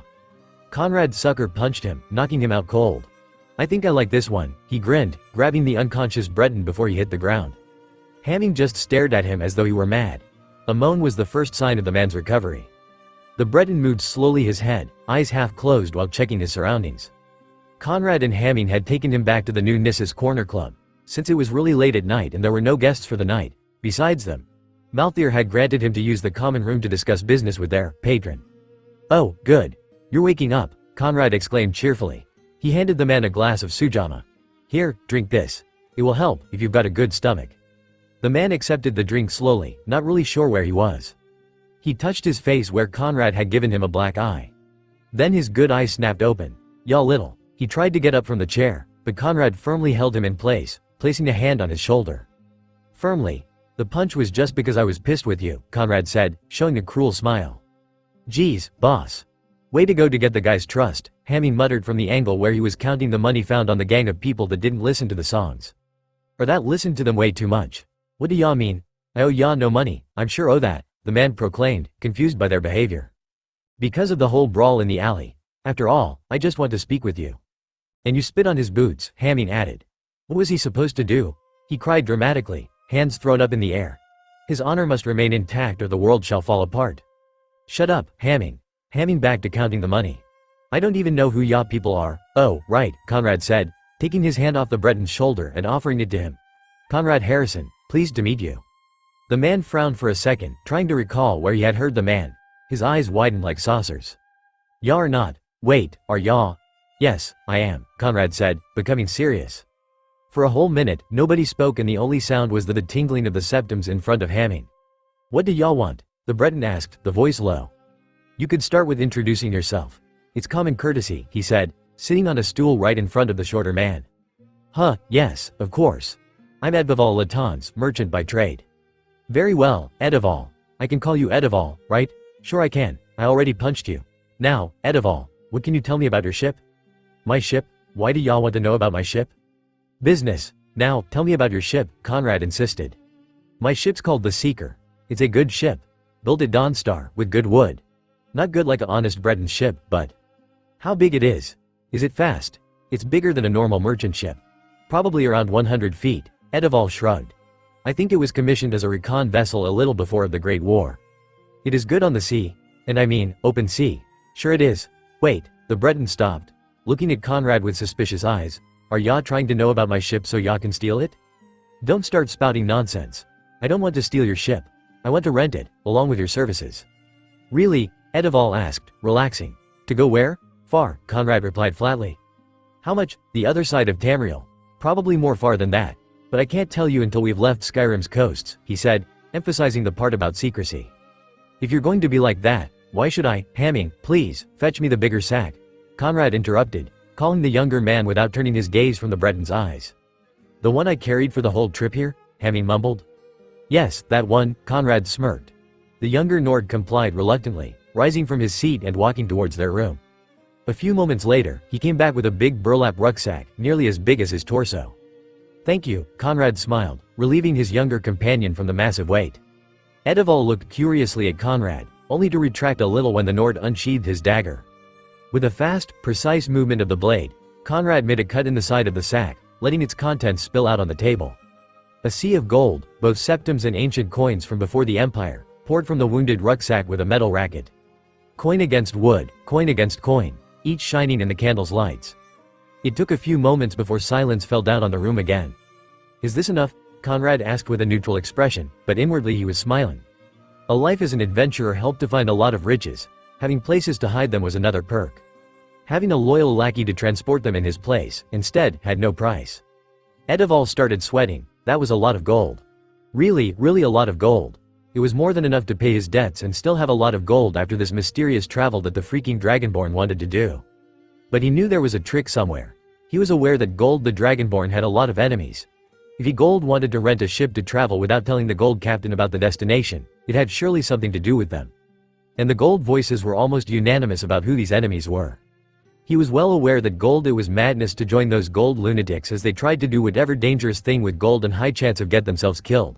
But it was becoming way harder and harder to ignore the Gold. A week had passed since the deal between Conrad and Edvival Latans. He would have preferred to depart immediately, but even with his limited knowledge about sailing, the Dragonborn knew that such a long journey, on uncharted seas to boot, required an adequate preparation. Conrad was sitting on the pier, facing the sea, organizing the letters he had prepared to explain his absence to the people he trusted and half-truths for his contacts in and outside of the province. Once in a while, he could see the crew he and the Breton had recruited passing in front of him with crates, sacks, boxes and barrels. All the necessary supplies were been loaded on the ship. After all, it was the day of the departure. The Seeker was a magnificent ship, even with its half-century of age burdening its planks. Sure, a few scratches were visible on the wooden hull.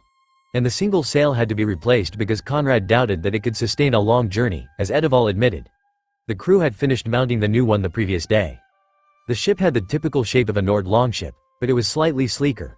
It had been designed for speed and maneuverability, which was suited for fast raids on enemy shores, or recons for a bigger, but slower fleet.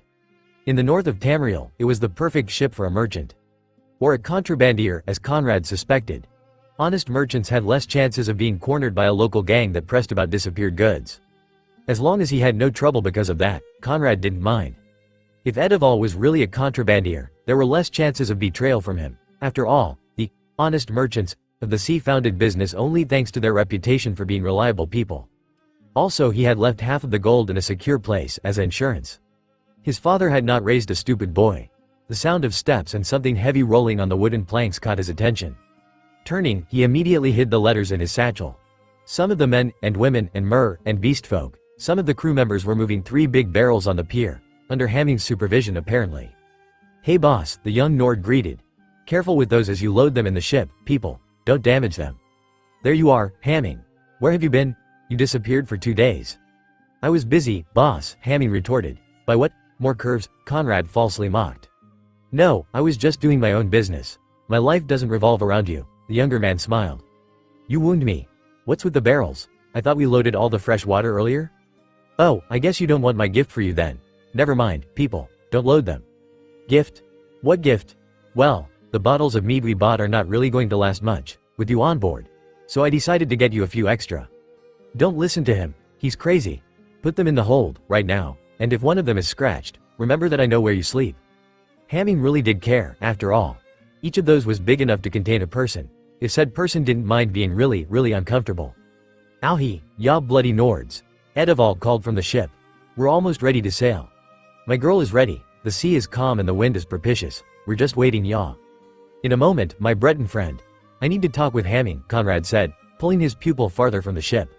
What's wrong, boss? I thought you wanted us to depart as soon as possible. True, Hamming. But you're not coming with me. What? But why, boss? I thought. You're a good fighter, Hamming. Also, you're a good agent, and one of the few people I trust. But, I need someone to watch the fort while I'm away. Hamming remained silent, not looking away from his gaze. There are some letters in here, he continued, handing out his satchel. Some are coded, some aren't. They contain orders, strategies, stuff like that. You want me to be a messenger? Hamming said, offended. There's also the whole business with Winterhold to deal with. What if I'm not back in time? Somebody has to organize their defense. Or qualified. It has to be you, Hamming. You're already known in town, after all the months I spent inside the college, and your men are already in place. You want me to stay behind to protect Winterhold and your students, from the Falmer, Hamming sighed. Basically, yes, Conrad admitted with a sad smirk. Well, that's ironic, Hamming mumbled. What? Nothing, nothing, the young man said quickly. Anything else I should do? If possible, start circulating all the stories you can think of in regards to where I've gone. What for? It should distract the Thalmor and their agents. Tell Delphine to insist that I'm somewhere around Elsewhere, or Valenwood. No wait, better yet, I'm infiltrating the Somerset Isles. That's the craziest thing we could say about you, boss. That's why the Thalmor spies will try to find out if it's true. It could even distract them from our other agents. Or they could think that you've finally lost it, the archer muttered. Do you understand why it's important that you stay here, Hamming? He asked, seriously. The younger man finally accepted the satchel after a few seconds of silence. I understand, boss. Don't worry. Skyrim will still be in place when you get back. Oh, good. Let's hope the rest of Tamriel will be, too, he joked. Come on, yaw coming or not, the captain called. Coming, Conrad called, before turning one last time towards Hamming. See you soon, boy, be safe. You too, old man, he heard. Conrad walked on the pier, taking a deep breath before putting foot on the seeker. Let's move, Captain, he said to the Breton, going toward the bow and not looking back. Yaw heard what the bloody dragonborn said, cast off and set sail, Edival ordered to the crew with his loud voice. Conrad didn't move from the ship's prow for several hours. His next journey had finally begun. Naruto felt something being placed on his head, but he kept his eyes shut, as Iruka asked him to. Sensei, how much longer? He asked, impatient to see what the surprise was. Alright, you can open your eyes, Iruka said proudly. The blond boy did so, seeing his sensei sitting in front of him, still wounded and battered, but without his forehead protector. Iruka was smiling, even if he was in evident pain. Naruto blinked in confusion, before he finally realized that Iruka had placed his own forehead protector in place of his old googles. Congratulations for graduating, Naruto. Here we are once again. Conrad has finally departed from Tamriel. Any opinions on the chapter? And now, here's Dusal's special omake. Two men doomed by destiny. One died for Leaf, soul never freed. The other lives, warrior mage. Don't test his temper, don't enrage. Falmer, Thalmor, Iwanen. All fell to the deadly kin, hair like gold and icy eyes. Their cold blue gaze pierces all eyes. Long-lost brothers, linked in soul. So many secrets they must hold. Yandaime, human sacrifice. Dovahkiin, hiding for his life. Yet now, somehow, the two have met. However briefly, fate is set. Brave in ocean, foreign lands. Sun-haired nephew, close at hand. I think he would have loved to continue it, but there's nothing else in the story for now. We've left Skyrim's shores behind us, and the Seeker has now entered Morrowind's waters. The ship is still too far to see the clouds full of ashes that spread from what remains of the Red Mountain, but I can already feel the difference from my homeland's cold air. Besides the terrible discovery we made, the navigation has been smooth and without problems. Edival's crew is surprisingly efficient, even if they're nervous about the destination. Or the lack of one, at least. Still, they're going to do their job without asking questions, at least according to our crude Breton captain. Seeing how much they're paid, some people would even say that they've no right to ask questions. For the time being, using my clairvoyance spell would just be a waste of magicka. I won't even bother until the coast of Tamriel is far behind us too. Master, an annoying voice wailed, daring to interrupt Conrad as he wrote in the journal bought specifically for the journey to Akavir.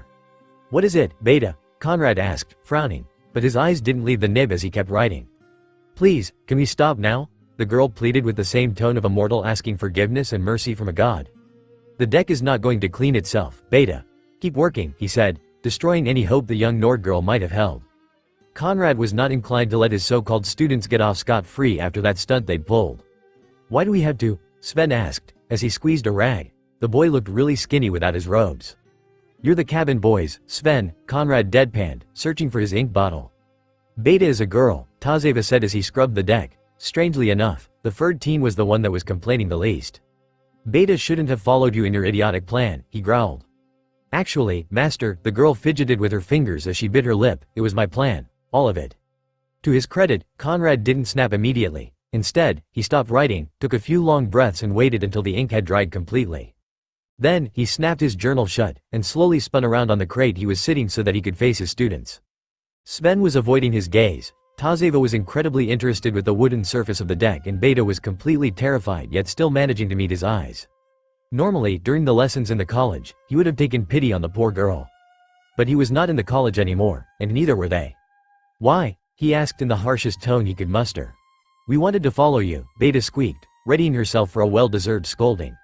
A long silence followed the statement, and Beta winced as Conrad raised an eyebrow, completely unamused.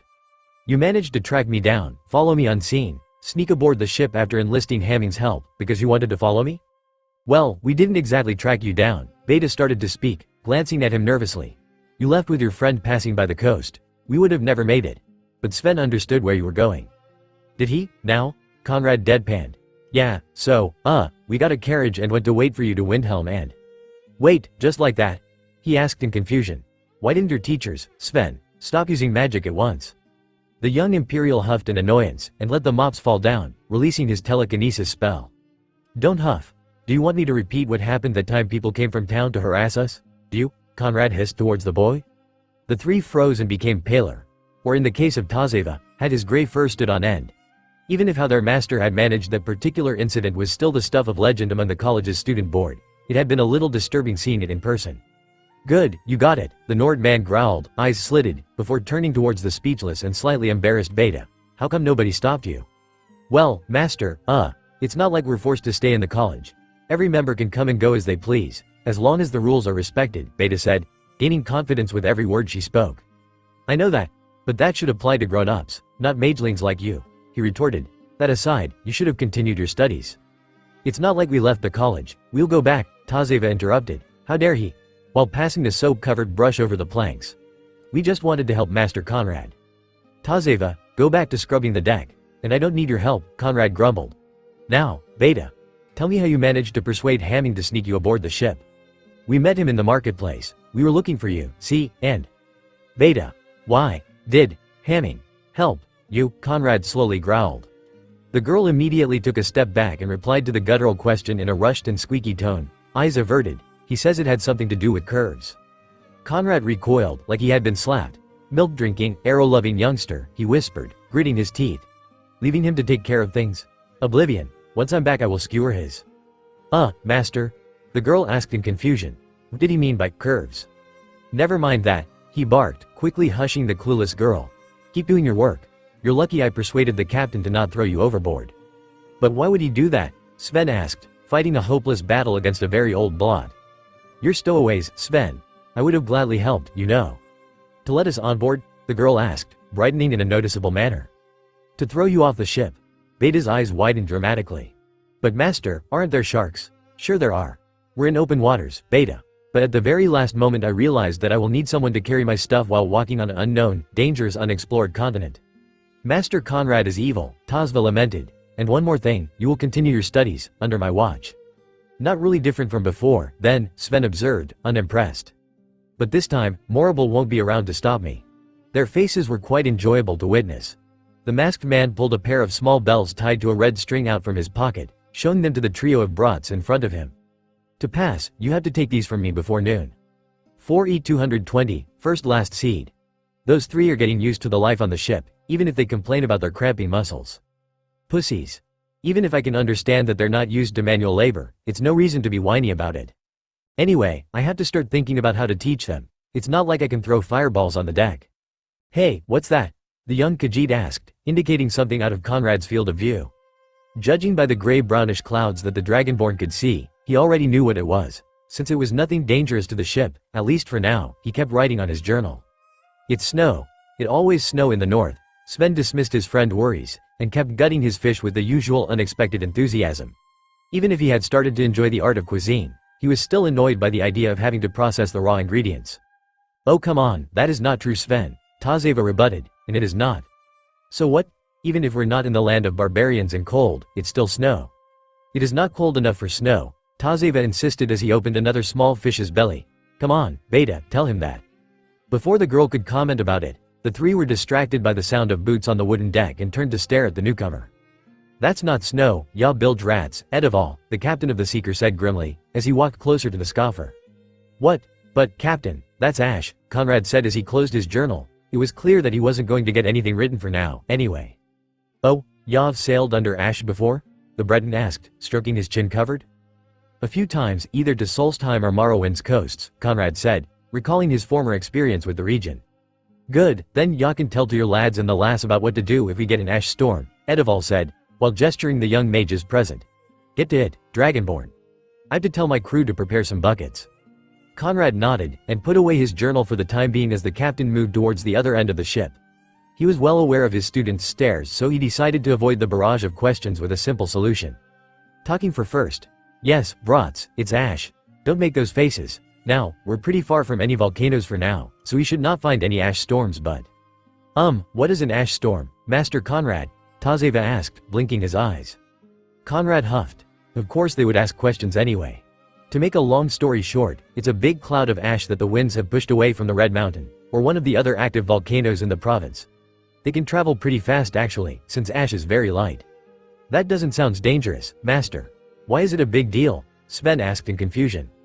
"Because you could die from asphyxiation inside one. That's why," Conrad deadpanned. "Die?" Beta whispered, barely moving her lips. "Well, yes. You breathe the ash as it falls down from the sky and lingers around. It clogs your lungs. You die," he explained. "That's why so many Dunmer have fled to Skyrim in the past 2 centuries." Seeing their confusion, Conrad inwardly made a note for himself to tell the magelings about the downfall of Vivanderfell at a later date. "Now, if we can't outrun it, it means we're probably in the middle of it. If that happens, I want you 3 to get a thick cloth and use it to cover your mouth and your nose, got it?" He waited long enough, so that the brats would have time to process his simple instruction. Since 2 or 3 of them had nodded, he decided to continue. "And if it starts to pour down really thick, go under the deck and remain there until it's passed if you know what's good for you." "Master? What's the water for?" Sven asked, indicating the crew that was busy with the buckets, throwing water taken from the sea onto the whole deck.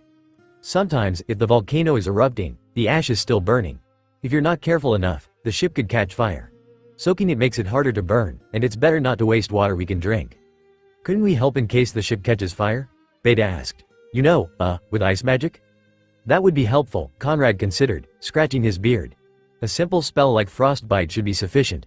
Just don't overdo if that happens, we don't want to freeze the deck." "Master, how come you can't use some magic to send the ash away?" Sven inquired. "I can shield the ship from most of it, but we're on a moving ship. Any barrier would not be very stable and I would start to breathe ash sooner or later. And I like to breathe," he explained, crossing his arms. "As for the Thuum, well, it's not like stopping an actual storm." "You can stop a storm? You're joking, right, Master?" Conrad just gave his students a smug grin. "Oh, come on, another D rank, Sensei?" "HN. Aha. Cute little genin are not supposed to whine about their missions. Now, go on and get that trash." 4E220, 9th last seed. I had to force myself to take a hard decision today. In better circumstances I would have not done such a thing, but I have no choice. From now on, I will ration the remaining mead. Since we're sailing on the north of what remains of Vivanderfell, I doubt I will find a commercial dock with lots of the only thing that makes life bearable on sale. I hope Akavir has mead, they better have it. On an unrelated note, the magelings saw the Red Mountain on the horizon today, since the weather was somewhat clearer than usual. They were like little children, mesmerized by the alien and somehow beautiful landscape. How can anyone find a wasteland of ash beautiful? I'll never know. Maybe, as long as we can still see the Crimson Volcano, I should lecture my students about the less discussed events that led to the Red Year. "So, how was your mission, Naruto?" the young woman asked as she placed the bowl of miso ramen in front of her favorite customer. "It was awful. We had to buy groceries. What kind of ninja goes to buy groceries?" 4E220, 12th last seed. Tried to teach the magelings some alchemy for a few days by now. Alas, they are just beginners in this field. Even with a few simple experiments, they've put a noticeable dent in the alchemy supplies available on board. For this reason, they're forbidden to use the rarer ingredients. But I was able to find a suitable adjustment to that problem. "Master?" Sven asked, pale as snow. "May I not drink the potion this time?" "You botched it, Sven," Think of it as a learning experience. You'll do your best next time, in order to avoid drinking an awful potion. What if it's poisonous? The Imperial asked, looking with dread at the reddish-brown mixture inside the bottle in his hand, which was actually a former mead bottle repurposed for another task. It's not, trust me. Just unpleasant, but, Sven, drink it, Conrad ordered with a tone that didn't brook a reply. The youngster searched for the support of his fellow students, but they avoided his gaze with little or no shame, since they had been forced to do the same with their last failed potion. If Sven was not good as them, or just unlucky with the equipment Conrad had brought on the Seeker, it was not their fault. Sven finally resigned to his fate, and after mumbling something that sounded like traitors, he drank the foul liquid. It wasn't that bad, right? Conrad asked, as the teen made a disgusted face. I need to puke. Again, Sven said. Conrad rolled his eyes, and passed him the bucket. What a fuss for a few fish guts mixed with salt, but at least it would teach the brats to not waste ingredients. This is ridiculous, the girl lamented, as she ran a paint-filled brush across the surface of the fence. Hey, don't worry guys, I've got this, the blonde kid said, forming a cross symbol with his fingers. We'll finish this in no time. 4E220, 20th last seed. Great news. We're rounding Morrowind's eastern promontory 3 days earlier than expected. Once this is done, it will be open ocean, and the harder part of the journey will begin. My mind lingers, and it's haunted by doubts. Am I doing the right thing? I honestly don't know.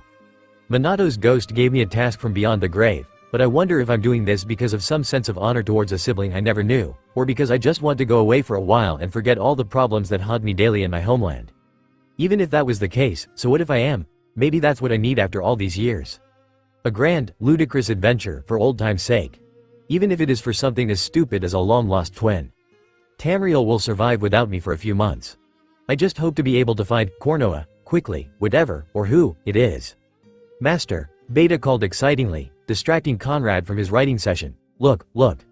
He turned his head, following her student's extended arm, and what he saw pleased him. The Seeker had passed the promontory, and in front of the ship was the ocean, with its deep, cold colors. Nothing else was visible on the horizon. Leaving his journal on the crate he had been sitting on, he started to search for the captain, giving a pat on Beta's shoulder as she and her fellow students watched the immense mass of water in front of them. After all, this was not the unforgiving and frozen sea of ghosts. No surprise they were lost in their wonder. But as Conrad walked among the crew, he could feel the nervousness in the air. There was a reason ships remained close to the coastline. If shit went down, the sailors could try to reach the closest shore, either swimming or in a launch. In open, uncharted waters, it was a diff y'all looking at, scum? Edival's voice exploded from the prow. Oh, there he was. Never saw a little water before? At yar posts? Prepared to steer starboard. Good to see you're keeping them busy, Conrad chuckled as he reached the Breton on the ship's bow, ignoring the people scurrying back and forth the ship's deck. It's better that way. If they work, the lads will think less, Edival said, turning towards the sea with a frown, but the Nord saw a mix of concern and nervousness in his eyes. Having second thoughts, old contrabandier? Nonsense, Edival scoffed. I'll do the job, we have a deal. But it will be a difficult crossing, for who knows how long. Conrad half smiled, noticing that he had not denied anything about his profession. Well, nobody's dead yet, so we're going good so far, he commented grimly. They're just a bunch of brats, especially the short one with a stupid face, the burly man grunted, before taking a sip from a sake bottle. Are they really ninja? Who's the short one with a stupid face? The blonde kid laughed, before freezing and widening his eyes. Wait a second. 4E220, 24th last seed. I made a great discovery today. Being on a ship, in the middle of the ocean with nothing visible for miles, is incredibly boring. The crew noticed this too, even with Edival's best efforts to distract them. The man can be a real slave driver when it comes to distract people with the necessary works that keeps this mass of wood afloat. So far, the routine we started is working. A little before dawn, all the crew wakes up, besides the guys that did the night shift, who can now rest a few hours. A small meal is consumed, consisting of the perishable food items. Once we run out, the only things left will be rock-hard biscuits, salted meat and fish. The crew's surgeon checks up on us as we eat. The guy is not really a surgeon, he's more like a barber that acts as a surgeon. Beta helps him with the small wounds caused by the menial work, though. Magic doesn't waste bandages and alcohol. After this is done, the deck is scrubbed, the sail is adjusted, ropes are mended, we check our supplies too, to be sure they're still good, and every now and then, the sailors fish. As for me, every 6 hours I use my clairvoyance spell to adjust our route, and I try to teach something useful to the magelings when they're not toiling around the ship. I'm also reading, again, all the notes about Akavir I could copy or borrow from the college's Arcaneum. In the evening, all of us eat dinner on the deck. Personally I find the meal rather dull, without mead to entertain my taste buds. I'm saving the sweet nectar for the special occasions. The crew tries to find some entertainment, singing songs or playing games of chance. Bastards won 100 septims from me. Edival has also started asking me to do the whole Dragonborn thing to boost the crew's morale. I'm still not sure what he means by the Dragonborn thing, but apparently I'm doing it right. Everyone, get down, the shinobi yelled. A spinning blade bigger than a man swung over the heads of Team 7 and their client before embedding itself straight into the trunk of a tree. In the blink of an eye, a man stood on its hilt. 4E 220, 31th last seed. The last week's evenings were a nightmare. The magelings are now used to the life on the ship, and have learned to use their sparse free time in lots of troublesome ways. For example, they decided to provide us with something they called evening entertainment, which means that they tried to play some instruments they found on board. I am sure it was Sven's idea, since he was actually a pretty good player. The problem was that the other two, well, they couldn't play a good note to save their lives. Edivald told me something about a bard leaving the instruments when he left the ship without paying the fee, but I was too focused on trying to tear my ears off. So I robbed them of their free time for the whole week and forced them to practice. They seemed surprised that I knew how to play, especially Sven. How come all those bards sing about me, but always forget to tell people about how I used to be one of them? True, I was and still am a passable bard at best, but still. Since I can't do miracles in just a week, the two musically inept magelings improved just enough to not sound like a trio of horkers farting inside a flute, or battering a lute. This evening they somehow managed to force me into singing something, the little brats. Apparently Beta is from Solstheim because she recognized the verses and started to educate her fellow magelings about the story of King Olaf and how the Bards College worked hard to find the missing verse of the song. Oh, if only she knew, but I didn't know about her being from Solstheim. How much do I really know about my students? Kid, let me borrow your kunai, the wounded, broken man said, looking to his apprentice's body. The blond boy hesitated for a second, before throwing one of his weapons in the man's direction. The shinobi's sharp teeth caught the weapon by the hilt midair. Without pause, he immediately charged the mob of thugs on the other end of the bridge. The little man in front of the group panicked, deciding to retreat behind the ranks of his mercenaries. Kill them! The businessman screamed in fear, not realizing that it would not help. 4E 220, 4th, 5th, Hearthfire. Who cares, I'm tired. And I can't go back to sleep now, so I guess I'll just write what happened. I was awakened in the middle of the night by one of the crewmen on guard, and the first thing I thought in my dazed condition was that they had seen land on the horizon. Which proved to be a false hope, since I could hear some half-whispered prayers and even a pair of superstitious exorcisms thrown around by the sailors that were still awake. So, how to write this? A moon has disappeared from the sky. Yesterday night both were present, but today there are no traces of Masser, the bigger moon. I checked, sure that I was seeing things just because of the sudden awakening, but there were no clouds that could hide it from view. It was simply gone, and only Secundo was soaring the firmament above us. Which immediately caused the natural reaction among the crew of, call the wizard. I tried to calm them down, but apparently not even the Dragonborn thing was good enough for such a case. I can see the reason right now above me, as I write. Still, between me and Edival's motivational speech, which may have consisted mostly of taunts, insults and comments about the crewman's conception, they realized that they're not in any immediate danger. Especially because Edival promised them that if any problem should arise, I would fix it. Damn contrabandier. Even if I'm sure that the ship is in no danger due to the sudden disappearance of a celestial body, I can't help but wonder how it was possible. And without knowing the cause, I won't know if it's actually dangerous or not. It could just be a deception caused by the planet's curvature. The moon is still present. Has the curvature of the world affected our view of it? That could explain it. But if that were the case, we would have seen that the moon rise less and less in the sky until it finally stopped rising at all instead of this sudden disappearance. I could be wrong, but maybe a powerful mage is behind this? Either as a simple, but powerful, illusion or as an actual, physical disappearance? It has already happened in the past, the most recent example in 4E98, and the Thalmor took credit of restoring both moons in the sky, gaining them the gratitude and the loyalty of the Khajiit, after a coup against the imperial-friendly government, of course. Shit-eating bastards. Oh, great. I'll have to explain to Tazeva that one of the moons disappeared. At least he is still asleep now, so I can deal with it in the morning. Why would only one moon disappear, though? This just gives me new questions. Is the moon still visible from Teriel? Has it disappeared only for us? Or is this some kind of astrological event? Just gave another look at the remaining moon, which is now proudly displayed in the sky. The lunar phase is wrong, and looking at it more closely, I can spot differences on its surface. That moon is not Secunda. Screw this, I'm opening one of the last bottles of mead. For all I know, a Daedra could be toying with us right now, and I wouldn't give a damn. Don't overdo it, Sasuke. It will take a few days before you're completely healed. But, no buts, you'll be able to train later. This is boring, sensei. If we can't spar, how are we supposed to pass our time? The orange-clad genin lamented. Why don't you go helping at the bridge then? I'm sure they. But before the infamous copy nin could finish that line, his louder student had disappeared out of the door. The man shrugged and resumed reading his favorite literature. 4E220, 15th Hearthfire. Found a maggot in my hardtack today. Which means that even our less perishable rations have started to go bad. Great. I hope we will find more food before scurvy sets in. On another note, Tazeva still refuses to leave his hiding place after the sunset. I guess I can understand how he is feeling. Sven and Beta look instead really homesick. I've heard the three of them whispering about the college, about the places they're from, and about me. Apparently they're interested in some aspects of my past. This is troubling, to say the least.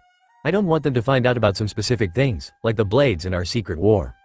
If they found out, they would not be safe. Shit, I have to find a way to disassociate them from me once we get back.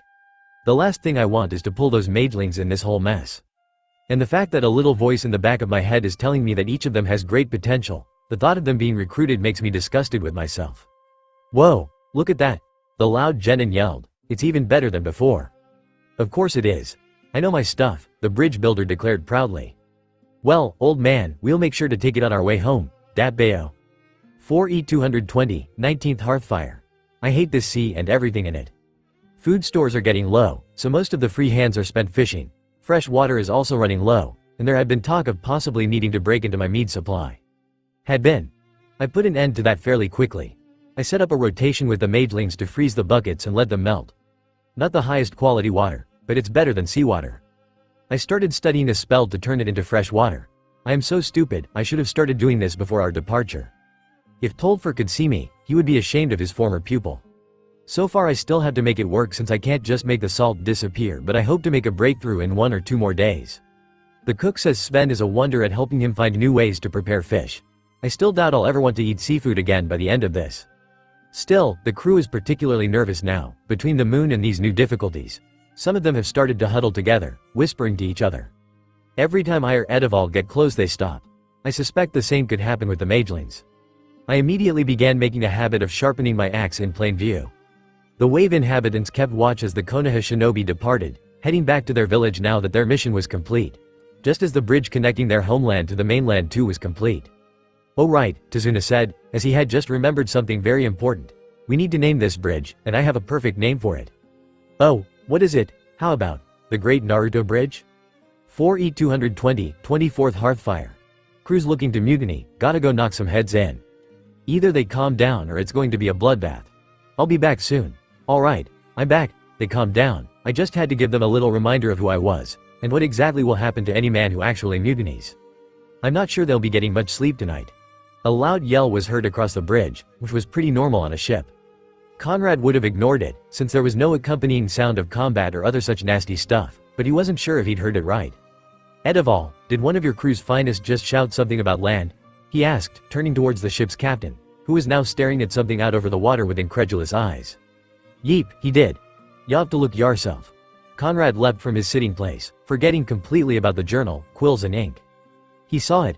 Peeking up over the horizon, a long, incredibly long, strip of land was clearly visible. As the crew exploded into a cacophony of celebrations and rejoicings, he allowed himself to smirk a little before casting the spell that had guided them so far. Correct the route north-northwest, Captain, he said, not looking away from the azure orb that was running towards the continent of Akavir. Let's try to make landfall as close as we can to the destination of this journey. It was with a sullen mood that Team 7 approached Konoha's gates.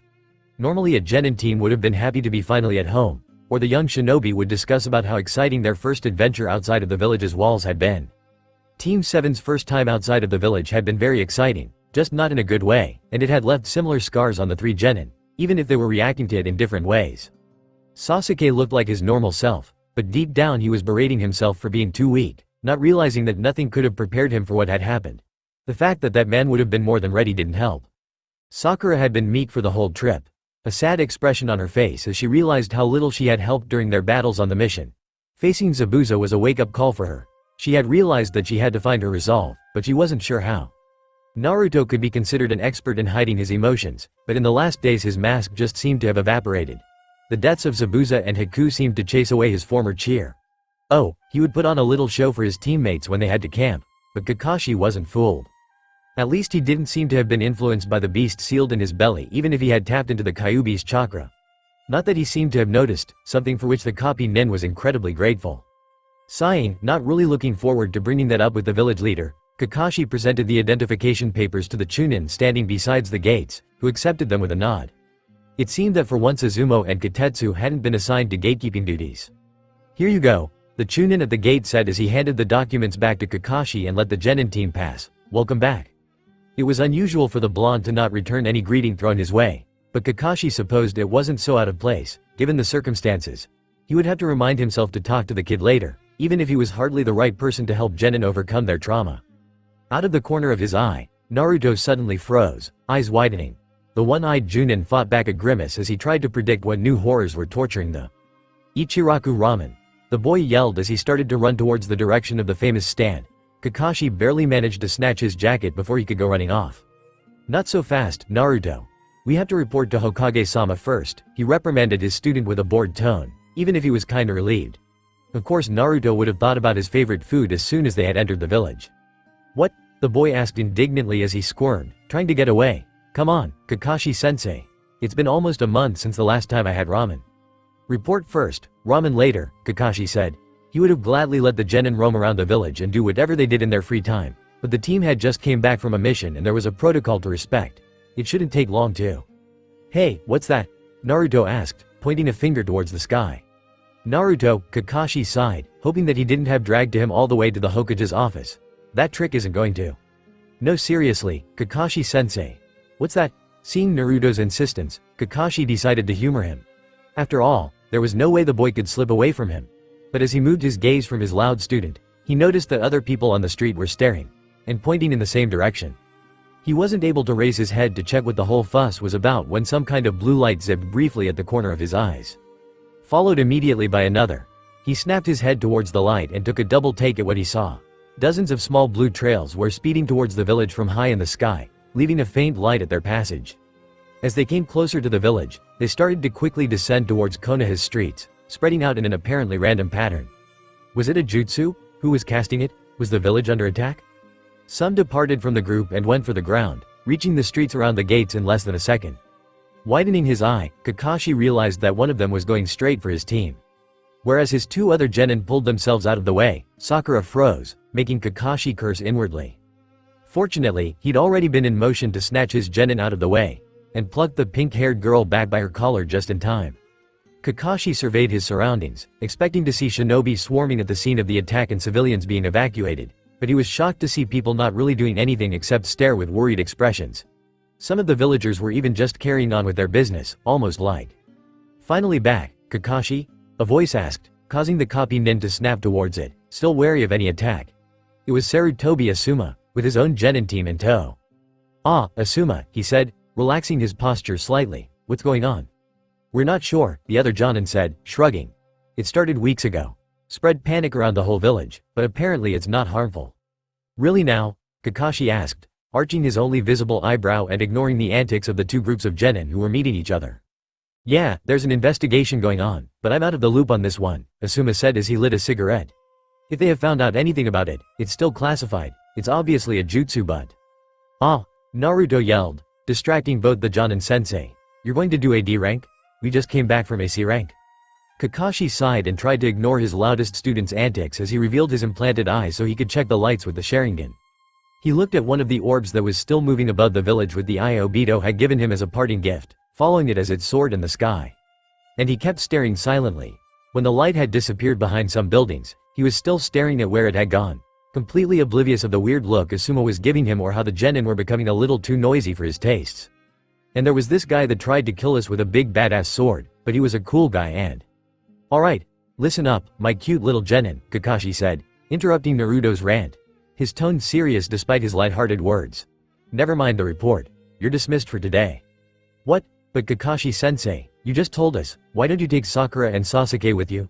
Unless you want to help me fill all the paperwork. Bye sensei, Naruto said, turning towards his teammates. Kakashi didn't hear if he managed to convince Sakura and Sasuke to go to eat ramen with him though, since he left with a shunshin after giving a brief nod to Asuma. He ran above the rooftops towards his destination, and in the span of a few seconds, he found himself outside the Hokage's office. He gave a brief nod to the anbu that had hanged himself as the wall before jumping, perching himself on the window. Kakashi, the sandame, greeted him with a reprimanding tone. "My window is not a door." "If that's the case, Hokage-sama, you really should keep it locked. And get shards all over the office again when one of my shinobi tries to barge in." "No thanks," the Hokage sniffed before turning towards him, suddenly serious. "Where's your team? If I remember correctly, I think it's still tradition to have your genin with you when reporting on a C-rank mission. The mission may need to be reclassified, actually, but that's not why I'm here alone. I suppose you have questions about the phenomenon that has interested the village these last few weeks? For so long, what has been? We've taken measures already," the sandame reassured him as he shifted some documents. "Beefed that your mission report will be turned in soon?" Kakashi gave a shrug, retrieving a scroll from the pouches on his flak jacket and placing it on the Hokage's desk. "Here it is. I wrote it as we left Wave. May I ask you about those lights now?" "Very well," the Hokage said, stopping to glance at the documents before refocusing on the discussion. "Since this has started, those lights have been sighted around the village at least 4 times a day, with intervals of 6 hours or more between each sighting. Once they appear, they remain in the area very briefly, although, thanks to the repeated appearances. You know where they're coming from? About their origin, we'll talk about it in a bit. We have suspicions, although it's impossible to prove anything yet. I'm more worried about where they were directed, though." "The lights have a specific target?" Kakashi asked. "You could say that," Sarutobi said gravely. "It took a few days of stakeouts to confirm it, but beyond any doubt, each of those lights is tracking one of Minato's seals, the Hiraishin seals." Kakashi silently stared at the village leader in a mild state of shock, while the Hokage calmly started to fill his pipe with his favorite tobacco. "And I'm not referring to only those that Minato had placed in strategic key points around the village," the sandame continued, ignoring Kakashi's reaction. "Anbu patrols were able to follow some of those lights and discovered 3 of his old, secret safe houses. The ones that don't appear on any official record, and inside of them we recovered some of his special kunai." Silence reigned again in the small office, but Kakashi's mind was racing this time, thinking about the implications of such a thing. If someone had found a way to track down the Hiraishin, along with what he had seen. Which becomes even more worrying if you consider the supposed origin of those tracking lights. How is it possible that the man responsible has not been caught yet, if this has been going on for weeks? Not for lack of effort, I can assure you. Apparently those lights arrive from outside of the country's border, the northwestern border. Iwit, the most possible candidate, but without more intelligence, sending a team to infiltrate you would mean risking a war because of a hunch. I don't think it's I was doing, sir. Really now? The sandame asked, arching an eyebrow. Please, do tell the reason. I examined the lights with my Sharingan, Hokage-sama. And I know it sounds absurd, but I don't think that they were made out of chakra. I see. The Hyuga have claimed something similar, but I wanted to know what the other Dujutsu in Konoha's possession saw, to eliminate any doubt. How is that possible? He asked. Such a thing was unheard of in all the elemental nations. Kakashi, I have no idea, the Hokage admitted, as he lit his pipe before taking a long, slow drag. And if the professor was saying such a thing. Well, that wasn't a good sign. Conrad sneered at the short man, and the short man sneered back from behind the counter. He didn't like the shopkeeper, and the shopkeeper didn't like him. Not being able to speak the other man's language wasn't helping to improve the relationship. But the language barrier was not going to stop them from performing an incredibly ancient ritual. Gesturing towards the items he had placed on the counter, Conrad showed a handful of gold coins to the merchant. A more than fair price, in his opinion. The shopkeeper vehemently shook his head, showing to the Nord both his open palms with a scowl. With an unsatisfied grunt, Conrad took a few more septims from his leather purse and added them to his already filled palm, making them dance among his fingers. His eyes never left those of the short vendor. With a scoff, the shopkeeper pointed a bony finger towards the gold coins, before shaking his head one more time. Conrad added one more coin to the pile, narrowing his eyes. When the merchant tried to refuse again, he closed his hand around the coins, growling menacingly. A clear way to say that it was his final offer. The shopkeeper, seeing the potential gain on the verge of disappearing out of his store, finally agreed with a nod, although there was no trace of satisfaction on his face. He slammed the handful of septims on the counter and as the merchant examined the coinage, quickly put the purchased goods in his bag before leaving the emporium, unsatisfied and swearing to never return. And he wasn't even sure if he had made a good deal or not. I can understand you were in a rush, Minato, he muttered to himself as he walked in the muddy street of the small mountain town. But when you tinkered with my mind, why in the name of every Adra and Daedra didn't you give me some hints about the local tongue? He decided to add it to the list of stuff to kick his brother's sorry incorporeal ass for if he ever managed to pay a visit to him again, and started to look around for the magelings, hoping that they had not wandered off this time. They didn't need a repetition of what happened in the last village when Tazeva had smiled at a group of curious children. That, along with the fact that in a week they hadn't met a single not-human, made Conrad suspect that the accounts of Akavir were either wrong, mistranslated or just plain bullshit. Having to deal with such reactions, the missing moons and having to wear long robes and a cowl by necessity had turned the normally cheerful Khajiit into a brooding wreck. Speaking of which, there was the gloomy furball himself, along with the other two. They were beside a small stand, apparently enjoying some sweets on a stick. It reminded him of those honey nuts he had enjoyed when he was younger, only smaller. Well, Beta was enjoying it. Sven was apparently more interested in watching the stand owner like a hawk, studying how the sweet balls were made. Tazeva was sparsely munching his own instead. "Master," Beta called him, having noticed his approach. "You should try these, they're really good." "No, thanks," Conrad grumbled. "Who knows what's in them?" "I don't know, but they're good," Beta replied, giving it another bite. "They're called Dango, I think, and—" "I don't really care what they're called," he interrupted her, having noticed the weird looks that the stand owner was giving them. True, it could have been just because they were talking in what may have sounded like a weird language and had different clothes, but these kids were so oblivious. "Damn it. I bought us some supplies, so let's move on. We've only a few more weeks before we have to go back to the ship, and the journey is far from over." Grumbling complaints, his more or less forced apprentices gathered their belongings and followed him as he kept walking along the main street. He tried to ignore the stares. They were not looking at him, not with the same odd or scornful expressions that he was used to back home, at least. But for some reason the first thing the locals did, or at least enough of them to be noticeable, after staring at them as a group, was look at their foreheads. Weird, but it made Conrad reach for his hood instinctually. "Where are we going now?" Sven asked, still eating, same direction. "South, first. Then we'll see," he replied. Conrad didn't dare to use his tracking spell in a busy settlement, not knowing how magic was seen by the locals. But last time he had checked, it was indicating roughly to south, away from the mountains that seemed to dominate the rocky region where the seeker had took to shore. "Master?" Beta asked, having finished her "Dan whatever. "There's something we wanted to ask." "Then ask, Beta. We're not at the college anymore," he replied without looking at her. He didn't say that when I asked him about the companions, Sven muttered to Tazeva. "Well, how are you sure that the ship will be there when we'll have to go back?" Beta asked, ignoring her fellow student. "Nothing prevents them from abandoning us here." "Let's just say that I assured that it will not happen." A smirk. Sitting on his beached ship's bridge, Edival Latos was absolutely livid. He couldn't vent his anger, sadly. Not really. He had already used any insult, curse and blasphemy he knew of. And he knew a lot of them, against the Dragonborn's name, his parents, his family and distant relatives he may have. In the Breton's fingers was a silver coin, the source of his ire. Before leaving, Conrad Harrison had turned with a spell all the gold he had used to pay Edival into silver. As an insurance, he'd said. "Good luck finding someone willingly to reverse it for free," he'd said. "See you in 1 or 2 months," he'd said. Damn mages. Being forced to wait for their return, he had ordered the ship onto the beach. At least they had landed in a relatively good place, with the high cliffs around the bay protecting them from most of the winds. The scouting party had returned almost immediately, having found a stream of fresh water nearby. Between the sea and the land, they had enough food to survive. It was just a matter of surviving long enough. They hadn't seen any dangerous creature or monster yet, but he didn't want to take any chances. A small but effective palisade was built around the camp, protecting the tents that had been mounted in relative order beside the ship. Turns were organized between fishing, hunting, cooking, mending the ship, and simple sentry duty.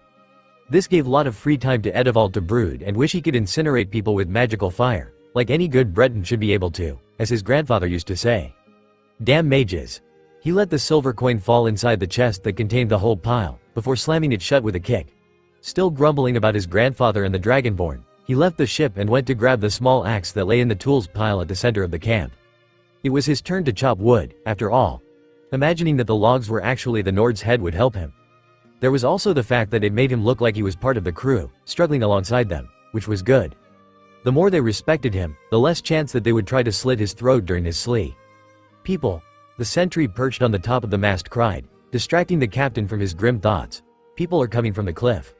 Edival's head snapped in that direction, and it was not the only one. Lo and behold, a small mob was becoming visible above them, small dark silhouettes against the sky from the captain's point of view. Most were staring at the ship, some were pointing at it while discussing with the ones close to them, but a decently sized group was moving towards them, walking on the track that descended to the bay. "Don't ya stare there, idiots," Edival yelled. "All hands on deck." Conrad pierced another piece of meat with an improvised spit before admiring his work. 4 nice rows of juicy meat were ready in his hand, but he had no intention of stopping to cook them. "Y'all," He shouted, a short-lived stream of fire leaving his open mouth. It was enough, and the meat was cooked, if a little charred, grease still sizzling. He took one in his other hand and passed the remaining 3 to the students, who started eating the impromptu meal. Not even some spices, Sven lamented, peeling off some burnt pieces. Tazeva is not concerned, the Khajiit said, shrugging as he took a considerable bite. Tazeva quite likes it. As they ate, they kept walking in silence, and for a while Conrad was able to enjoy the unfamiliar landscape in silence, with the exception of munching sounds. The last days had been mostly made of mountains and rock and he was already sick of it. At least there was no snow, thank Talos for that, although the mountains were more distant now and smaller in size. Hopefully they would find an easier terrain to navigate and… Master? Beta abruptly. Yes, Beta? Conrad questioned, doing his best to suppress a sigh. He should have known that his peace of mind wouldn't have lasted long. Is it true that you're a wanted man? The girl blurted out, appearing to regret the question the moment it slipped past her lips. What, he said, didn't ask, said, flatly, coming to an halt and turning towards the magelings, who were now standing beside each other. He couldn't decide if it was to attempt to give an impression of a common front or if the boys wanted to protect the girl. As if, I said, yes, I heard what you said, he interrupted her, crossing his arms. Where has this come from? Well, on the ship, Beta started, unsure how to put it. We heard a lot of stuff on the Seeker, Master Conrad, Sven finished, putting a hand on the girl's shoulder as though to reassure her. Really now? Conrad muttered, his mind already abuzz. Someone in the crew knew of the unofficial bounty placed on him by the Thalmor. It was not exactly a very well-protected secret, but it wasn't that widespread. The Thalmor didn't want to risk making a martyr of him, so they couldn't try to move him against officially. Nothing in the secret war he had inadvertently become involved in was official, though. The problem was that rumors were around. One of the sailors had probably heard of them. Yes, Beta continued, laughing nervously. Some of it was utterly crazy, totally absurd. Like how you rode a dragon to fight vampires, or something.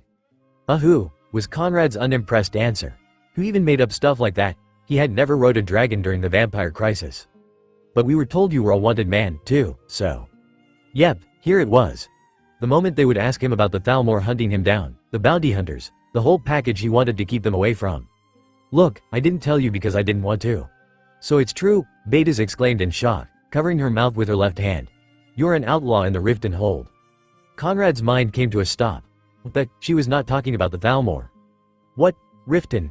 He exclaimed in outrage, mostly because he had almost spilled the beans. I'm not wanted in Riften. But Master Conrad, Tazeva spoke. They said, look, they just told you a lot of over-exaggerated stories, Conrad assured them. I'm just not very welcome there. But I'm not wanted by the law. Not welcome? Beta asked in confusion. He means they don't like seeing me inside Riften, and I've been asked to stay away from there, Conrad deadpanned. I know what that means, Master, but what did you do? I destroyed a tavern, he grumbled, scratching his head as he recalled the tragic ending of that period of his life, bittersweet memories. You destroyed a tavern? The girl said in disbelief. I can see that, actually, Sven deadpanned. Why would the whole city hold a grudge on it, though? It was a very popular tavern, he smiled sadly. It was true, after all. The Ragged Flagon had truly been very popular once.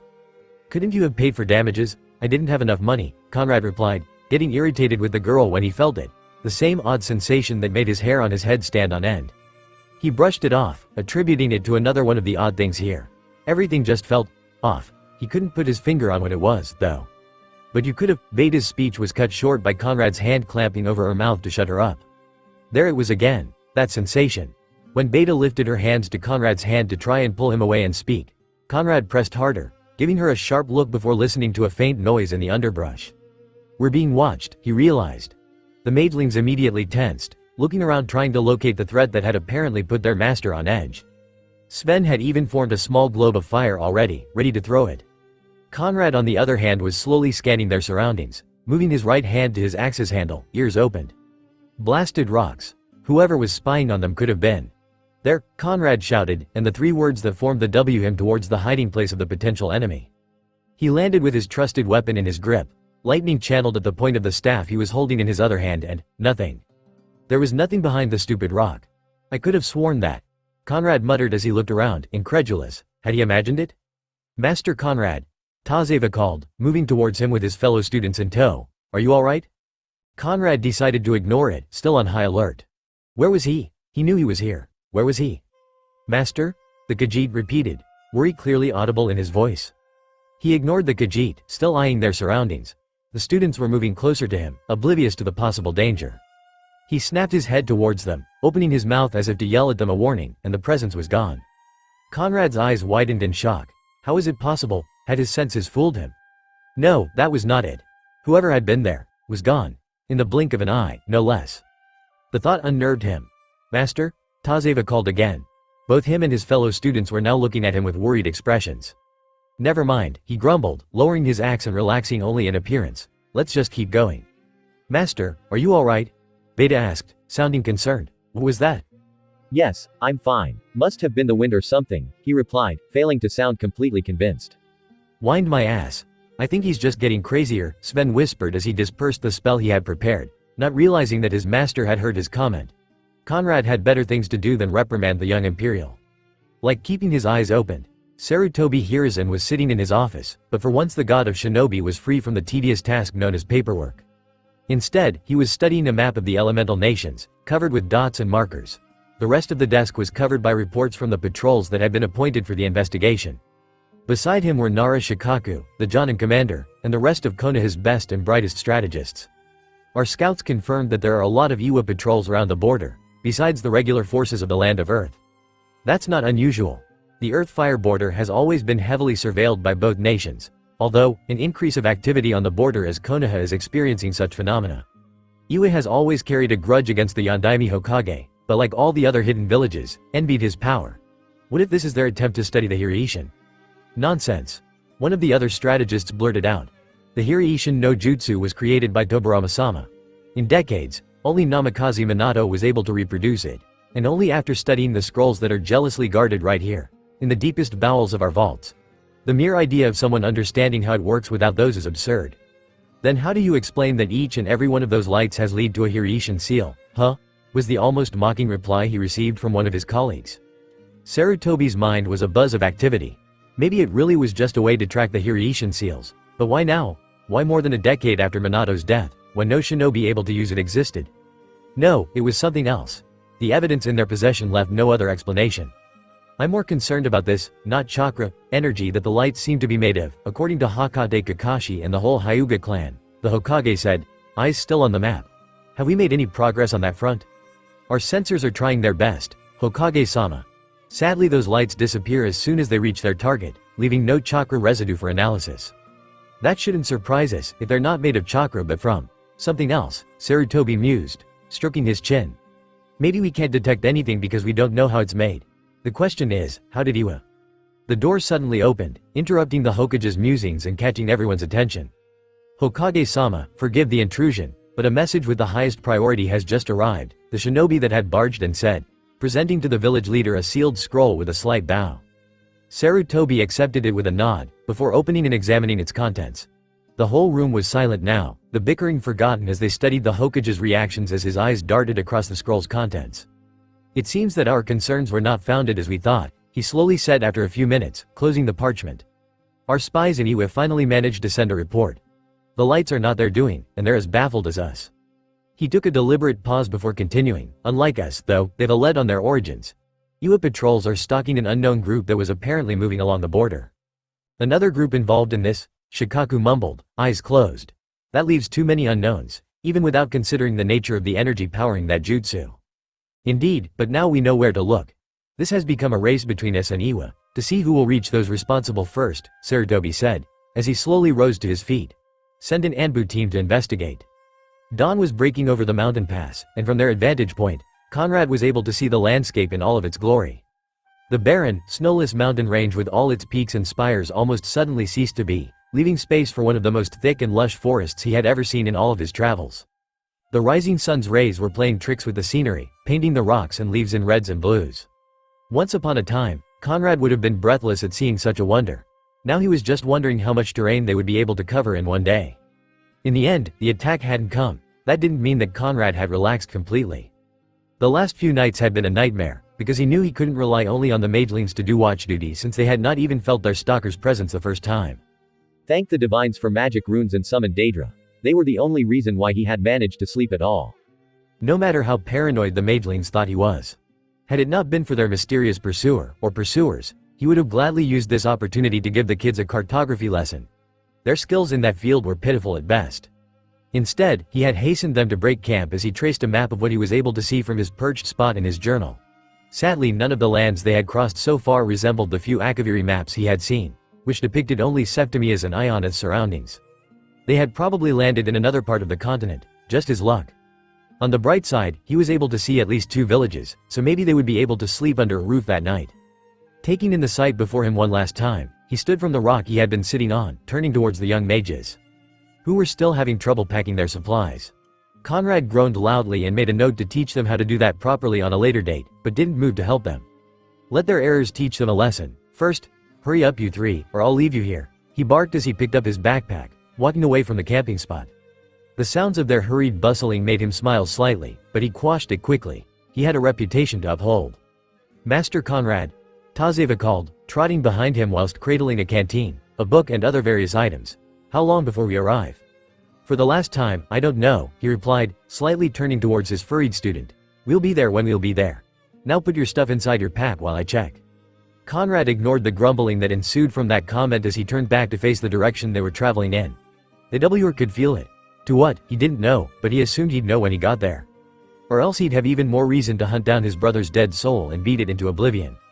Turning his focus inward to cast the seeking spell, which he could practically cast in his sleep by now, he gathered the necessary magicka, and let it loose. The giant ball of magic had long lost its novelty, but this time something different happened. Instead of the entire sphere flying off in one direction, it split up into multiple smaller orbs. A big cluster of them soared in the same general direction, while others shot off at seemingly random intervals. A few even landed in the forest, in the middle of nothing. He stared at them, part of his mind noting the directions as the rest tried to process this new development. He ignored the mageling's comments as they tried to get his attention and question him, too busy trying to deny the conclusion he was coming to. He was going to murder his brother. Repeatedly, he was pretty sure that the soul cairn would let him do that. There were multiple objects they were tracking, and they didn't even have the decency to be in the same general area. No, they had be all over the damn place. I hate you, Minato, he growled as he resumed walking. Who's Minato? Beta asked in confusion. My brother, Conrad replied, not offering any other explanation. I didn't know that the Dragonborn had a brother, Sven whispered, once again not lowering his voice enough. Maybe his brother is not famous, so the bards never say anything about him in the songs, Beta offered hesitantly. Edival pretended to mask his annoyance as he gave another bag of silver coins to yet another simpleton that had come to trade with them at their camp. The fool smiled in satisfaction, and left with a deep bow, lots of smiles and words in that funny tongue of his, to which he replied with waves with his hand and smiles of his own. Inwardly though, Edival was gloating. He had just bought 2 crates of a spice never seen back home for an incredibly low price. Even if he was paying with gold turned into silver coins, he would be rich once the stuff arrived on the Tamerlane's markets. And that was just with the last transaction. 1 week ago, when he had seen those people on the cliff, he had feared that the camp would have been attacked. Instead it was a group of curious locals from a small village nearby. At first they just gaped at the ship, something that he could understand and be proud of, since the Seeker was a great ship. But being looked at like he was a source of entertainment by these weird-dressed savages had quickly become annoying. Then they started to trade with his crew. Although the language barrier was a problem, gestures and coin seemed to be universal, especially the coin. It was food at first. The crew was tired of the meager provisions that had remained after the long travel and wanted to try something new. After the weird but tasty food, they had started to buy other items from the peasants. Like those weird sticks that made light when you push a button on them. Another thing that didn't exist in Tamriel, and for which Edival knew he could ask any price he wanted. In a few more days, more people had started to come. Even real merchants, who had come with some bodyguards. A small camp surrounded their even smaller camp now, tents full of people that wanted to sell stuff to him. Edival was not stupid though. He knew that there was only so much silver, transmutated gold, he reminded myself, on the ship. And if he wanted to maximize his gains he had to be careful in choosing who he would make a bargain with. Which of course led to some screening. Speaking of which, Edival had some potential deals to attend to. He couldn't deny that it was difficult to communicate to the merchants without seeming invasive or rude, but he could care less when it came to such fantastical business opportunities. His interests lay in just how low he could haggle the price, especially with imbeciles that had no idea the fortune they were laying upon him. Edival resisted the urge to rub his hands together gleefully as he proceeded to look at the wares that had arrived that day. Fabrics.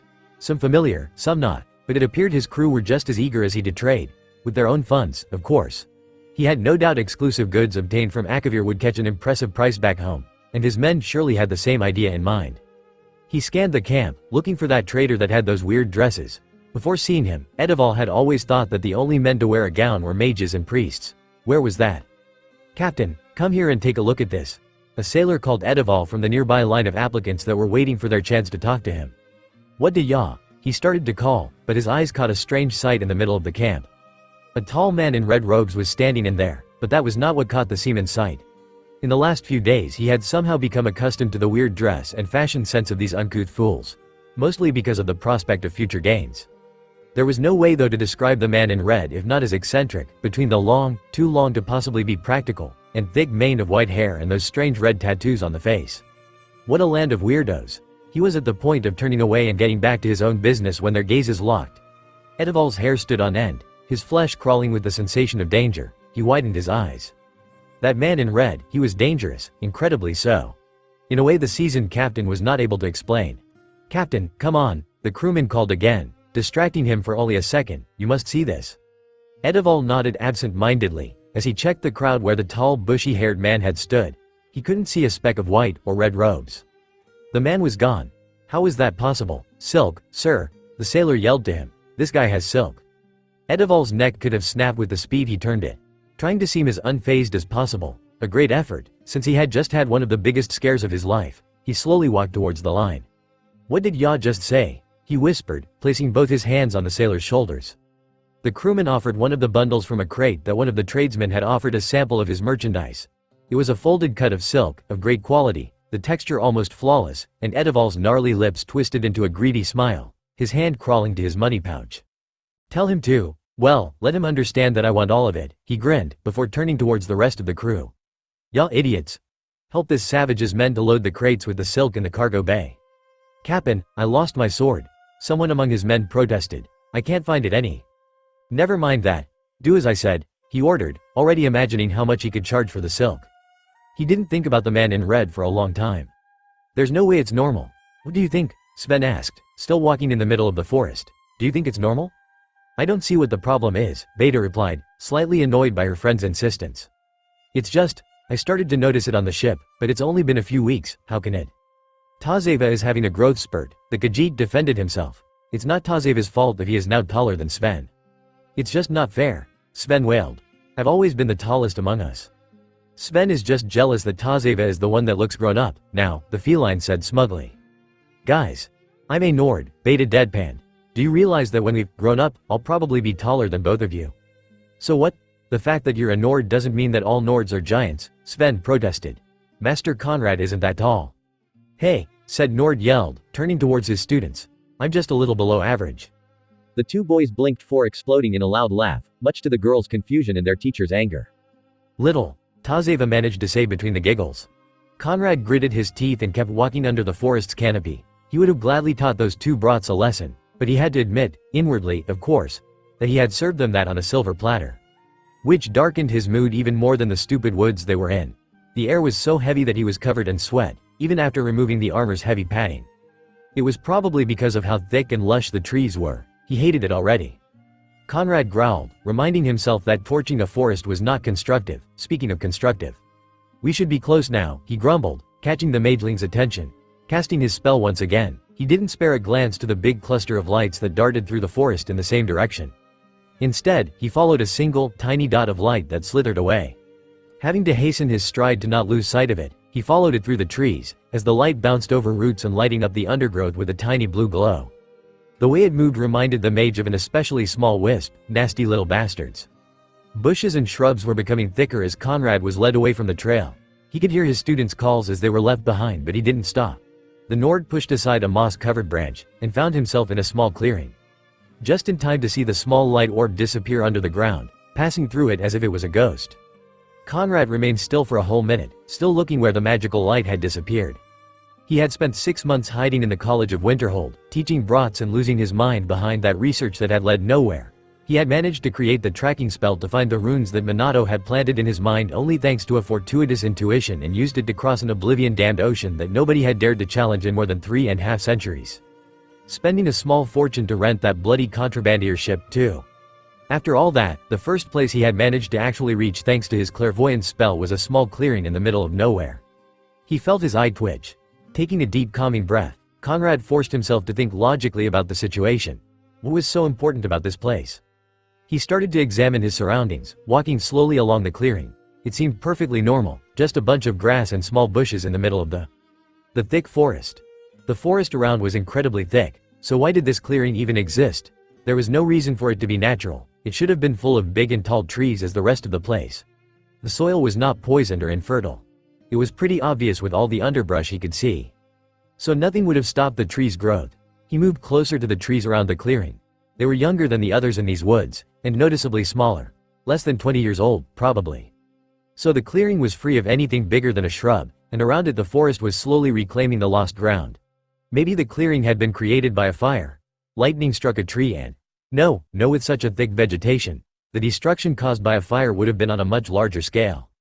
Something had happened here, but it was too localized. A spell, maybe. There he is. Beta's voice distracted him. Turning towards the end of the clearing, he saw the three magelings trotting towards him, clearly out of breath. He rolled his eyes, knowing that he would have to do something about that sooner or later. Damn it, master, don't just run away like that. What if? Sven said before tumbling unceremoniously on the ground, accompanied by the sound of tinkering glass. Conrad's eyes widened. Sven, be more careful. You're the one carrying the alchemy equipment, he barked, as he walked towards them. I swear, if you broke my alembic I will. It wasn't my fault. The boy tried to defend himself, still gasping for breath. I stumbled on something. You were walking on grass, where could you possibly? Wait. What's that? Beta asked, pointing at something on the ground. Conrad followed her finger, and saw a metal ring that sprung from the dirt, partially covered by the grass. It was on that Sven had tripped up, and it was the place where the clairvoyant's light had disappeared. Conrad immediately let go of his staff and knelt beside it, scraping at the soil with his hands. What is Master Conrad doing? Tazeva asked, arching an eyebrow. Digging. Either help me out or shut up, he replied. Whatever the thing was, it was connected to Minato's runes. I knew he should have taken a shovel with us, Beta lamented as she got to work. Why would anyone think to bring a shovel? Sven muttered. We're mages. Shut up and dig, Sven, Conrad said, deciding against biting back with a comment about how he had used shovels mostly to bury comrades and friends. The deep-rooted grass and the hard soil made digging a long, tedious task, and the hot air didn't really help. Conrad was forced to remove his hood to clean off his sweat. Finally, whatever had been buried was freed with a spray of dirt and filth, and most importantly, it was in Conrad's hands. It was a rusted knife. The oddest one the Nord had ever seen, shaped almost like a trident. It also had the puniest and least menacing blade he had ever seen on something that was clearly a weapon. Most importantly, it had one of the runes Minato had planted in his mind inscribed on the handle.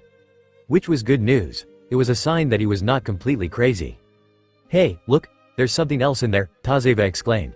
The Khajiit immediately started to rummage in the hole, having to quench his curiosity. Conrad glanced towards him, still studying the strange weapon. Why would Minato place those runes there? If it had been Minato, of course. Seems like a piece of cloth, his furred student mumbled, as he started to pull with a grunt. Despite giving it a good tug, the cloth seemed fixed into the ground, and refused to move. Why it's not budging? Look, it's stuck around a rock, Sven pointed out. There was actually a round shape covered by dirt and mud, that had apparently been caught by the piece of cloth. That's a very smooth rock, Beta said, arching an eyebrow. Tazeva ignored her and planted his feet into the ground before pulling even harder. Slowly, the string of fabric began to rise, shuffling away mud and dirt as the feline boy tightened his fingers around it.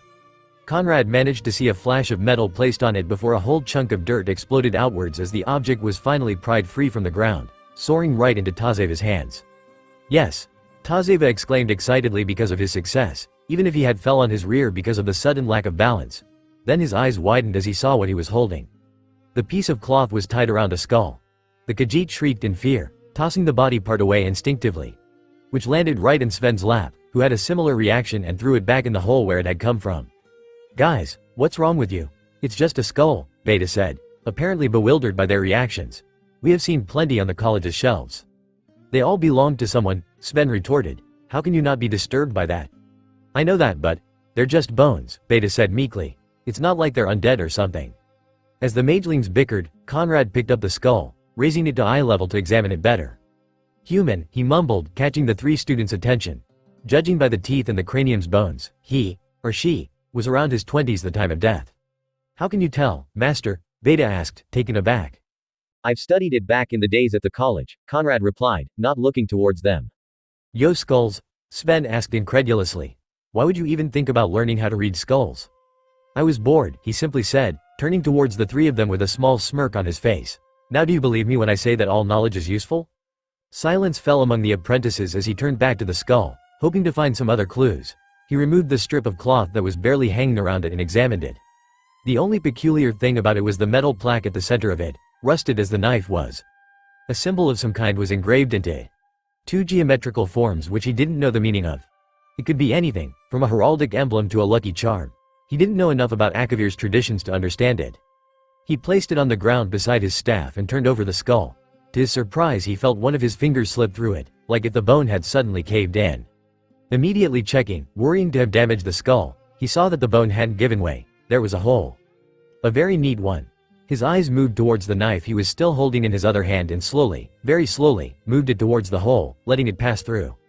The weapon struck from the side, piercing through the bone, shattering it and tearing the brain apart. He grumbled. A fatal wound. This guy was dead before realizing it. Why would the person that killed him leave the knife behind? Sven asked. Eyes fixed on the blade as Conrad took it out of the skull. There was no time to take it back. Probably, this is a battlefield, the Nord said, scanning the clearing once again. One where both sides had spellcasters of some kind among them. Mages? Beta inquired. I mean, battle mages? If they have them here. That's why this clearing exists. The forest was raised in this very specific spot, Conrad explained. Once the battle was over, the forces involved probably didn't have time to retrieve lost equipment, or they're fallen. How can you be sure about that, Master? Beta insisted. I'm not, it's just a theory. I'm ready to bet 100 septims that if we checked, we would find other bodies. Then why did your spell take us here? Sven asked in mind annoyance. How come it led us to a clearing in the middle of nowhere? Conrad found himself unable to reply, much to his surprise. The spell had been created to track down those runes, but he had ignored, and still did, what their actual use could be. Finding them on a weapon, beside a dead body, was raising new questions in his mind.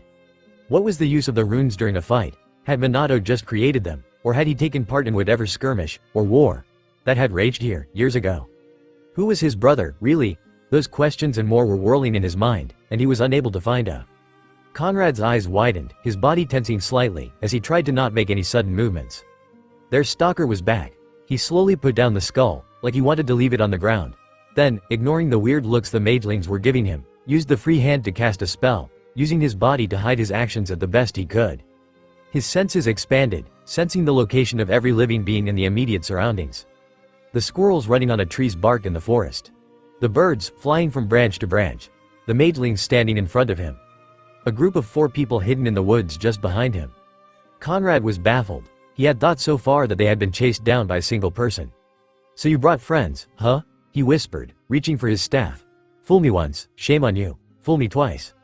In a single sweep motion he grabbed the staff and got up, throwing the 3-pronged knife towards the closest enemy before breaking in a sprint. The short blade impacted on a tree, having been easily dodged by the human shape hidden in the bushes. As Conrad kept running towards them giving a war cry, the group of spies seemed mesmerized for a couple of seconds by the knife's shape. As they focused again on him, Conrad had almost crossed the clearing and was now able to see their figures even without the use of the spell, his right hand moving towards his axe's handle. They panicked, for a reason the Nord wasn't able to discern. Scrambling out of their hiding spots, they fled with a nimbleness that Conrad's gaze could barely catch.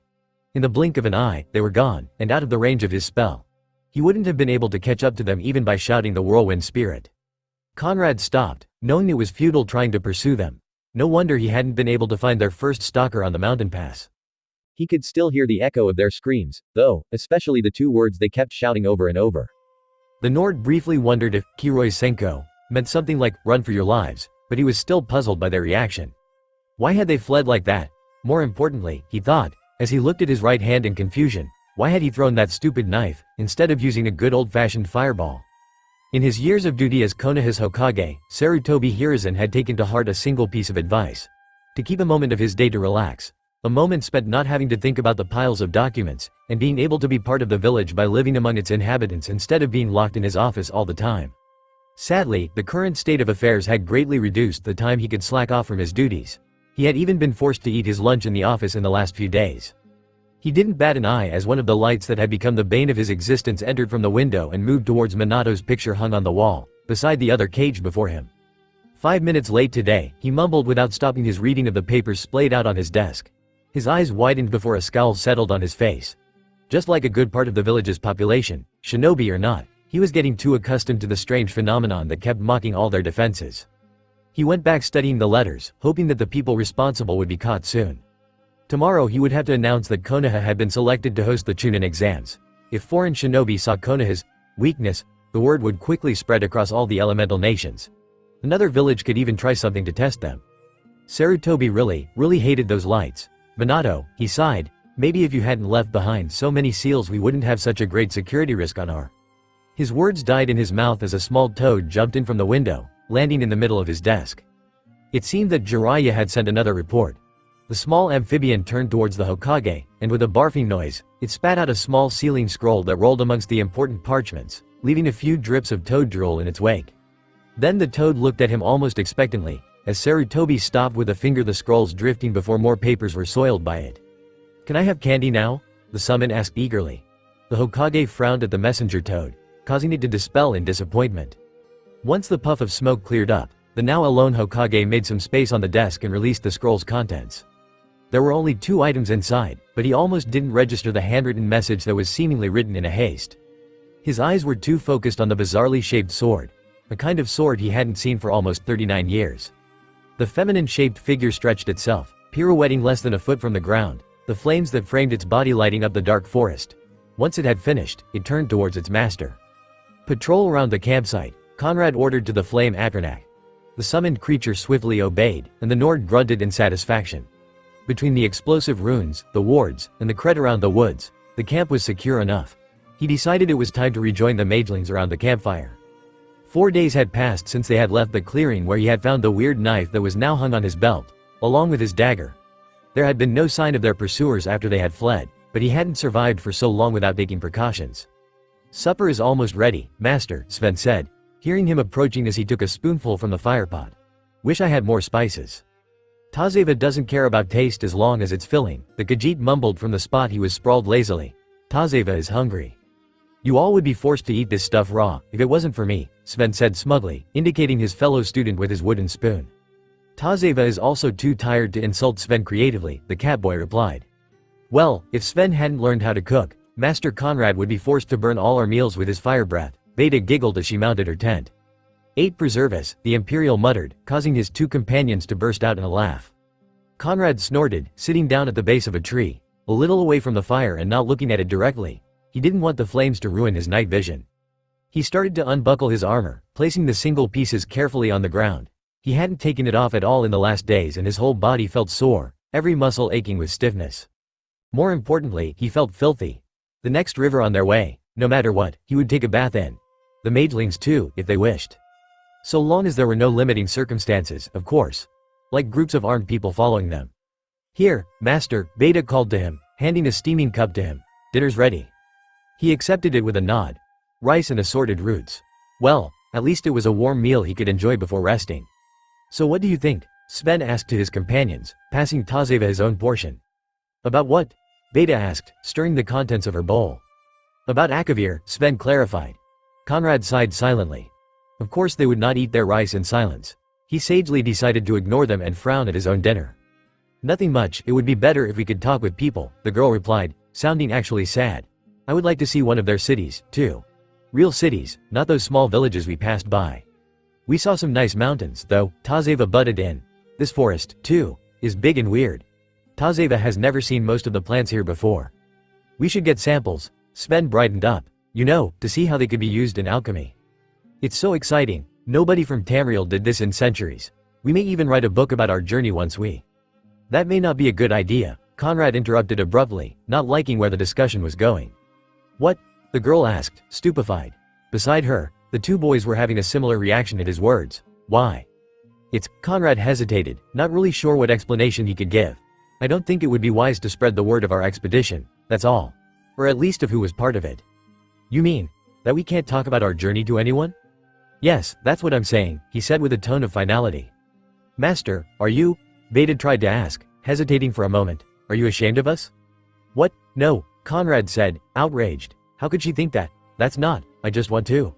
"Oh, I see it now. You want all the glory, don't you, master?" Sven sneered, meeting his gaze.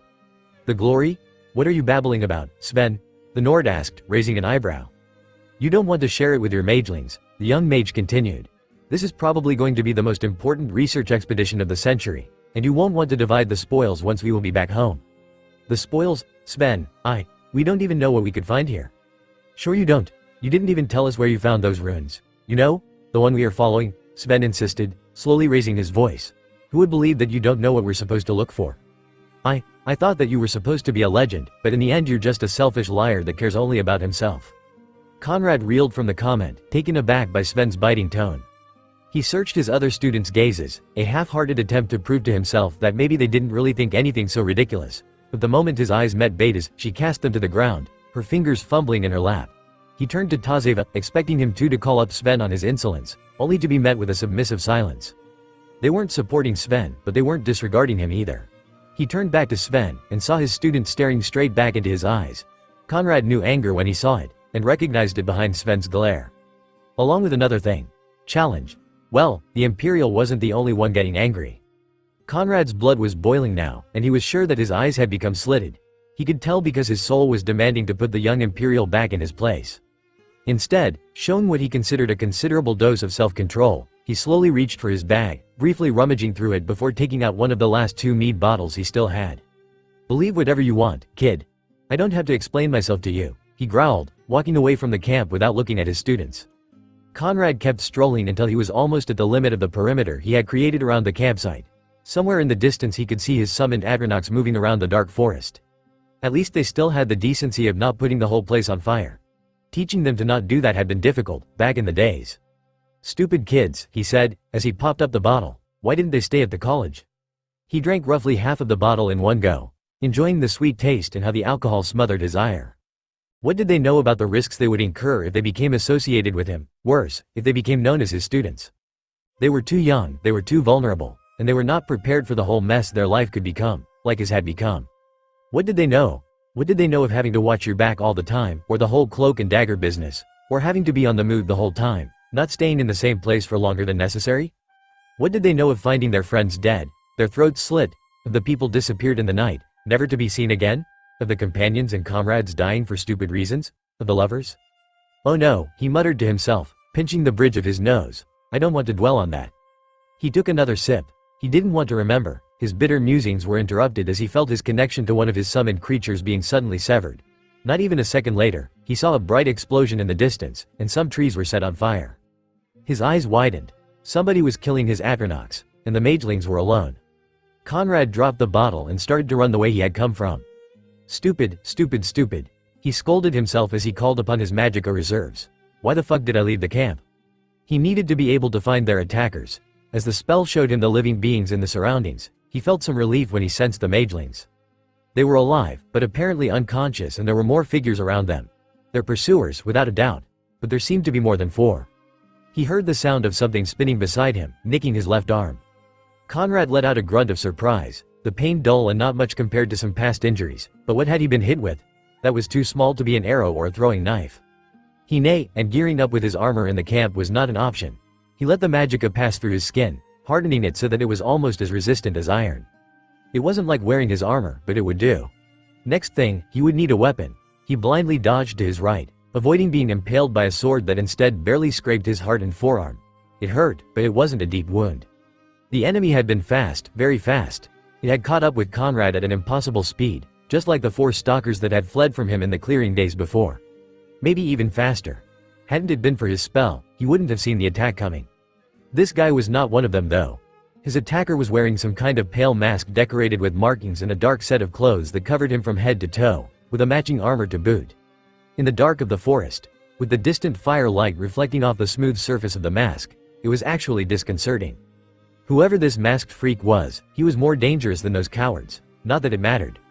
Letting go of his detect life spell, Conrad sent 2 twin streams of lightning towards his still crouched opponent, who just evaded them with a somersault that reminded him of some acrobats he had seen during his travels. As he was preparing another barrage, the Nord felt a strong grip on his right wrist and his shoulder, and suddenly his whole arm was twisted behind his own back. Someone had put him in a grapple. Damn, these guys were really fast. Conrad tried to struggle away, but the bastard was not giving up. Not even when he started to kick his shins. Even if the muffled grunts of pain were a joy for his ears. The masked attacker quickly came close, right in front of him as his partner was blocking his movements. Instead of attempting to strike him down with his sword, he started to do strange gestures with his hands. Conrad decided to not waste the opportunity. "Foos!" he shouted, causing the man in front of him to stagger at the sheer strength that his voice invested him. Before his capturer could do anything, he quickly gathered his energies and released another spell. His body was immediately set ablaze, or at least it appeared so as the cloak of flames covered him without burning him. The enemy behind him was forced to let go to not burn his hands. The fire drove away the darkness of the night, and Conrad could see that he was surrounded. 4 masked figures, holding an assortment of weapons, were all around him. 2 of them were even hanging upside down from 3 branches. Not that he cared how that was possible right now. For some reason, they were hesitating. Maybe it was because of the fact that a man was on fire in front of them. It wouldn't last for long though. Manipulating the energies of the plane of oblivion once again, he conjured a daedric axe into his hand. The reaction was immediate. The attack carried out without hesitation. A chain coiled around his arm and with a vicious tug, it tightened, biting his skin even through his clothes. Taking advantage of his disability, the other 3 masked freaks attacked him at the same time. Twisting his trapped arm, Conrad yanked the chain with all his might, unbalancing the man holding it, making him collide against one of his partners. Turning around, he was even able to block the strike of one of the remaining 2 with his free arm. There was nothing he could do for the last one, though. He was kicked, of all things, on his left ear, the blow completely unexpected. A flash of pain exploded in his head as his vision became blurred. Conrad was pretty sure that hadn't he hardened his skin, he would have been knocked out. Freeing the right arm from the now loosened chain, he turned towards the now exposed attacker, taking a swing with the conjured axe. He grinned as he felt the impact of the weapon on the enemy's body, only to widen his eyes when he realized what he had actually hit. Instead of being impaled in a human torso, the axe's head was stuck in a thick log. Before he could even ask himself what had happened, Conrad felt something smash into his side, and he was sent flying through the air. The landing was not soft and he lost his grip on the daedric weapon as he tumbled across the dirt. He finally stopped on his back, gasping for breath. The grass around him was already alight as he rolled back to his feet. Something sprouted out of the ground, something big, and Conrad instinctively tried to roll over to dodge it. The Nord found himself unable to move in a blink of an eye, something grasping and squeezing his legs. Glancing down towards them, he saw a thick spiral of wood ensnaring his limbs. In a different context he would have surely appreciated seeing such a marvelous example of akaviri sorcery. Right now, though, he just yelled some profanities as he tried to blast away the wood that was trapping him, and the blasted thing refused to be damaged from the flames shrouding his figure or his spells. More curses followed when the branch continued to grow upwards, reaching his torso. He didn't have time to deal with it, however, as one of his opponents had recovered and appeared with surprising speed right in melee with him. If not for Conrad's decades of fighting experience, his reflexes wouldn't have been fast enough to deflect the strike aimed for his head and snatch the other man's clothes. Now speed wouldn't matter so much, and the Nord wasted no time in abusing that advantage. Also, he was still on fire. That was kind of like playing dirty. Thankfully he had no problem with that. Particularly not when the enemy had started at first, attacking a group of children. Conrad yanked the man towards him, causing him to lose his balance. As the masked guy was still falling, he punched, aiming for the head.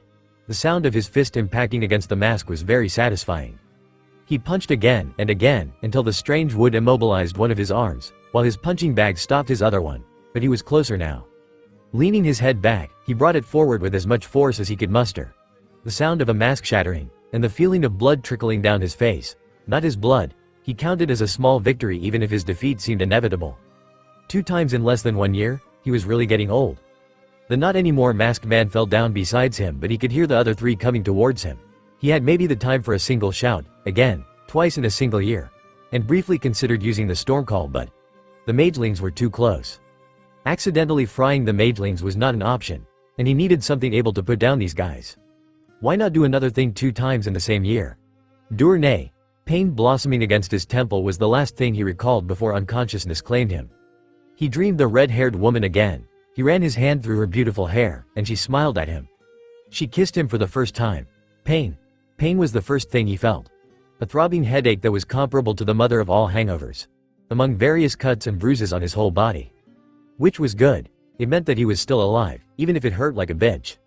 Besides the pain, though, there were other sensations that he started to feel as time passed and his mind started to work properly again. He felt groggy, with a numbness that had probably not been caused by the strike that knocked him out. There was also a strange taste in his mouth. He had been drugged. He also felt the cold metal around his wrists, and the weight of the restraints placed on him. He had been chained. He was hungry and thirsty, which meant that he had been unconscious for a long while. He dared to open his eyes to check his surroundings. The light, even if dim, hurt. Conrad wasn't sure if it was because of the hit to his head or the drugs they had given to him. It was a small room. 4 walls, a door, and his chains, a cell. He also found out that he had been sleeping on it wasn't sidnamine. He tried to get up but his legs were not responding. Maybe the drug had some effect on his muscles? Managing to sit on his butt, vaguely taking note that they had left him his clothes at least, whoever they were, he started to look around the empty cell. It was actually a strange room. No stone, no bars in the door. A mirror, for some reason he really couldn't fathom. The strangest thing, the one that made him pause though, was the light source. Conrad had expected a lantern or a torch. Instead, stuck in the ceiling, there was a yellow light globe that seemed to radiate light on its own, without a fire. Was it some kind of spell? Or an enchanted item? Conrad thought about it for a moment. A spell would have required a constant source of magicka to not dissipate after a while, and if that was the case he would have sensed it. At the same time, who would throw away money placing a light in a prison cell? It didn't make sense. He heard someone clear their throat to his left. Conrad's head snapped towards the sound, or at least he wanted it to. The drugs rendered the movement incredibly slow. He found himself staring at a man that he was sure hadn't been there before. A short, old man with white robes and a strangely shaped red hat. N. Conrad finally has arrived. Hooray. Even if he is in chains. What do you think? What are your speculations? Let me know. And now, omake time. Pain, the voice said, echoing in the dark chamber. The Akatsuki's nominal leader was able to see Madara's shape, sitting on his throne. He gave the ancient and powerful Uchiha a courtly nod. What news do you have for? Madara started, only to stop himself as a blue dot of light entered the room without a sound. Oh, not again. Take it out, take it out. Pain raised one of his eyebrows in confusion, as he watched one of the most dangerous shinobi in existence squirming as he tried to escape a tiny light that seemed to follow all his movements. Sarutobi Hiruzen had prepared himself for multiple worst-case scenarios he had imagined over the past few weeks. However, the more they found out about the lights that were able to track the Hiraishin seals, the more worried he had become. For one thing, he suspected Iwa's involvement, as they had a history of antagonism towards Konoha, to say the least, and Minato himself. Finding out that the Tsuchikage was as confused as he was about the nature of the phenomena had only brought about more worry. Dealing with unknown dangers was not something that a wise man, shinobi or not, was eager to do. Oh, it could be done, it would be done, if it was deemed necessary, but it wasn't something to take lightly.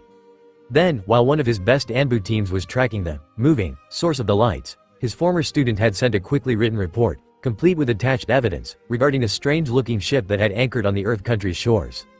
A ship similar to another one that his students had stumbled upon 38 years ago? Or was it 37? A ship that, unlike the previous one, was still manned by weirdly dressed men that had begun bartering for supplies with the locals. Paying in good silver, from what Jiraiya had written. And being cheated on the prices quite a bit as well. Being tricked into buying cheap merchandise at bloated prices notwithstanding, the Sandane was ready to bet his pipe that it had came from the same land Minato had come from. Whenever that may have been. Not being able to give the young man more information about his origins was just one item on his long list of regrets, yet no matter the map, library or archive he had checked over the years, he had found nothing. After Minato's death, he had given up. With Minato gone and the village in disarray, there was no point in chasing old ghosts. Now though, a ship coming, probably, from the same distant shores had appeared just as someone had figured out how to track Minato's seals. Hiruzen had not kept his village safe from certain doom by believing in coincidence. He had to admit that when he had been informed of the mission's success and the capture of the parties responsible, he had dared to feel a little relief. The team would bring them back to Konoha and questions could be asked. Using any possible means deemed necessary to ensure the gain of the answers. Of course, Sarutobi was an old fool to expect things to be that easy. You didn't survive as a shinobi for so long by hoarding large amounts of good karma, at least not usually. He struck a match on the cell's wall and slowly lit his pipe, eyes not moving from the prisoner's own. There were differences, of course. The man in front of him was older, 3 scars were running on the right side of his face and he seemed to cultivate an appreciation for facial hair. Even so, the resemblance was uncanny. The eyes though, those eyes were completely different. Minato's eyes had always been kind, warm and caring, unless the person under their gaze was a danger to the village. Then they turned cold, made of steel and you just knew the man was going to do anything in his power to stop you. The stranger's eyes reminded Sarutobi of an old soldier, a man that had seen too many things and had carried too many sorrows and regrets. There was also something that he couldn't really place, but it could have been because of the drugs keeping him subdued. He also seemed more interested into the light bulb than him, for some reason. There were other differences as well, which confused Sarutobi a little more. Posture, body language and mannerism. Everything was wrong, the most un-shinobi he had seen in a prisoner whose capture had required the effort of a whole anbu team. He would have almost bought it at face value, almost. "Let's try this again, shall we?" he asked, not thinking that anything would have changed since the last attempt. "I am Sarutobi Hiruzen, the Sandaime Hokage. As you may have understood by now, you're a prisoner of Konoha." At the sound of his voice, the stranger looked straight at him once again, staring at him for a few seconds while visibly trying to balance his body, still numbed by the narcotic. "Look, old man. I told you already, I don't understand anything of what you're saying," the blonde said in a tired tone. Sarutobi could understand most of the sounds, but they made no logical sense to him. He had tried in the last hour to ask the obvious questions to the man, but he had always answered in an unintelligible way. The Sandaime was not a linguist, but he didn't need to be to realize that this was not a weird-sounding accent. It was a completely different language, an unknown one. While everything seemed to point at some unknown group from outside the known lands, he couldn't dismiss the chance that this was an incredibly contrived plot. For all he knew, Orochimaru, who was very aware of a few certain facts about Minato's origins, could have been responsible. "Bet you can't understand me either," the man's gruff voice said. "Otherwise I would ask about those 3 Magelans of mine." The tone the stranger had used was detached, almost callous, yet there was something hidden behind it. Concern. Was the stranger feeling concern for himself, or for his younger companions though? "Pity," the Sandaime said, deciding that it was time to throw a little bait for testing the waters. "I was hoping you could tell us why you were tracking Minato's seals." At the mention of the Yondaime's name, the man's eyes shot towards him, comprehension clearly visible in them. So, there was at least one word he understood, which didn't really make sense. How could someone from outside the elemental nations know the first name of the Yondaime Hokage, since it was Hiruzen that had given it to him? Or even know about the Hiruishin, for that matter? There was also the matter of how he had found one of those kunai, as well. Ignoring the Minato look-alike, Sarutobi dismissed himself and his form exploded in a puff of smoke.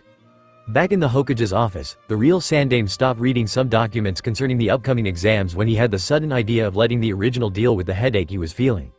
He was still for a second before collecting his thoughts. Clone memory feedback could get confusing sometimes.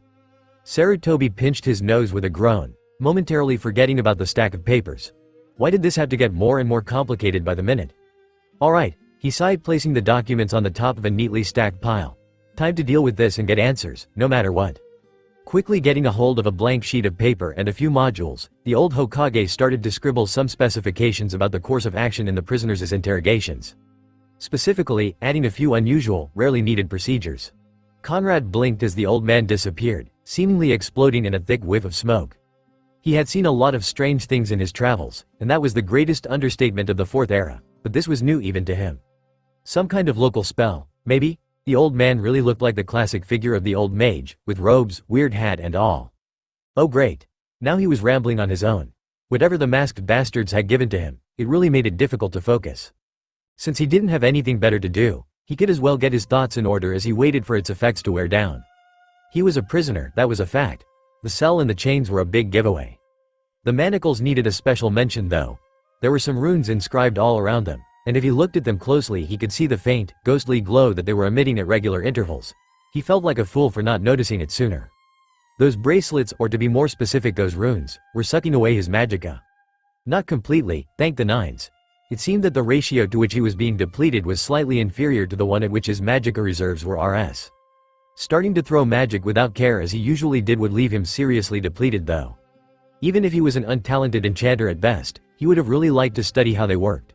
Containing spellcasters was always a problem back at home, unless you restrained them completely, or broke their hands, or resorted to even more drastic methods if you wanted to be sure. He considered himself lucky that they had limited his bindings to just these pair of glorified shackles. They itched a lot, tough, which was terrible. Focus. You're not senile yet, as nice as that would be, focus. Tapping to his magical energies wasn't different from the usual, manacles or not. He could feel all the living beings around his cell. There were many, a few dozens at least.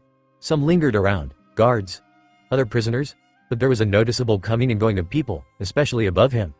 Probably a keeps prison or a similar place, if he had to make an educated guess. Even if he had left his cell using his magic or the thuum, thank goodness they hadn't gagged him, there was no way to tell where his students were. He didn't stand a chance trying to look for them, especially if the guards were the masked freaks that had ambushed him in the forest. No, Conrad knew that this would take subtlety, much more than he was used to. What really worried him was that the old man had said something about Minato. The way his luck went, the man probably had an ancient grudge against his brother. Hopefully they wouldn't let him starve at least. The tension in the room was palpable to every one of the people that had recently passed through it. So palpable, in fact, even the villagers had started to gossip about what was troubling the shinobi of their village. In truth, only the higher-ranking individuals of the village were aware of the whole situation, though their subordinates had noticed that some had expressed their concern in the privacy of their own homes. The rumor mill had done the rest. The old Kage sighed, looking out over his village from his office window. He knew that the stories whispered on the marketplaces, bars and homes were either completely made up, or exaggerations of reality. He couldn't help but frown at the thought that just a bit too many were about the condition of his spine. Tsuchikage-sama. His secretary called meekly, daring to get Oenoki's attention after a few minutes of silence. He turned towards his audience, the best shinobi of Iwagakure, who were all waiting for his decision on this delicate matter. The investigation had led to nothing, even when he had sent his own teams beyond the border, except for the discovery of an abandoned campsite. A campsite that had been attacked by shinobi. The attackers had been good at concealing their traces, but Iwinins were not famous for their earth-based techniques for nothing. Creating rock spikes or throwing giant boulders at the enemy was just one of the many possible uses. While the squad's tracker had not been able to discern everything that had transpired in that place, it was clear what direction the winning party had left toward, taking prisoners with them. Konoha. Which meant that whatever answers he may had hoped to get about this yellow flash sightings were now somewhere behind the gates of their long-term adversaries. Tree-hugging bastards. Are you sure that it was him? The Tsuchikage asked, talking to the leader of the squad that had the closest contact with their target. Quite certain, Tsuchikage-sama, the kunoichi, Garaki Ishina said. Quite, you say? Do you mean that you have some doubts? Oenoki asked, frowning. The Jonin flinched visibly at this, but didn't reply, avoiding the Kage's eyes. The Tsuchikage knew that the woman was a loyal kunoichi, a veteran of the Third Shinobi War to boot, which meant that her opinion on this matter was highly valued. Sadly, it seemed that her recent experience had awakened way too unpleasant memories. Especially those involving the Yondaime Hokage. Still, there were more important matters than a Jonin suffering from post-traumatic disorder at stake, here. Well, we're not getting younger, girl. Out with it, the old Kage pressed on. I can't say for certain, sir, the woman replied, quickly regaining her composure. The man was old enough, he resembled the Y. That man a lot, but more importantly, those eyes, sir, she finally said, frowning. I saw them as he threw one of those kunai towards my squad. I would never mistake those eyes. The reports collected from various villages describe this man wearing a suit of armor, though, one of Oenoki's advisors said, seeing the discrepancy, and neither he nor his companions were wearing any identifying insignia, or standard shinobi gear. It may have been an undercover mission, one of the other ninja in the room butted in. Masquerading as mercenary escorting some customers, or something like that. Why go in an undercover mission if you start to cast a jutsu that fires multiple lights in the Land of Fire's direction? The counselor exclaimed in outrage. That's preposterous. Enough, Oenoki said, immediately silencing the argument before it could start. No matter how we look at it or try to rationalize this, we need answers. Even if the trail seems to go straight into the home of our enemies. I volunteer for the task, Tsuchikage-sama, Ishina declared, taking a step forward. The Tsuchikage looked straight into her eyes, but she didn't break eye contact. No, he said firmly, considering the kunoichi's past. You're too involved, you may be a liability for the mission. I insist, sir, she replied, surprising everyone in the room. The woman had guts, nobody would deny that. Oh, so, you think you can do better than me, youngster? Oenoki asked in a mocking tone. Do you think that you can take a decision for the best interest of the village? She better had a good reason to defy him, otherwise he would send her to teach the brats at the academy. No, sir. I believe that not sending me with the team would be a great waste of our assets. A waste of our assets?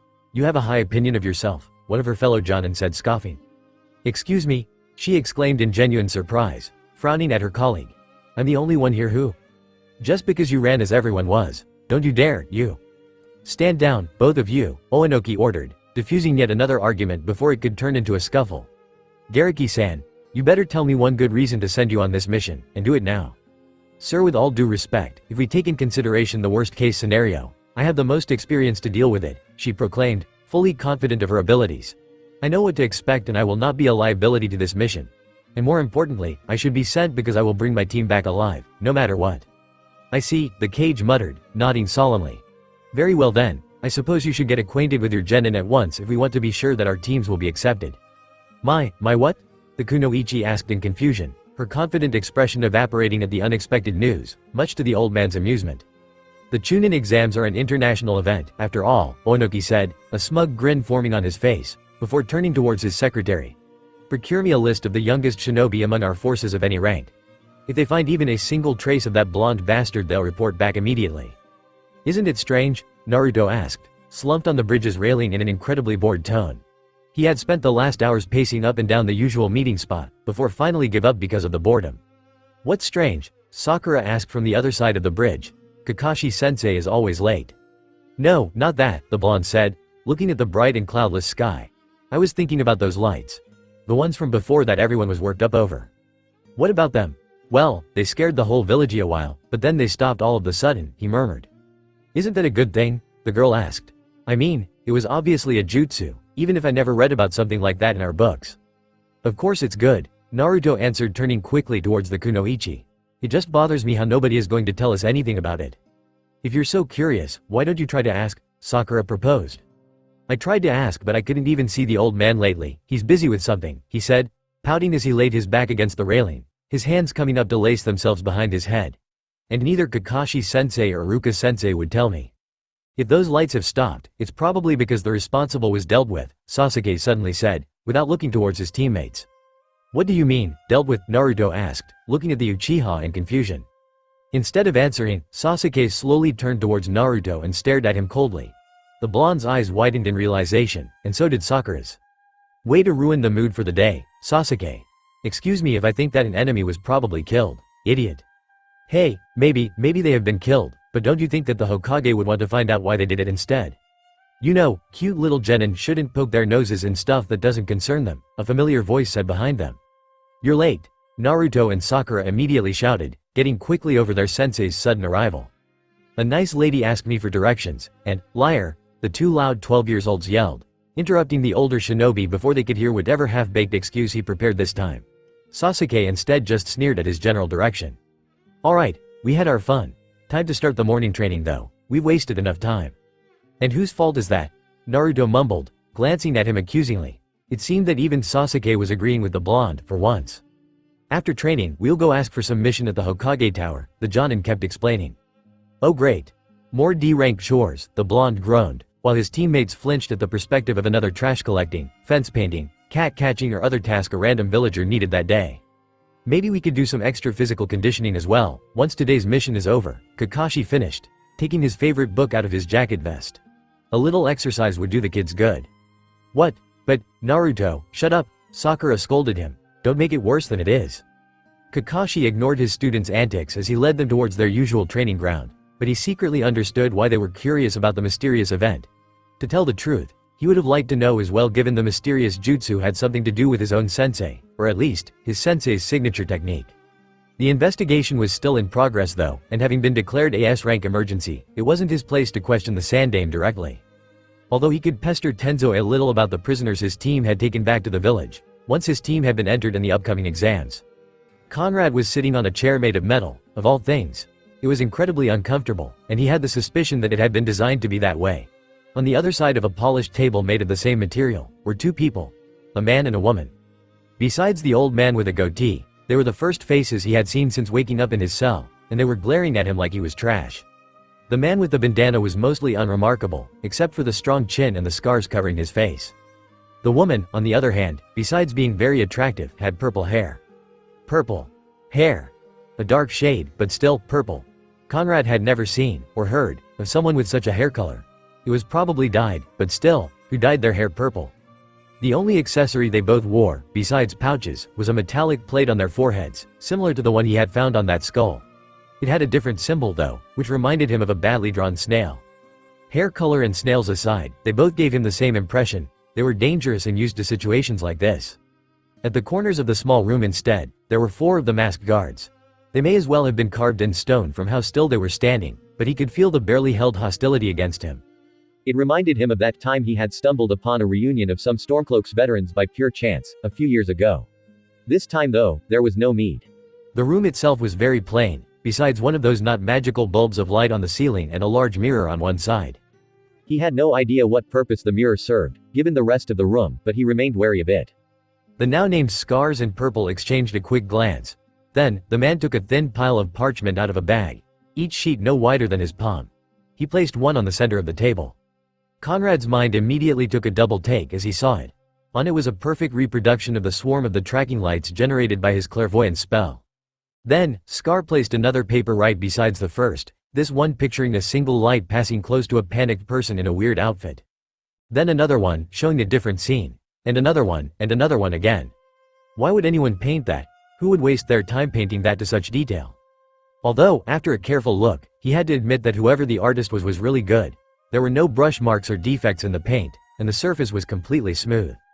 Even if Conrad appreciated the art, albeit in such a strange form, he couldn't help but wonder what the point of it was. "What's with this guy?" the purple-haired woman said, arching an eyebrow. "It's like he's never seen a photo before. We know you can't understand us, so that makes interrogating you quite difficult, no matter what measures we would employ," Scars said in a low, gruff tone, ignoring his companion and not breaking eye contact with Conrad. The Nord had no idea what the man had said, but it sounded like he was trying to be intimidating. How cute. Sadly for him, he couldn't hold a candle to most of the beings he had the displeasure of talking with. Especially because he couldn't grasp the unfamiliar language at all. "We can still make you understand that we mean business though," the woman said, taking the remaining small paintings from her fellow interrogator and laying them on the top of the others with a wicked smile. Conrad's blood froze. Just like the previous ones, the image was perfect down to the most minuscule detail, almost like if a piece of the real world had been trapped on the small paper. Tazeva was staring right at him with a worried and yet curious expression, his ears pointed forwards. Sven had been painted mid-yelling, one finger pointed towards who looked at the picture. At his hands, manacles similar to Conrad's own were clearly visible. Beta's eyes instead were red and puffy, like she had been crying for a long time, and she looked on the verge of one of those panic attacks she used to have as Conrad met her in the college. And finally, the last painting, showing what was clearly a set of torturer's tools gleaming in the painting's light. Conrad saw red. Only when he felt his shackles restraining him he noticed that he had lunged for the woman, hands aimed at her neck. And now there was a blade pointed at the Nord's throat, heart, lung and liver, one for each of the masked guards present in the room. Scars and Purple hadn't even moved, not even flinched. "Well, that's different. I'm pretty sure the Yondaime didn't have anything like that," Scars commented. "Could it be that this guy has?" the woman said hurriedly, pointing a finger at his face, a frown on hers. What was her problem? Off control, slitted pupils, same old, same old. Damn, he needed a drink. It had been way too long. "No, there are no seals of any kind on his body. It may be a weird bloodline, though," the scarred man mumbled, looking at him pensively. "Don't talk about me like I'm not here, you filthy," Conrad yelled at them, only to stop the long and creative chain of insults he was on the point of shout as he felt one of the blades prickle against his skin, having been pressed against it a little more firmly. Biting his tongue, Conrad moved his gaze from the smirking woman to the paintings of his foolish students. Even if he tried to use magic or the dragon shouts, he would get skewered like a pig. That'd be no help to himself or his younger companions, or his own well-being. Slowly, very slowly, he moved back to his seat, the guards' weapons following his movements and yet not wavering from his vital spots. These guys were good. He really hated them. Damn their skill and unnatural speed. Finally sitting down, he allowed himself to growl a little while giving a bad eye at the two people on the other side of the table. They didn't seem to care. Bastards. The guards didn't remove their weapons for a few seconds, just to be sure that he had calmed down. Apparently they were satisfied by seeing him boiling in rage inwardly though, because they finally went back to their places around the room without saying a word. Conrad really hated feeling so powerless. "Very well, now that you know how things are," Purple chirped, reaching for the insides of her own coat. Conrad clenched his fists, expecting another bad surprise. Which turned out to be another stack of sheets, this time white as snow and around the size of a book, and a short, sharpened stick. Conrad was at a loss of words. What was that all about? His confusion was probably showing because the woman smirked a little before moving the stick on the paper, which produced some scratching noises. The stick had a black point, and to the mage's amazement, a thin black line appeared where the stick passed. It didn't seem to be ink, maybe it was charcoal. No, the line was too clean and neat. An instrument able to write so quickly and without having to stop to refill the ink like a quill. What would have he done to examine such a thing in a less hostile environment? Purple finished her work and showed him the page with a grin. Conrad was wrong, now he was at a loss of words. He wasn't even sure what he was looking at. 7 runes of unknown meaning were present on the white surface, forming a column of single letters. He couldn't make head or tails of them. It was then that he realized a terrible truth. In this continent, he was technically an illiterate. For some reason, the notion of not being able to read was way scarier than that time he had dined with Igornerd. "Mitarashi Anko," the woman said, pointing at the symbols and then at herself, still grinning. The Nord, still a bit shocked by the concept he had just grasped on, could only stare in confusion, not understanding what was the point of this. After a few seconds the woman tried again, pointing at herself and at the runes, spelling the sound of each of them. Either she was asking for something or she was introducing herself. But why would an interrogator introduce herself, especially if they had immediately resorted to threats instead of playing good guard and bad guard? Frustrated by his lack of response, the woman just went back to writing on the white sheet for a few minutes. Her companion just remained silent for the whole time. Mitarashi Anko, she repeated slowly, like she was speaking to a particularly dumb child. That was not shocking to Conrad. There was a humanoid figure scribbled besides the column of runes, but it was incredibly wrong. The head was oversized, as big as the rest of the figure's body. The eyes were bigger than they should have been. There was no visible nose and no lips around the grinning mouth. The limbs instead were small, and pathetically puny to look at. Was this woman just bad at drawing, or was it a peculiar style used in Akavir in these days? It vaguely resembled her though, so at least he knew that she was trying to introduce herself. Anko? He tried, pointing towards the woman. Yes, right. Whatever, let's just get going with this farce, said Anko muttered, while nodding. Iriki, she said, pointed a thumb towards her silent partner, who gave a barely perceptible nod. After this she scribbled a few more runes, always on a column. Conrad was ready to bet 1,000 septims that it probably was the man's name. It didn't take a genius to figure out what was supposed to happen now. He started, before remembering something.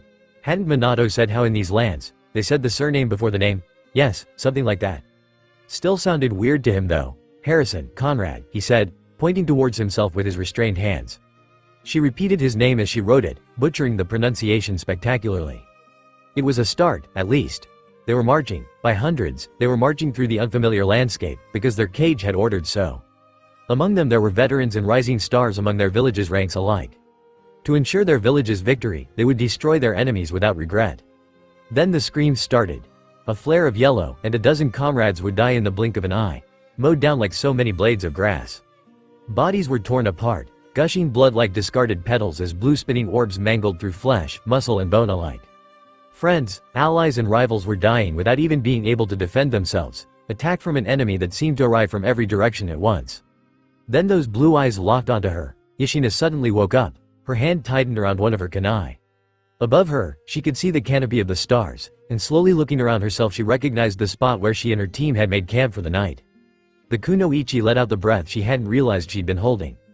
Just a dream. A dream of a distant memory. The woman was aware that she wouldn't have been able to go back to sleep though, so she rose from her bedroll.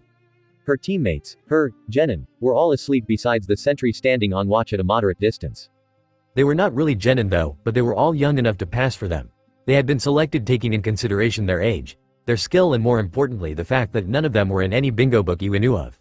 Which of course had led to, Garaki-senpai. A girl's voice asked from the edge of the camp. Is something troubling you? I'm fine, Kuritsuchi.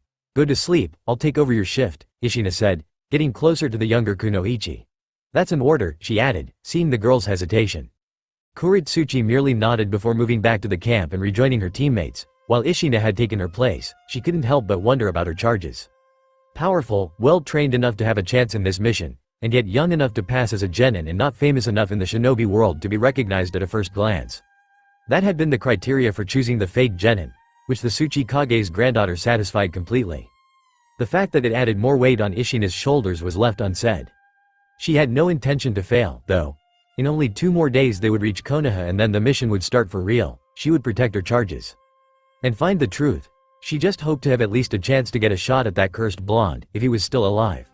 Conrad sneezed. It had been happening a lot, lately. Just one more reason to hate this place. The food had helped in that as well, but he supposed that no matter how foreign, prison food was still bad everywhere. He was still not sure why the guards visibly flinched when he pierced his food with those stick he was given instead. Huff. Either someone is thinking about you, or you're catching a cold, Anko said jokingly. Since he didn't understand anything of it, whatever she found funny was lost on him. The last day, judging by the number of meals brought to him, since there were no windows that he could use to judge the passage of time, had been very boring and yet stressful. Most of the time had been invested into working with his interrogators to create a way to communicate, although it was not very complex and most of what was said had to be guessed with charades or visual aids. And still he hadn't been able to find out more about this place or the magelings, besides the fact that they were the only reason he was collaborating with his captors. He had only been told that they were imprisoned in the same place. If the woman's weird drawings could be trusted, of course. Because judging by them, his students were either in various cells or inside some boxes with a lock. This day had been the first of real questioning. For his part, Conrad had tried to answer all at the best of his abilities, if it was possible. Even if drawing with both hands chained was not exactly easy, he was sure that what he had showed them was enough to understand. So far he had shown them a rough map of Tamriel and explained that he was a Nord, using the most typical Nord imagery he could think of. Who said that stereotypes were not useful? His interrogators seemed confused by this, though. Neither the map or the other drawings seemed to mean much to them, actually.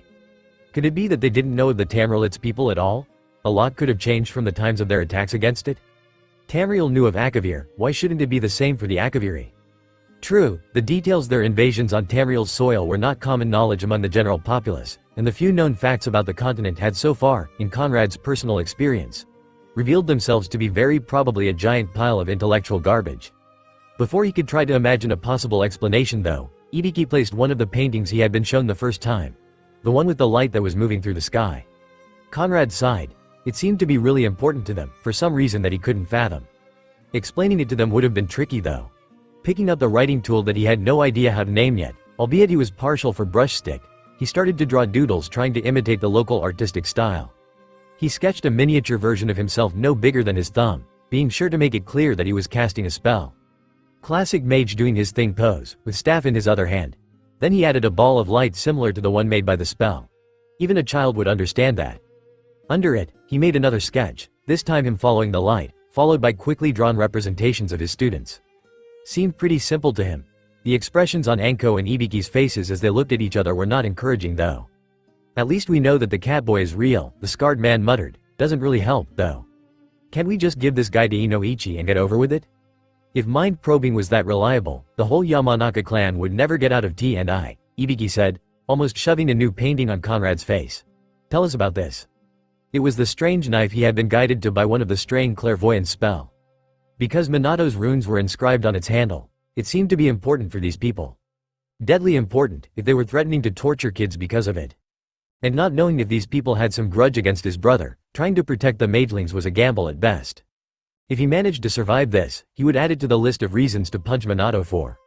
To explain why he had that knife though, he would have to start from the beginning. Better avoid the part with the almost death experience in the soul cairn though. One thing was answering questions, but just attempting to explain that would just create a lot more. So he decided to start with his meeting with Minato, by drawing a miniature copy of himself standing besides a miniature copy of himself without a beard. And a cape with flames at the end of it. Or was it a coat? Whatever. This seemed to confuse the two interrogators, but he didn't pay them any mind as he kept going with his explanation, starting to draw another set of figures. Not being sure how to explain that Minato had messed with his head using this method, Conrad opted to draw Minato in a similar pose to the one he had used for his spell, and some lines to represent the spell around his own head. It wasn't the Aldwin's wall, but it would do. Finally, besides the four figures, he sketched the runes that Minato had planted inside his brain and for which he wasted months at the College of. It's a seal. Anko yelled in an alarmed tone. What was her? Something hit him. Even if it hadn't hurt more than a bee's sting, he could feel something going through his neck, as a numbing sensation spread through his body incredibly quickly. A poison? Were they killing him after obtaining what they wanted? He felt his eyes becoming heavy, but as his head started spinning his gaze fell on the woman's spreaded arm. Conrad tried to raise his arms to fry the purple-haired harlot, but it was a losing battle against whatever poison he had been hit with. Bitch, he gurgled lamely before losing consciousness, certain that he had failed his students. After several minutes of pondering, Sarutobi decided that he needed an aspirin. Also, he had decided to look for a worthy successor once the exams were over. He was really getting too old for this. So, there are no surgical scars or anything that would suggest that the prisoner's features have been altered to resemble the Yondaime's, he asked, hiding at the best of his abilities the tiredness from his voice. No, sir, the reporting Chunin replied, skimming through the report from the labs. Nothing at all. Although we found plenty of scars on the rest of the body. None of them match any of the wounds received in action listed on Namikaze-sama's files. What about the DNA tests? Sarutobi wondered. Any news on that front? The lab is asking time for more time. Actually, the shinobi explained timidly. They would like to run more tests to assure that the results they had so far are not a fluke. What are the results for that? The Hokage asked, already dreading the answer. Positive, sir, the Chunin replied, his voice no louder than a whisper. For a whole minute there was absolute silence inside the office.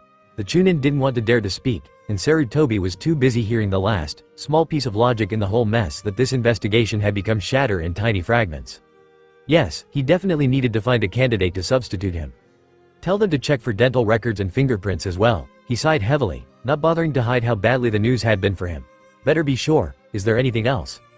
Just a note about how those vials that the prisoners were transporting left the eggheads baffled, sir. But they're still analyzing those in. I see, keep me posted. You may go, the Hokage interrupted, quickly dismissing his subordinate who was very happy to leave the report on the desk and leave the office. Once he was alone, Sarutobi allowed himself to pinch his nose in consternation. It had been a very stressful day. Just before hearing this report he had received an official letter from Oenoki of both scales, the Sandaime Tsuchikage, concerning Iwa's last-minute attendance to the Chunin exams, even if with just a single team. Literally, since if his patrols were to be believed, said team would arrive barely on time to register. Being an international event created to show the village's abilities to their most important customers, and secretly to substitute war among hidden villages, D reason to deny them, unless he hoped to strain the already tense relation between Konoha and Iwa. The fact that Oenoki would send a team to such an event held in a rival village after the capture of their latest guests was no coincidence, even if there was no evidence about it. Oenoki was not being subtle, though. Thank goodness, there were no teams from Kumo. The last things he needed was more tension at the exams, especially since it would have been a personal matter for the Hyuga clan. His mind quickly came back to the issue of the prisoners though. He had hoped that by trying to establish a communication with the strangers, maybe even teaching them their language over time, he could get answers. Instead, things looked ever more grim than before, with more unanswered questions. The oldest prisoner not only looked like Minato and was able to track down the Yondaime seals, he knew how they were created as well. Too well. Granted, Anko may had overdone it since what the man had done was just a simple schematic on a paper sheet, but not knowing what the seal was, she had acted for the best. Sarutobi looked at the sketch on his desk once again. It was crude, quickly done and not functioning for obvious reasons, but the basics were there. There was no denying it. The stranger, this Conrad, knew the Hiraishin no Jutsu. Why had he not escaped already? He had no idea considering that he may have used the array of seals created by Minato, which ironically had been fully mapped only thanks to that tracking jutsu being used for weeks. And now he was being told that the man had a DNA that was similar enough to Minato's to cause panic in Konoha's labs. Who was this man?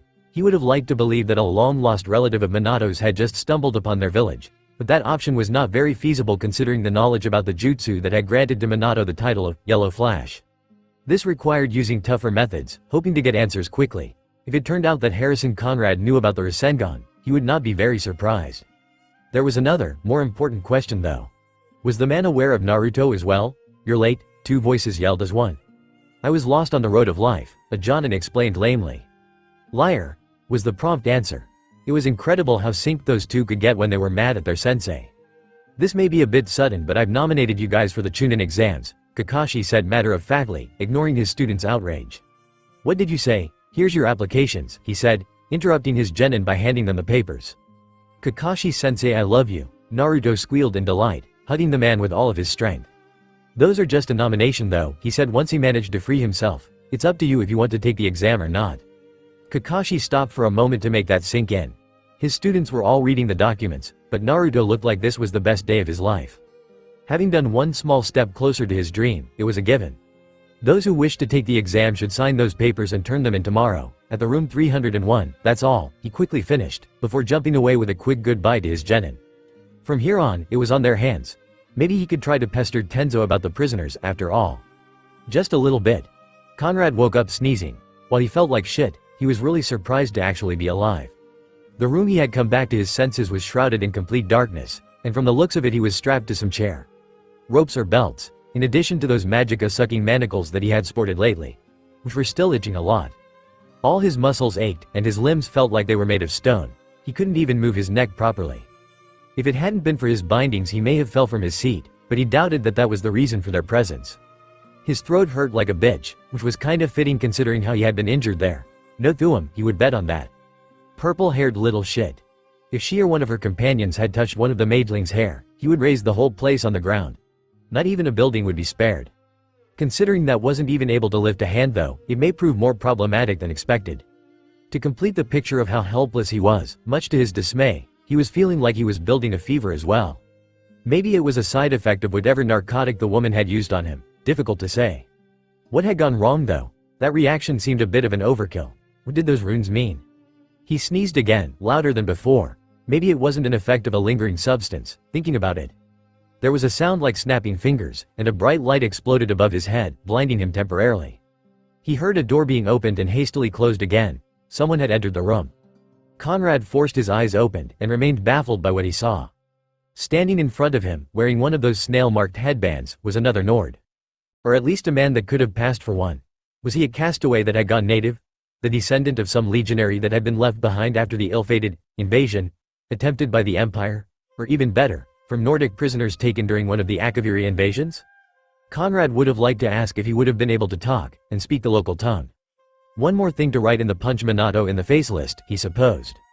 As soon as their eyes met, the long-haired Nord started to do some gestures with his hands.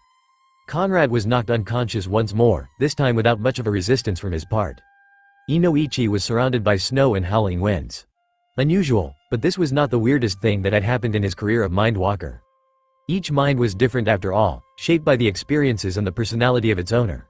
Entering inside one to examine the memories that formed it was not like assuming the control of an enemy during a battle, something for which his clan was renowned to. It was a gradual and potentially dangerous process, for both the person entering the mind and the one subjected. Especially the latter. If too pressure was put on the mind, consequences could be expected.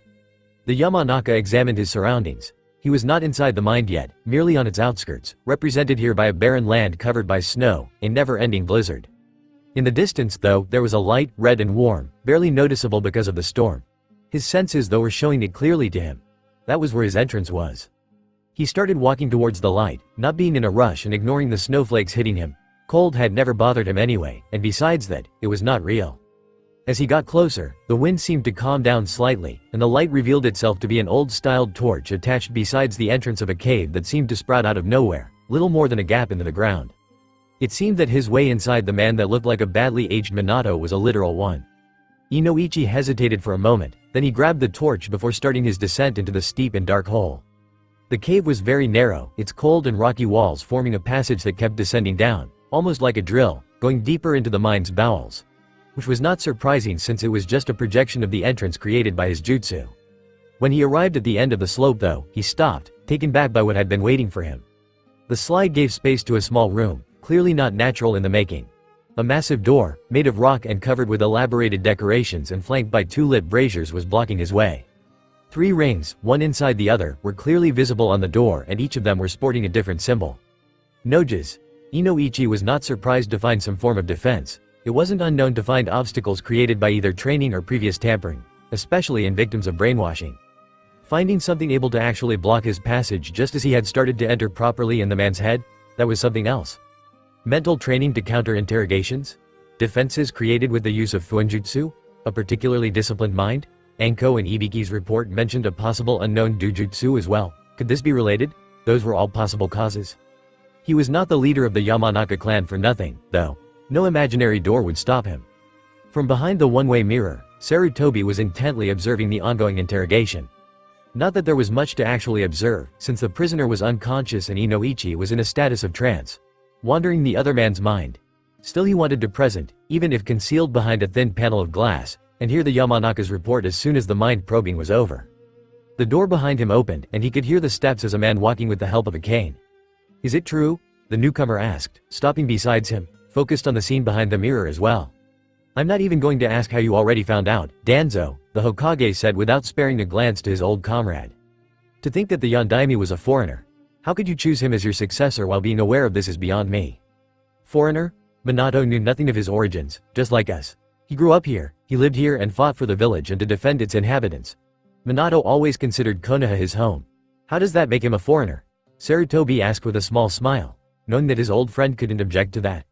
"I'll concede that, but he's been dead for years. What about him, instead? He is not someone that has lived in Konoha, and from what I've heard," Danzo said, letting his words linger in the small room. "He may not even have lived in the elemental nations either, here isn't finished for him." "Yes, I've seen those." Mapsi drew, the old warhawk mused, drumming his fingers on his cane's handle. "It could be an elaborate ploy, it probably is." "Don't you think that I suspect as much?" Sarutobi asked, turning slightly towards the other old shinobi. "Good, that means that you're not senile yet," the bandaged man scoffed. "What do you plan to do, then?" "I will wait Inoichi's response. Then, I will act accordingly," Sarutobi told him, looking right in his remaining eye. Danzo nodded, accepting the Hokage's decision. Nothing else was said for the rest of the interrogation. He was lost. Not in a literal sense. He knew the way back thanks to the mental link between his projection and his body. If he wanted, he could have just turned right around and back out the way he came to leave. Inoichi had never seen a mind like this before, though. It appeared to him as a labyrinthine series of narrow corridors, vast rooms filled with rock thrones and coffins, murals covered in strange glyphs, false ends and stairs that seemed to invite him to go forward, without actually getting closer to his goal. Could it be that it was because of the different language the stranger spoke? A representation of how different his thoughts may sound to the mind walker? Or was it something more? Some parts had been illuminated by torches like the one he was holding or other light sources. Other had been pitch dark and without its own light. Proceeding would have been difficult, to say the least. Then there were the traps. Traitor! A ghostly voice yelled as the shinobi dived out of a swinging blade's way. Even if he couldn't understand what it meant, he could feel the rage put in the word.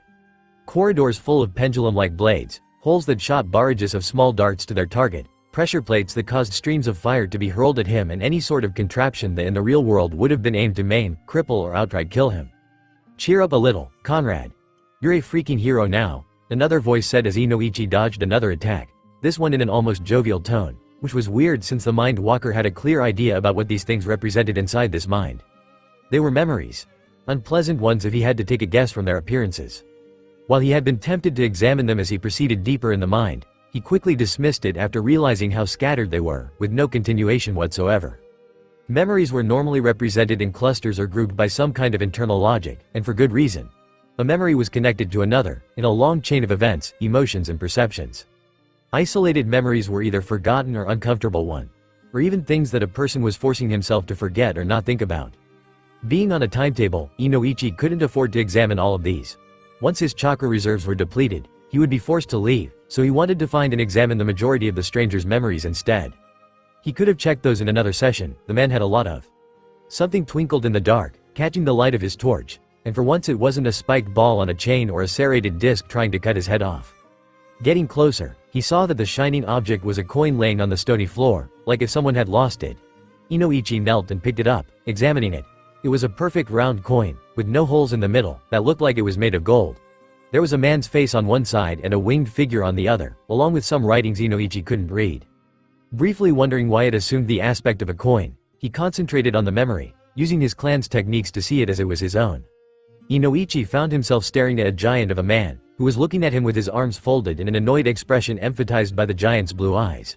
He arrived barely at the man's gut, and suddenly felt small and vulnerable, but he knew that those were not his own emotions, merely the ones in the memory.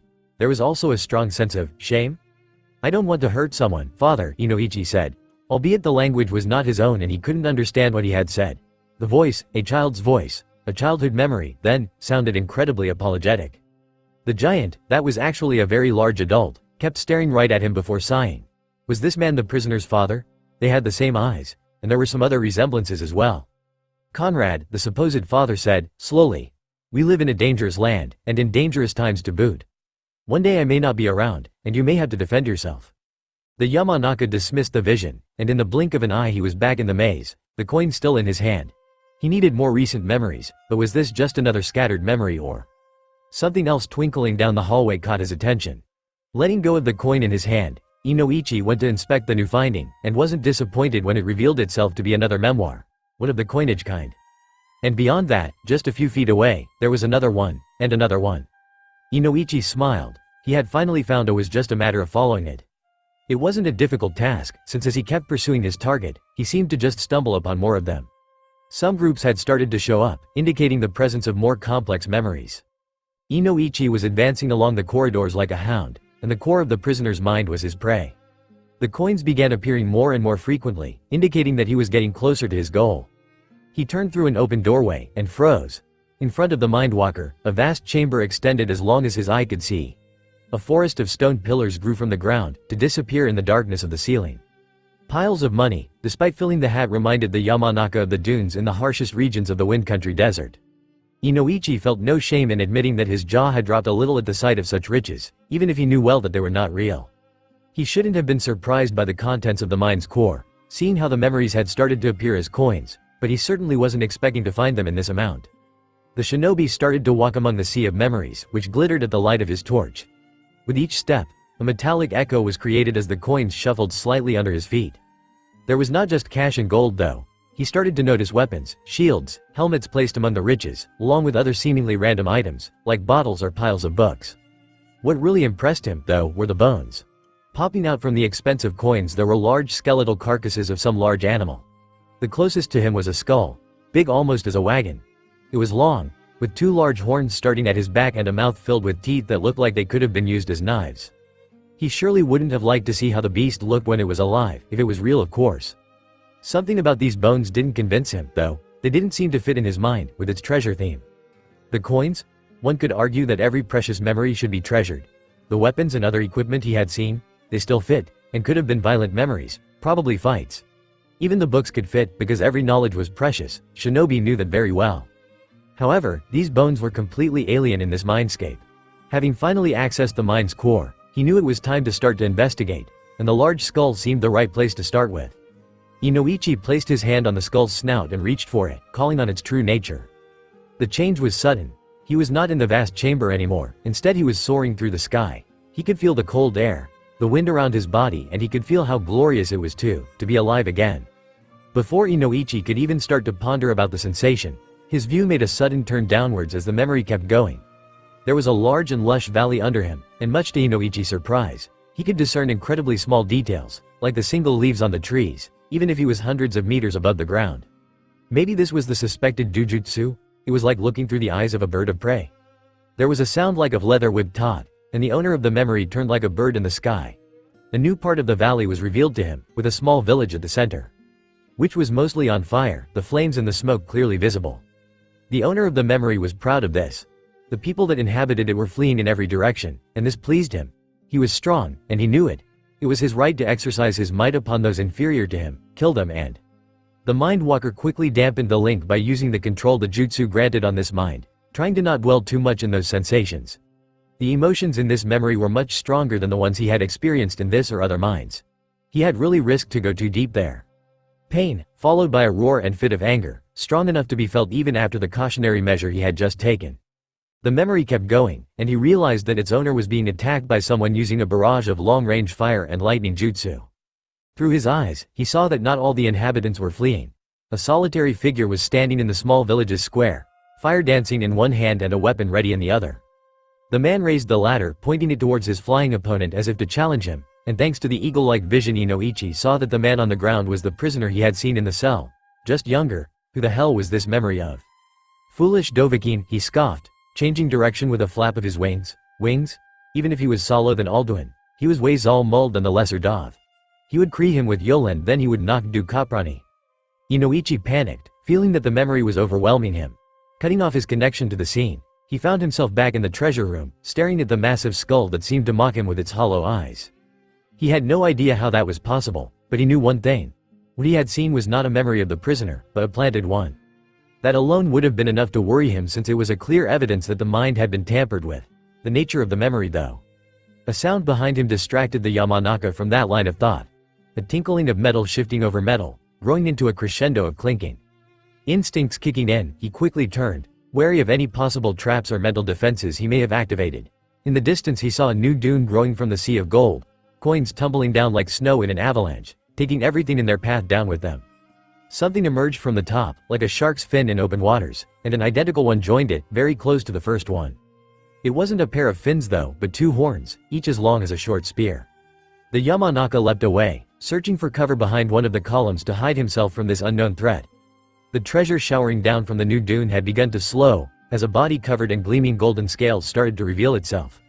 A head rose up, massive and reptilian, and large leathery projections hurled coins in every direction as they freed themselves from the mass of treasure. Slowly Inoichi could make out a shape, though what he could see defied all logic. When the tail appeared as well, there was no denying it. He was looking at a creature of legend, a creature that existed only in myths and stories used to entertain children before they went to sleep. He was looking at a dragon. For a second he thought if this could be some kind of last line of defense against a mental intrusion, but he quickly discarded the hypothesis. If that had been the case, it would have manifested itself as something artificial, like a barrier or the traps he had met, or something else that could be explained as the fruit of some training or accurate preparation. This was something that had the aspect of a flesh and bone being, besides its peculiar nature. And it had emerged from the prisoner's memories, which meant that this could probably be the man's subconscious. And it was turning its head toward his hiding place. 2 massive blue eyes with slitted pupils locked on him, and the thing spoke with a loud, cavernous voice. Korov Hai, Mal Braun. In his career as a shinobi, both on the field and in the dungeons of the T&I department, Inoichi had explored a myriad of minds. Each time, it had been a different experience. There were of course patterns, minds that felt similar because their owners reasoned similarly or were trained in the same way. There were, of course, dangerous minds. Dark, twisted places that tried to suck every mind walker that probed them into their spires. Lunatics, psychopaths, deranged individuals, fanatics and worse. As a mind walker explored their memories, he would feel the world as they saw it, and it wasn't a pleasant or safe task. Not all of the ones whom Inoichi had to delve into had been shinobi, either. He had never seen anything like the beast that was looking at him, its eyes like cold, blue flame. Inoichi found himself unconsciously pressing even more against the stony column.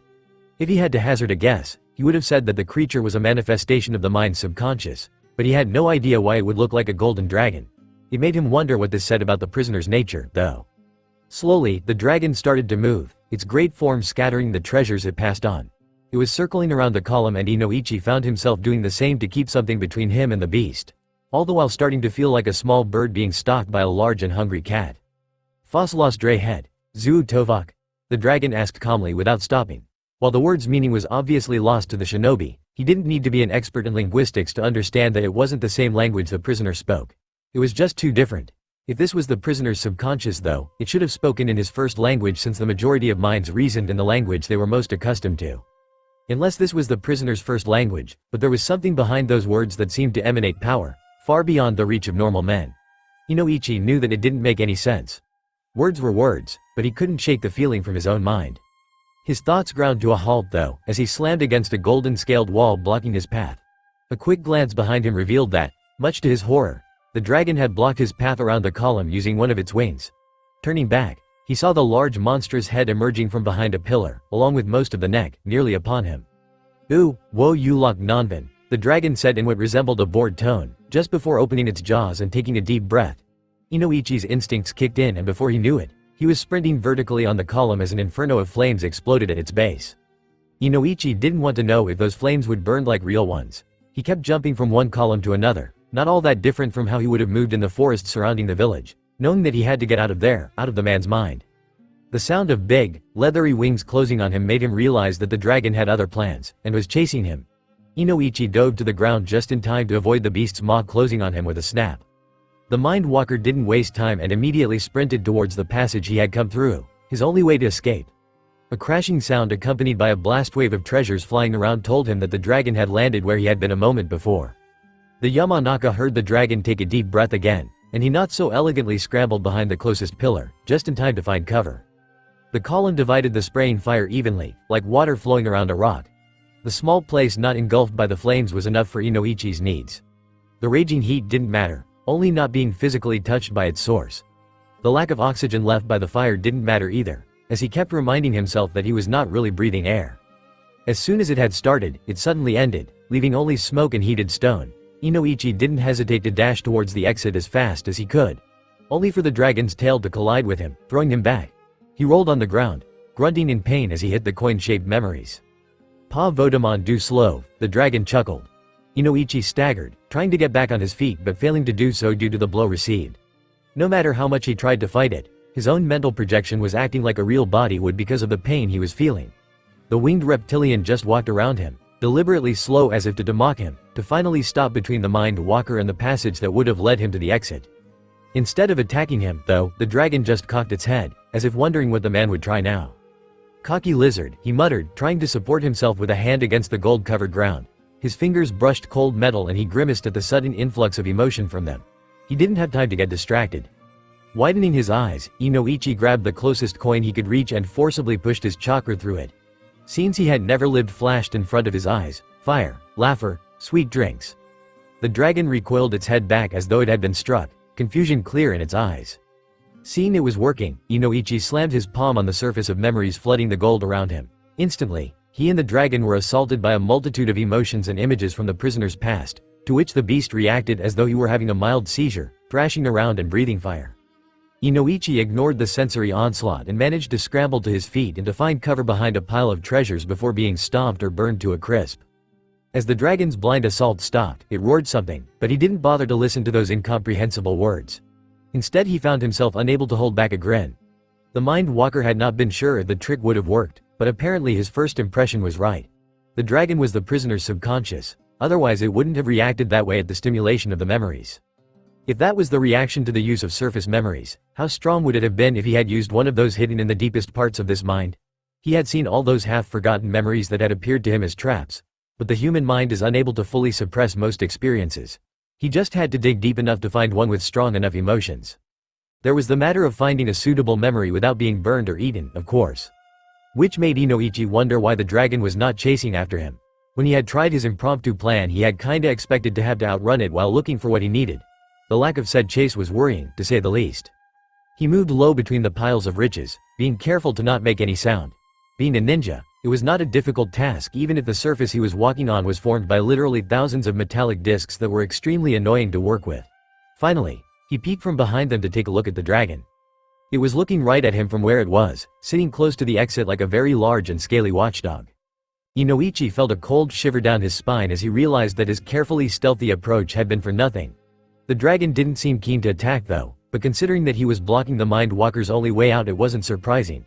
The dragon had time. The man was instead limited by his chakra reserves, which were being slowly but steadily drained by his mental projection technique. The last thing the Yamanaka wanted was to remain blocked inside another man's mind in company of a dragon, so time was essential. He hid again behind the pile. It may not have been necessary, but it was a well-ingrained habit he couldn't ignore. The Yamanaka took a deep breath, closed his eyes, and the coins, pushing his perceptions deep down the mind's bowels, hoping that the dragon didn't change its mind and decide it wanted a snack. He felt his senses expanding, moving under the surface, searching for something that he hoped was there. Sensations and moments of a life that wasn't his flashed in front of him, chilling cold and blood in the snow and honor and battle cries, but it wasn't what he needed. Still, he could feel something in the distance, strong and powerful memories, the kind someone wouldn't want to share with other people. Whatever resistance the mind could have offered, Inoichi just passed through it, aiming for the strongest one he could sense before pulling, not unlike a fisherman would do when it was time to see the catch of the day. There was a clink, and Inoichi felt something touch his open hand. He opened his eyes and stared at it. It was a pendant, a circular golden trinket with a series of intricate loops, 4 of which formed a cross-like shape centered around a small sapphire, the chain still peeking from the coins it had emerged from. It looked a bit dented, though, and the gem itself was cracked in the middle. What could it mean? Inoichi wasn't entirely sure, but he felt an assorted variety of emotions emanating from it, both joyful and dark. He found himself almost overwhelmed by it. It was exactly what he needed to either distract or incapacitate the overgrown lizard. It was a simple plan, as shinobi plans went. Use the memory, see the dragon's reaction, continue exploring the memory if it somehow managed to subdue the beast, or escape as it was affected by the backlash if it wasn't. Inoichi didn't try to sneak this time, he just walked straight on the top of the pile. Not because he wanted to seem smug or taunt his enemy, but he just didn't see the point. Although the dragon seemed to be confused by his move, judging by the way it had cocked its head. Also, the position was good to dash towards the exit if something went wrong, or went right. Locking eyes with the dragon once again, he concentrated his chakra on the pendant's surface, and let its contents flood his and the beast's minds. A shady town with a rotten heart, squalor, fear and corruption.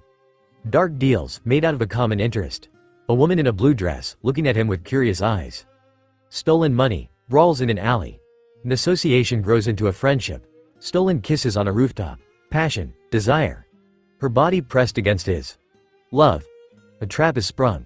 Vindication is claimed. Betrayal, regret. The mission comes first. A fortuitous meeting, years later. Heated words, rage, steel meets steel. There is no point. One last kiss. A passion relighted, before her dagger stabs his left lung. Falling, falling, falling.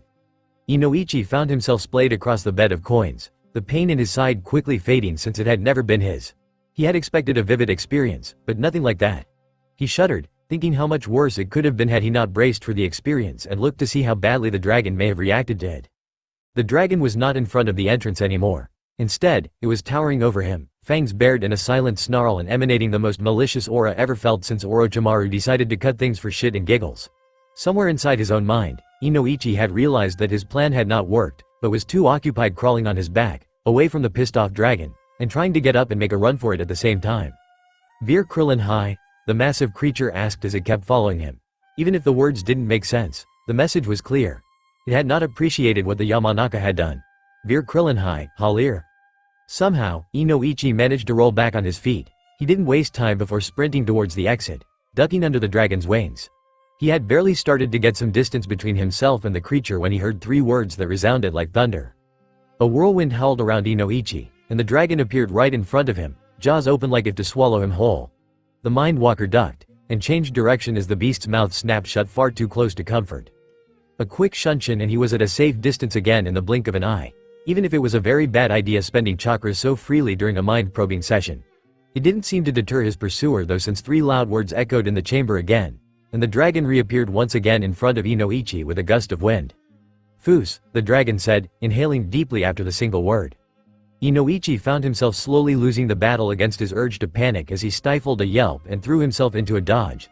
He didn't know exactly what attack to expect next, but he certainly didn't want to get caught in it. "Ro-da."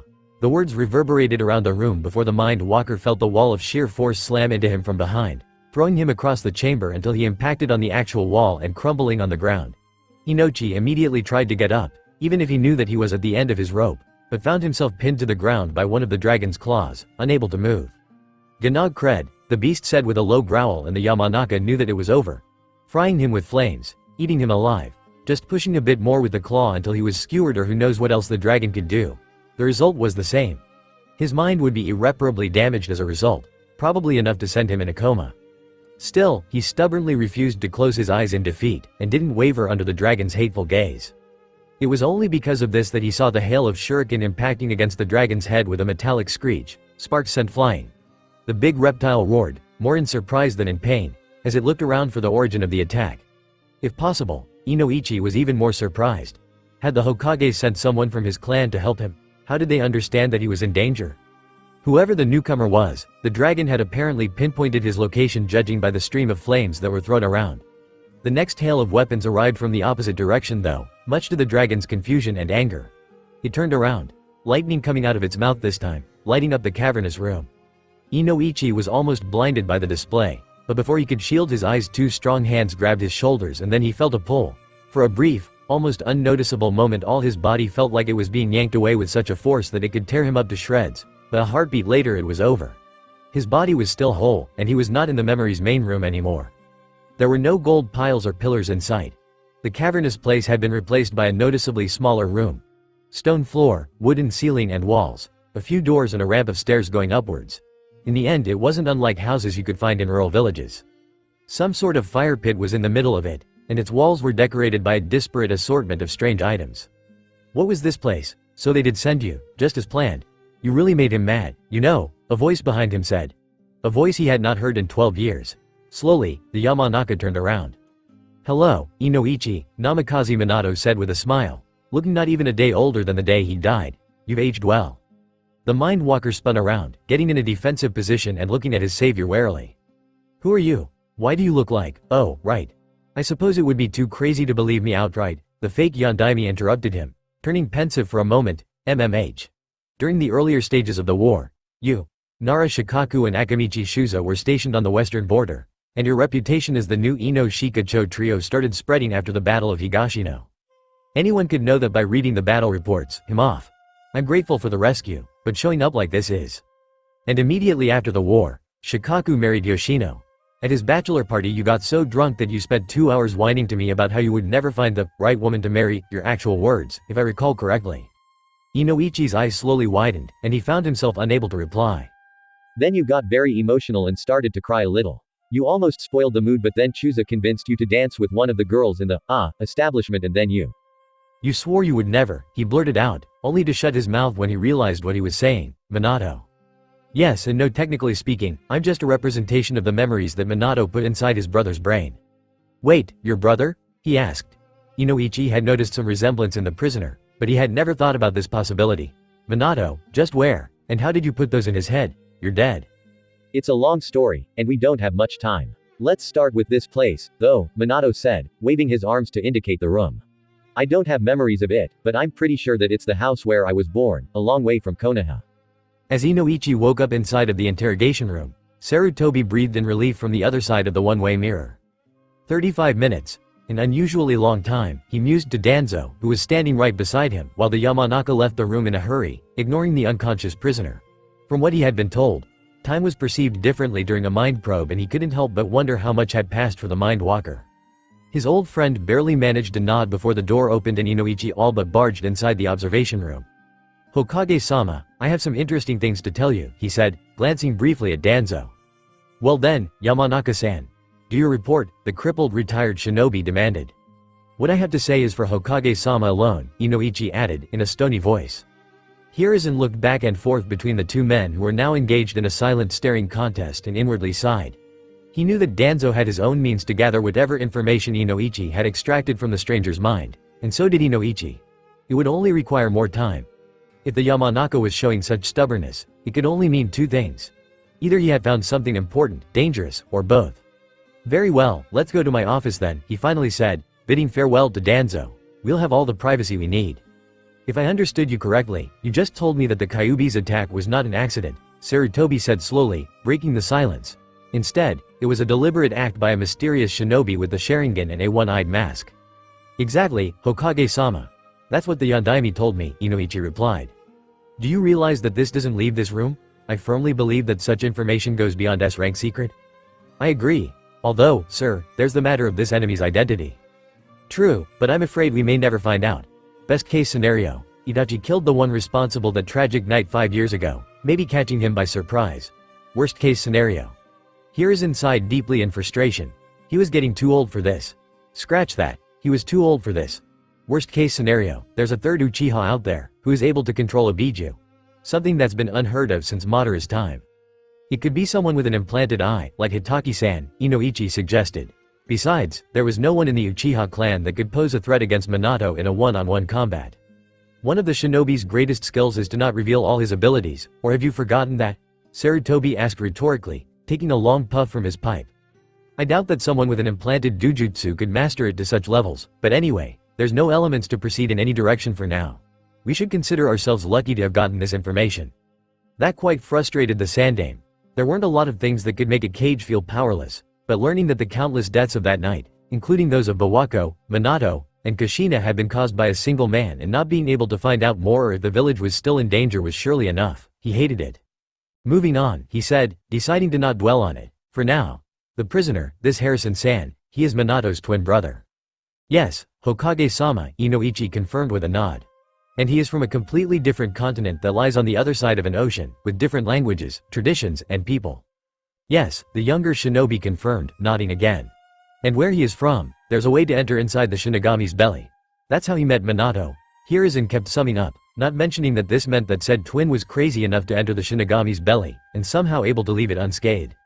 So I was told. And Minato put some of his memories into him. Again, that's correct.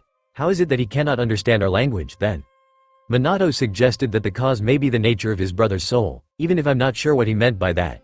It could also be because of the small time window he had to operate. In the end, the implant didn't work properly, but if I can give my professional opinion, so to speak, there could still be some side effects of it. Side effects? Hiruzen asked, raising an eyebrow. Nothing dangerous, from what I could see in Harrison-san's mind and what Minato told me, the Mindwalker quickly reassured. Mostly it would be like dreams, made from fragments of Minato's life. At the most, he could develop some of the same tics and gestures that Minato was prone to using. Can it be fixed? There's a lot of things that I would like to ask him, and our people in the laboratories as well, Hiruzen asked, glancing at a report about the chemical mixtures the stranger had been carrying. To say the least, his scientific division was puzzled. Tampering with an already tampered mind could be tricky, potentially dangerous, even fatal. What do you suggest we do, then? All the knowledge about our language is already in there, Inoichi said, tapping his head. Instead of risking an invasive procedure, I think it would be for the best to try to wake it up by more mundane means. Do you mean teaching? Hiruzen asked, thinking how ironic it was since that had been his original plan before events had forced his hand. Teaching, the blonde repeated with a nod. Let's hope it will not take too much time, then. One more thing. Hiruzen took a long pause and another whiff of tobacco before speaking again. Does he know about Naruto? So, it's true, the Yamanaka leader whispered, grief and regret clearly visible on his face. And I suppose that Uzumaki is not a surname that was given to him by the orphanage. Inoichi, Hiruzen said in a warning tone. No, he doesn't know, the blonde said, his voice regaining its usual strength. And I didn't tell Minato's apparition about his son's life, so that it wouldn't be archived among his memories. Naruto's parentage is obviously another S-rank secret, Sarutobi informed regretfully. You're forbidden to discuss it with anyone. With all respect, sir, why keep it a secret? Any of us would have taken him. Hell, I'm sure that Shikaku would have gladly adopted him. Would he? Would you, even knowing about his burden? The Hokage asked without mercy. Had I allowed for such a thing, for one of Minato's close acquaintances to adopt his son, It would have been just a matter of time before someone among Minato and Kushina's numerous enemies would have noticed something. Here is an explained, interrupting the other man. Even hiding his true identity wouldn't have helped if he was seen close to someone that knew his parents. "We was mine," Inoichi said, clearly not convinced of his own words. I thought about it, Sarutobi said, surprising the Yamanaka. But anyone who tried would clearly see that he isn't yours, even if you have similar traits. What about you then? Or Jiraiya-sama? Surely he could have. As you know, Konoha was terribly weakened that night, and in the following months the other villages were watching us like vultures. Looking for a weakness. I was reinstated in my position, and for this, right in the spotlight, so to speak. As for Jiraiya, Jiraiya has his reasons, Hiruzen simply said, refusing to elaborate more as he put down his pipe. In the end, keeping Naruto in the dark as an orphan was the only thing I could do to protect him. And you gave him his mother's surname, since it's not unusual giving to orphans those of extinct families. Indeed. Now, if you don't mind, I would have one last question, if I can ask, of course. Hokage-sama, Inoichi quickly said, adding the title as an afterthought. I answered a lot of questions today anyway, one more will not hurt. Even if I can imagine what it is, the Sandame said with a sad smile. Why did you reveal that the Kyuubi was sealed inside Naruto? Because I was, and am, an old fool. The people needed something to help them go on with their lives after the tragedy. They needed hope. I had thought that by telling them the truth, revealing that the Yondaime had sealed the fox in a container, paying such a sacrifice, he said, his voice fading as he kept speaking. He forcibly composed himself, and continued his explanation, even if it sounded more like a confession in his ears. Instead, they saw Naruto as a scapegoat for all their suffering, their losses, for the lives destroyed by the beast. You know how that went in the end. Your law, Inoichi simply stated. Sarutobi nodded. He had probably broken that law just now, along with various village secrets as he clarified those events to Inoichi, whose attitude has been borderline insubordinate, but after all the years under the hat, it felt good being able to finally vent a little. It eased his conscience, just a little bit. You're wondering if I'm planning to have them meet, aren't you? He asked after another pause. Minato would have wanted them to meet, the other man said, with a barely suppressed frown. For now, I can't allow that, the Hokage said with a regretful voice. I'm aware that it's your decision to make, Hokage-sama, but don't you think that Naruto has the right to know his living family? Of course he does, but this man, he is a stranger. I'm not talking about the fact that he is from another place, I mean that we don't know what kind of person he is, or about his goals or if he could even be a threat to the village. We can't even understand him. We only know that he is Minato's brother, and that his arrival and his stroll through Earth Country was enough to stir up Iwa's attention. I suppose you know that they sent a team at the last minute. I'm aware of that. They're already under surveillance, of course. Of course. So you can see why I can't allow Naruto to meet his uncle, yet. So, what happens now? As he kept listening to the head proctor, Naruto got more and more confused. Why were they being randomly assigned seats to take an exam? Weren't they supposed to fight or something? It was only when he saw one of the other Chunin starting to hand out sheets of paper that the reality of the situation started to sink to him. A written test? He shouted in horror. The kiss was warm and passionate. He had not planned on spending the afternoon like this, but he surely would not complain. The kiss deepened, and he could feel her body pressed against his own, and the mutual desire growing. Without warning, the embrace was interrupted and he was pushed against the bed, stumbling like a fool as he fell on it. He tried to get up, but something soft hit him on the face. It was her blouse. As she stood half undressed in front of him, her red long hair falling like a crimson cascade, he realized that he was a lucky son of a. Conrad jerked awake with a terrible headache, eyes wide in shock. Or, how he would rationalize a few minutes later, forced himself awake. There were things that a man should never know about his siblings' private life. Seriously, what had Minato thought in giving him that? It had to be an accident, right? Didn't matter. It was going on his list. He mentally filed it away as something worthy of 2 punches. Even if the woman had an amazing. Damn it. He growled, punching the ground he was sitting on for a good measure, only to hit something soft. He looked down, and found out that he had been sitting on a bed. He was not in his cell anymore. It was still a cell, judging by the metal door without a handle, but it looked almost like a normal room, if a little bare. There was a real bed, for starters. A white weird-looking throne-like chair was resting against one of the walls beside a weird-looking sink. The room was also brighter, thanks to an apparently more powerful version of the light orb he had seen in his older cell. Also, he was not chained to the wall anymore. It seemed that for some reason his captors had decided to treat him better. The bracelets with glowing runes were still in their place, though, still sucking his magicka.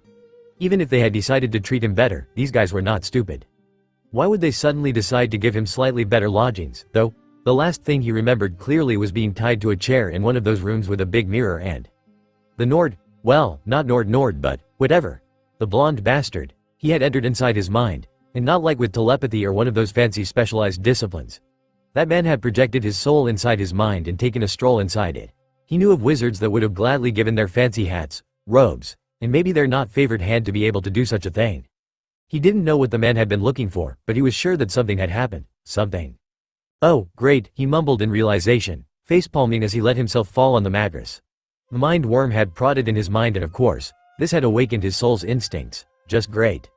Then, the fool had done something. He wasn't sure what had exactly happened since Conrad's memory of the events was a bit blurry and second-handed, thanks to the awakening of his inner dragon, but he was sure of one thing.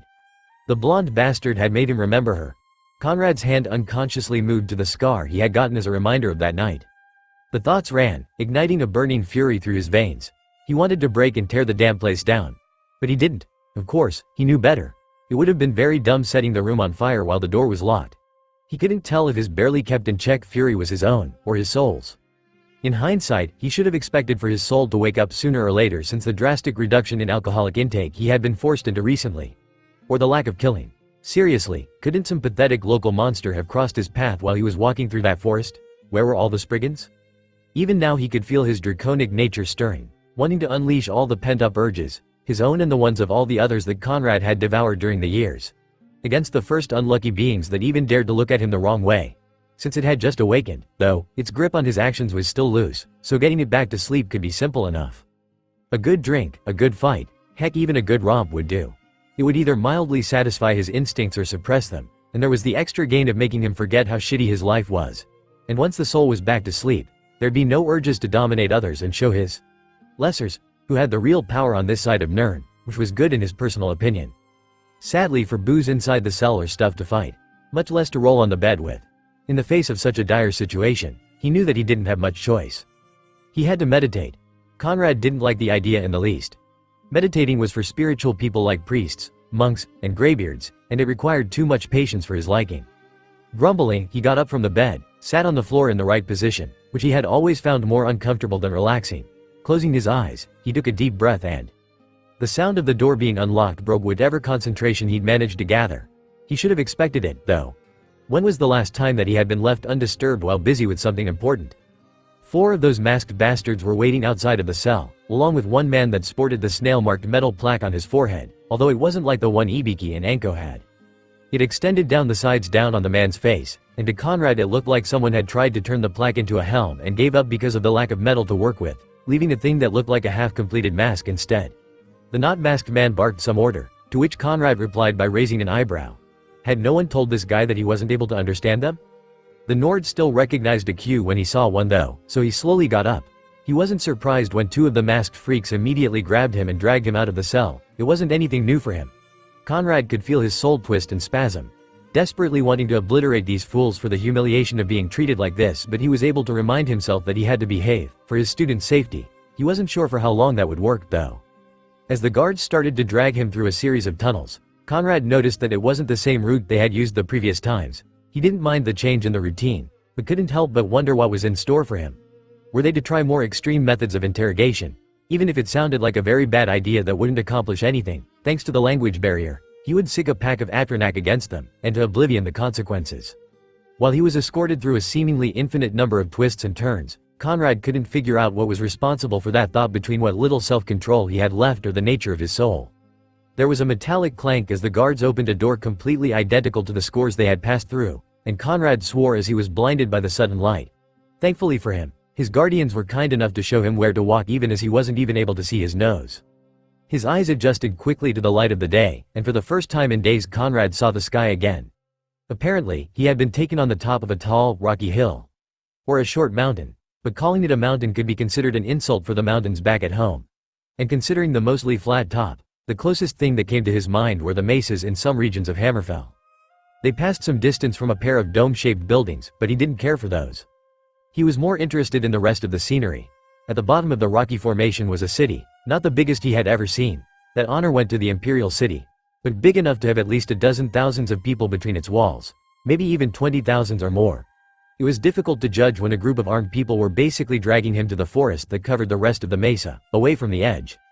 Although, if he threw himself down the cliff, and used what little magicka he had left to slow down his fall with a properly modified version of that old levitation spell, so as not to use too much energies, Conrad decided to ignore the idea.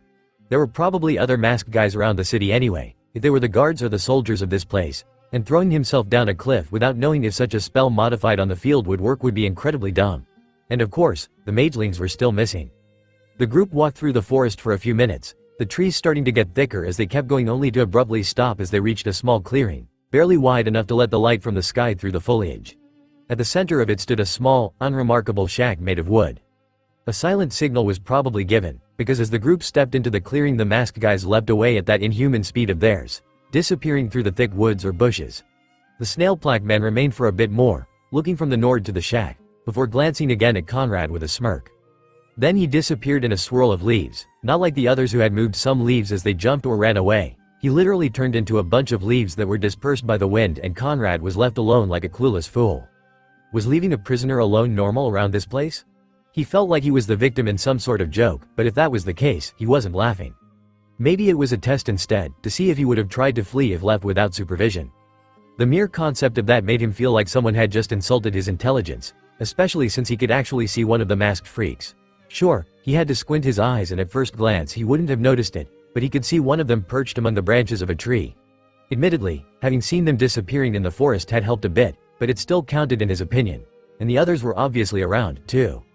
Grumbling some curses in all the languages he could think of, which were many, he strode towards the shack's door. At a closer inspection, the shack was a bit weird. It looked like someone had taken a giant block of wood and cut out everything that didn't look like a shack, but he ignored it. He was pondering if he could get away with punching whoever was inside. Someone had to pay for the way he had been treated. The Nord didn't bother to knock to see if the door was locked. He kicked it, and it opened with little resistance much to his satisfaction. Conrad stepped in, growling and ready to vent some pent-up righteous rage. Only to find himself staring at a startled, wide-eyed Beta. For a brief, incredibly brief moment, Conrad had no idea what was going on. Then he was tackled and hugged by a crying and almost hysterical teen. "Master, you're alive." Conrad found himself unable to reply between the surprise and the embarrassment he was feeling. He nervously placed a hand on Beta's shoulder, while checking the unfamiliar place he had entered. A small room, almost bare besides a window and two doors that led who knew where. Satisfied, he tried to calm the girl with some reassuring words but it just had the result of having her tighten the hug even more. Thankfully, nobody was around to watch. "What is going on, Master?" Tazeva emerged from one of the doors, before jumping at the Nord and joining the hug fest. "You're alive. Stop hugging me. Stop at once," he ordered, but much to his dismay the young wizards would have none of it. "Wait, so he is alive?" Sven asked as he walked from the same room. "Damn, I owed Tazeva a septum." "You bet against me?" Conrad asked, although he was more outraged by how small the bet's pot had been. "No offense, Master, but I thought that you would have done something incredibly stupid and got either you or all of us killed," the young mage in training deadpanned. "Oh, trust me, I was so tempted," he grumbled, before switching to more important matters. "What did they do to you? I swear, if they hurt you." "No, they didn't do anything," Beta replied while drying her tears. "They kept us in some cells for a while and I was so scared but we were chained," Sven flared while showing a manacle similar to earring. "Chained. Like we were criminals." The strange men in white kept touching Tazeva, and measuring Tazeva's tail and fangs and claws and ears while taking notes. The young Khajiit shrugged, freeing his teacher from his grip. "It was weird." "How long have you been here?" "I think less than 30 minutes, Beta said uncertainly, finally letting go as well. We're still unpacking," Sven nodded. "Unpacking?" Conrad asked in confusion. "Unpacking what?" "Our belongings, of course," the young Imperial deadpanned, gesturing to the room he had come from. The Nord walked to take a peek, and truth be told, the only things inside the room were a pile of sacks, their backpacks, and a few weird-looking boxes. "They gave us our stuff back?" he questioned in bewilderment. "Well, not everything. The money, the potions, and of course your armor and weapons are missing." "What about the—" "They took away your last bottle of mead as well, Master," was the quick answer. "We checked." Conrad forced himself to take a deep breath to calm himself. It was fine, it was just mead after all. Plenty of mead around, it shouldn't have been a problem. If he figured out how to get some, of course. Before he could start to plan how to get some booze under the guards' noses, or directly from the guards, without getting caught and then find a way to escape with his students, a group of masked guards entered the shack almost not making a sound. Conrad immediately stepped between them and the kids, ready to protect them, and was promptly ignored as the masked individuals calmly kept bringing in various items. Chairs, a table, a small drawer, a counter, a closet. "Master?" Beta's voice meekly asked. "Why are the creepily silent people moving furniture in here?" In all honesty, Conrad had no idea how to reply to that. He He was pretty sure that even Igornerd wouldn't have been able to explain this madness. Although, he would have surely enjoyed it. In a matter of minutes, the rooms were fully furnished. Shelves and cupboards had been mounted on the walls, an empty bookcase had been placed beside the window, and the table, along with 6 chairs, was occupying most of the space at the center of the room. It wasn't anything fancy, but it was surely better than an empty room. The guards entered one more time, leaving some boxes on the table before disappearing in a puff of smoke that Conrad had started to find rather irritating. That was weird. Sven broke the silence. But at least this is way better than a cell. Conrad groaned his frustration. Just check what's in those boxes. And put our things in order. I think that's what they're expecting from us. The magelings scattered to do as told. Apparently, Conrad giving orders to them was enough to make the situation they were in resemble a normal routine. The Nord instead sat on a chair to clear his thoughts. Why the sudden change in behavior? One moment he was treated like a dangerous prisoner and the kids used as hostages, and then they were basically given a house. Isolated, under surveillance, but still a house. All seemed to point to the defilement of his mind that he had been forced to endure in the morning, but why? Minato. They had found out about Minato, and whatever he did to his mind. It was the only explanation he could think of. So they were interested in him, but why? Who was Minato, in his lifetime? Maybe this city was not hostile, after. No, they were clearly hostile. They had threatened to torture kids, by the 9. What kind of sick bastards would do that just to find out why they were traveling on their lands? Conrad had to leave, and take the magelings with him, but how? Hey, there's food in here. The younger wizard's voice shook him out of his musings. On the other side of the table, Sven was rummaging through the stuff that had been left on its surface and seemed to wonder how he could use them. Or at least it looks like food. This sprang an idea in the Nord's mind. Sven, do you still have the cooking gear? I do. Well, besides the cutlery, there's nothing that resembles a decent knife. I'm sure you'll manage, Conrad smirked. Why don't you prepare us a meal? And how am I supposed to cook this stuff? The Imperial asked with a raised eyebrow. I'll take care of it, he said, leaving the shack without hesitating. After all, if the guards had left the door open, he could exit from it, right? The forest around the shack was silent, but Conrad knew better. He started gathering wood, but as he did so he started to purposely get more and more far from the shack, making a good show of choosing only the best pieces of wood he found. As he felt a presence behind him, he stopped and turned around. One of the masked guards was standing behind him, and while the woman, had to be a woman, with those hips, was not in a threatening posture, the silent message was clear. A second later, 2 other guards appeared. Standing on the side, was it even standing if you were sideways, of the trees? 20 meters. The guards had not bothered him until he had walked 20 meters away from the shack. With a grunting sound, Conrad straightened the pile of wood in his hands and walked back towards the cabin. He had enough. Now it was time to wait for the night. He had found a way out of the city. The giant snake was slithering lazily through the forest, perfectly at ease among the huge trees. Around the whole forest, battles for survival were being fought, but the reptile couldn't care a bit. It had just swallowed a nice prey, as the bulge in its belly clearly showed, and now it was looking for a nice sheltered spot where it could digest in peace. Which was not easy, given its size. So, when the squirming meal suddenly multiplied in mass and volume, bloating its body in a grotesque way, the snake's shock and confusion could be understandable. Before the snake could do anything, like puke the now not very welcome meal, its body exploded, severed in half in a spectacular show of blood, gory bits, dozens of orange-clad blonde kids and scaly pieces. Thankfully, the death had been almost instantaneous. As for the blondes, most dissolved in a puff of smoke, some were sprawled on the ground in various states of shock, and others were just grateful of being out of the beast's stomach.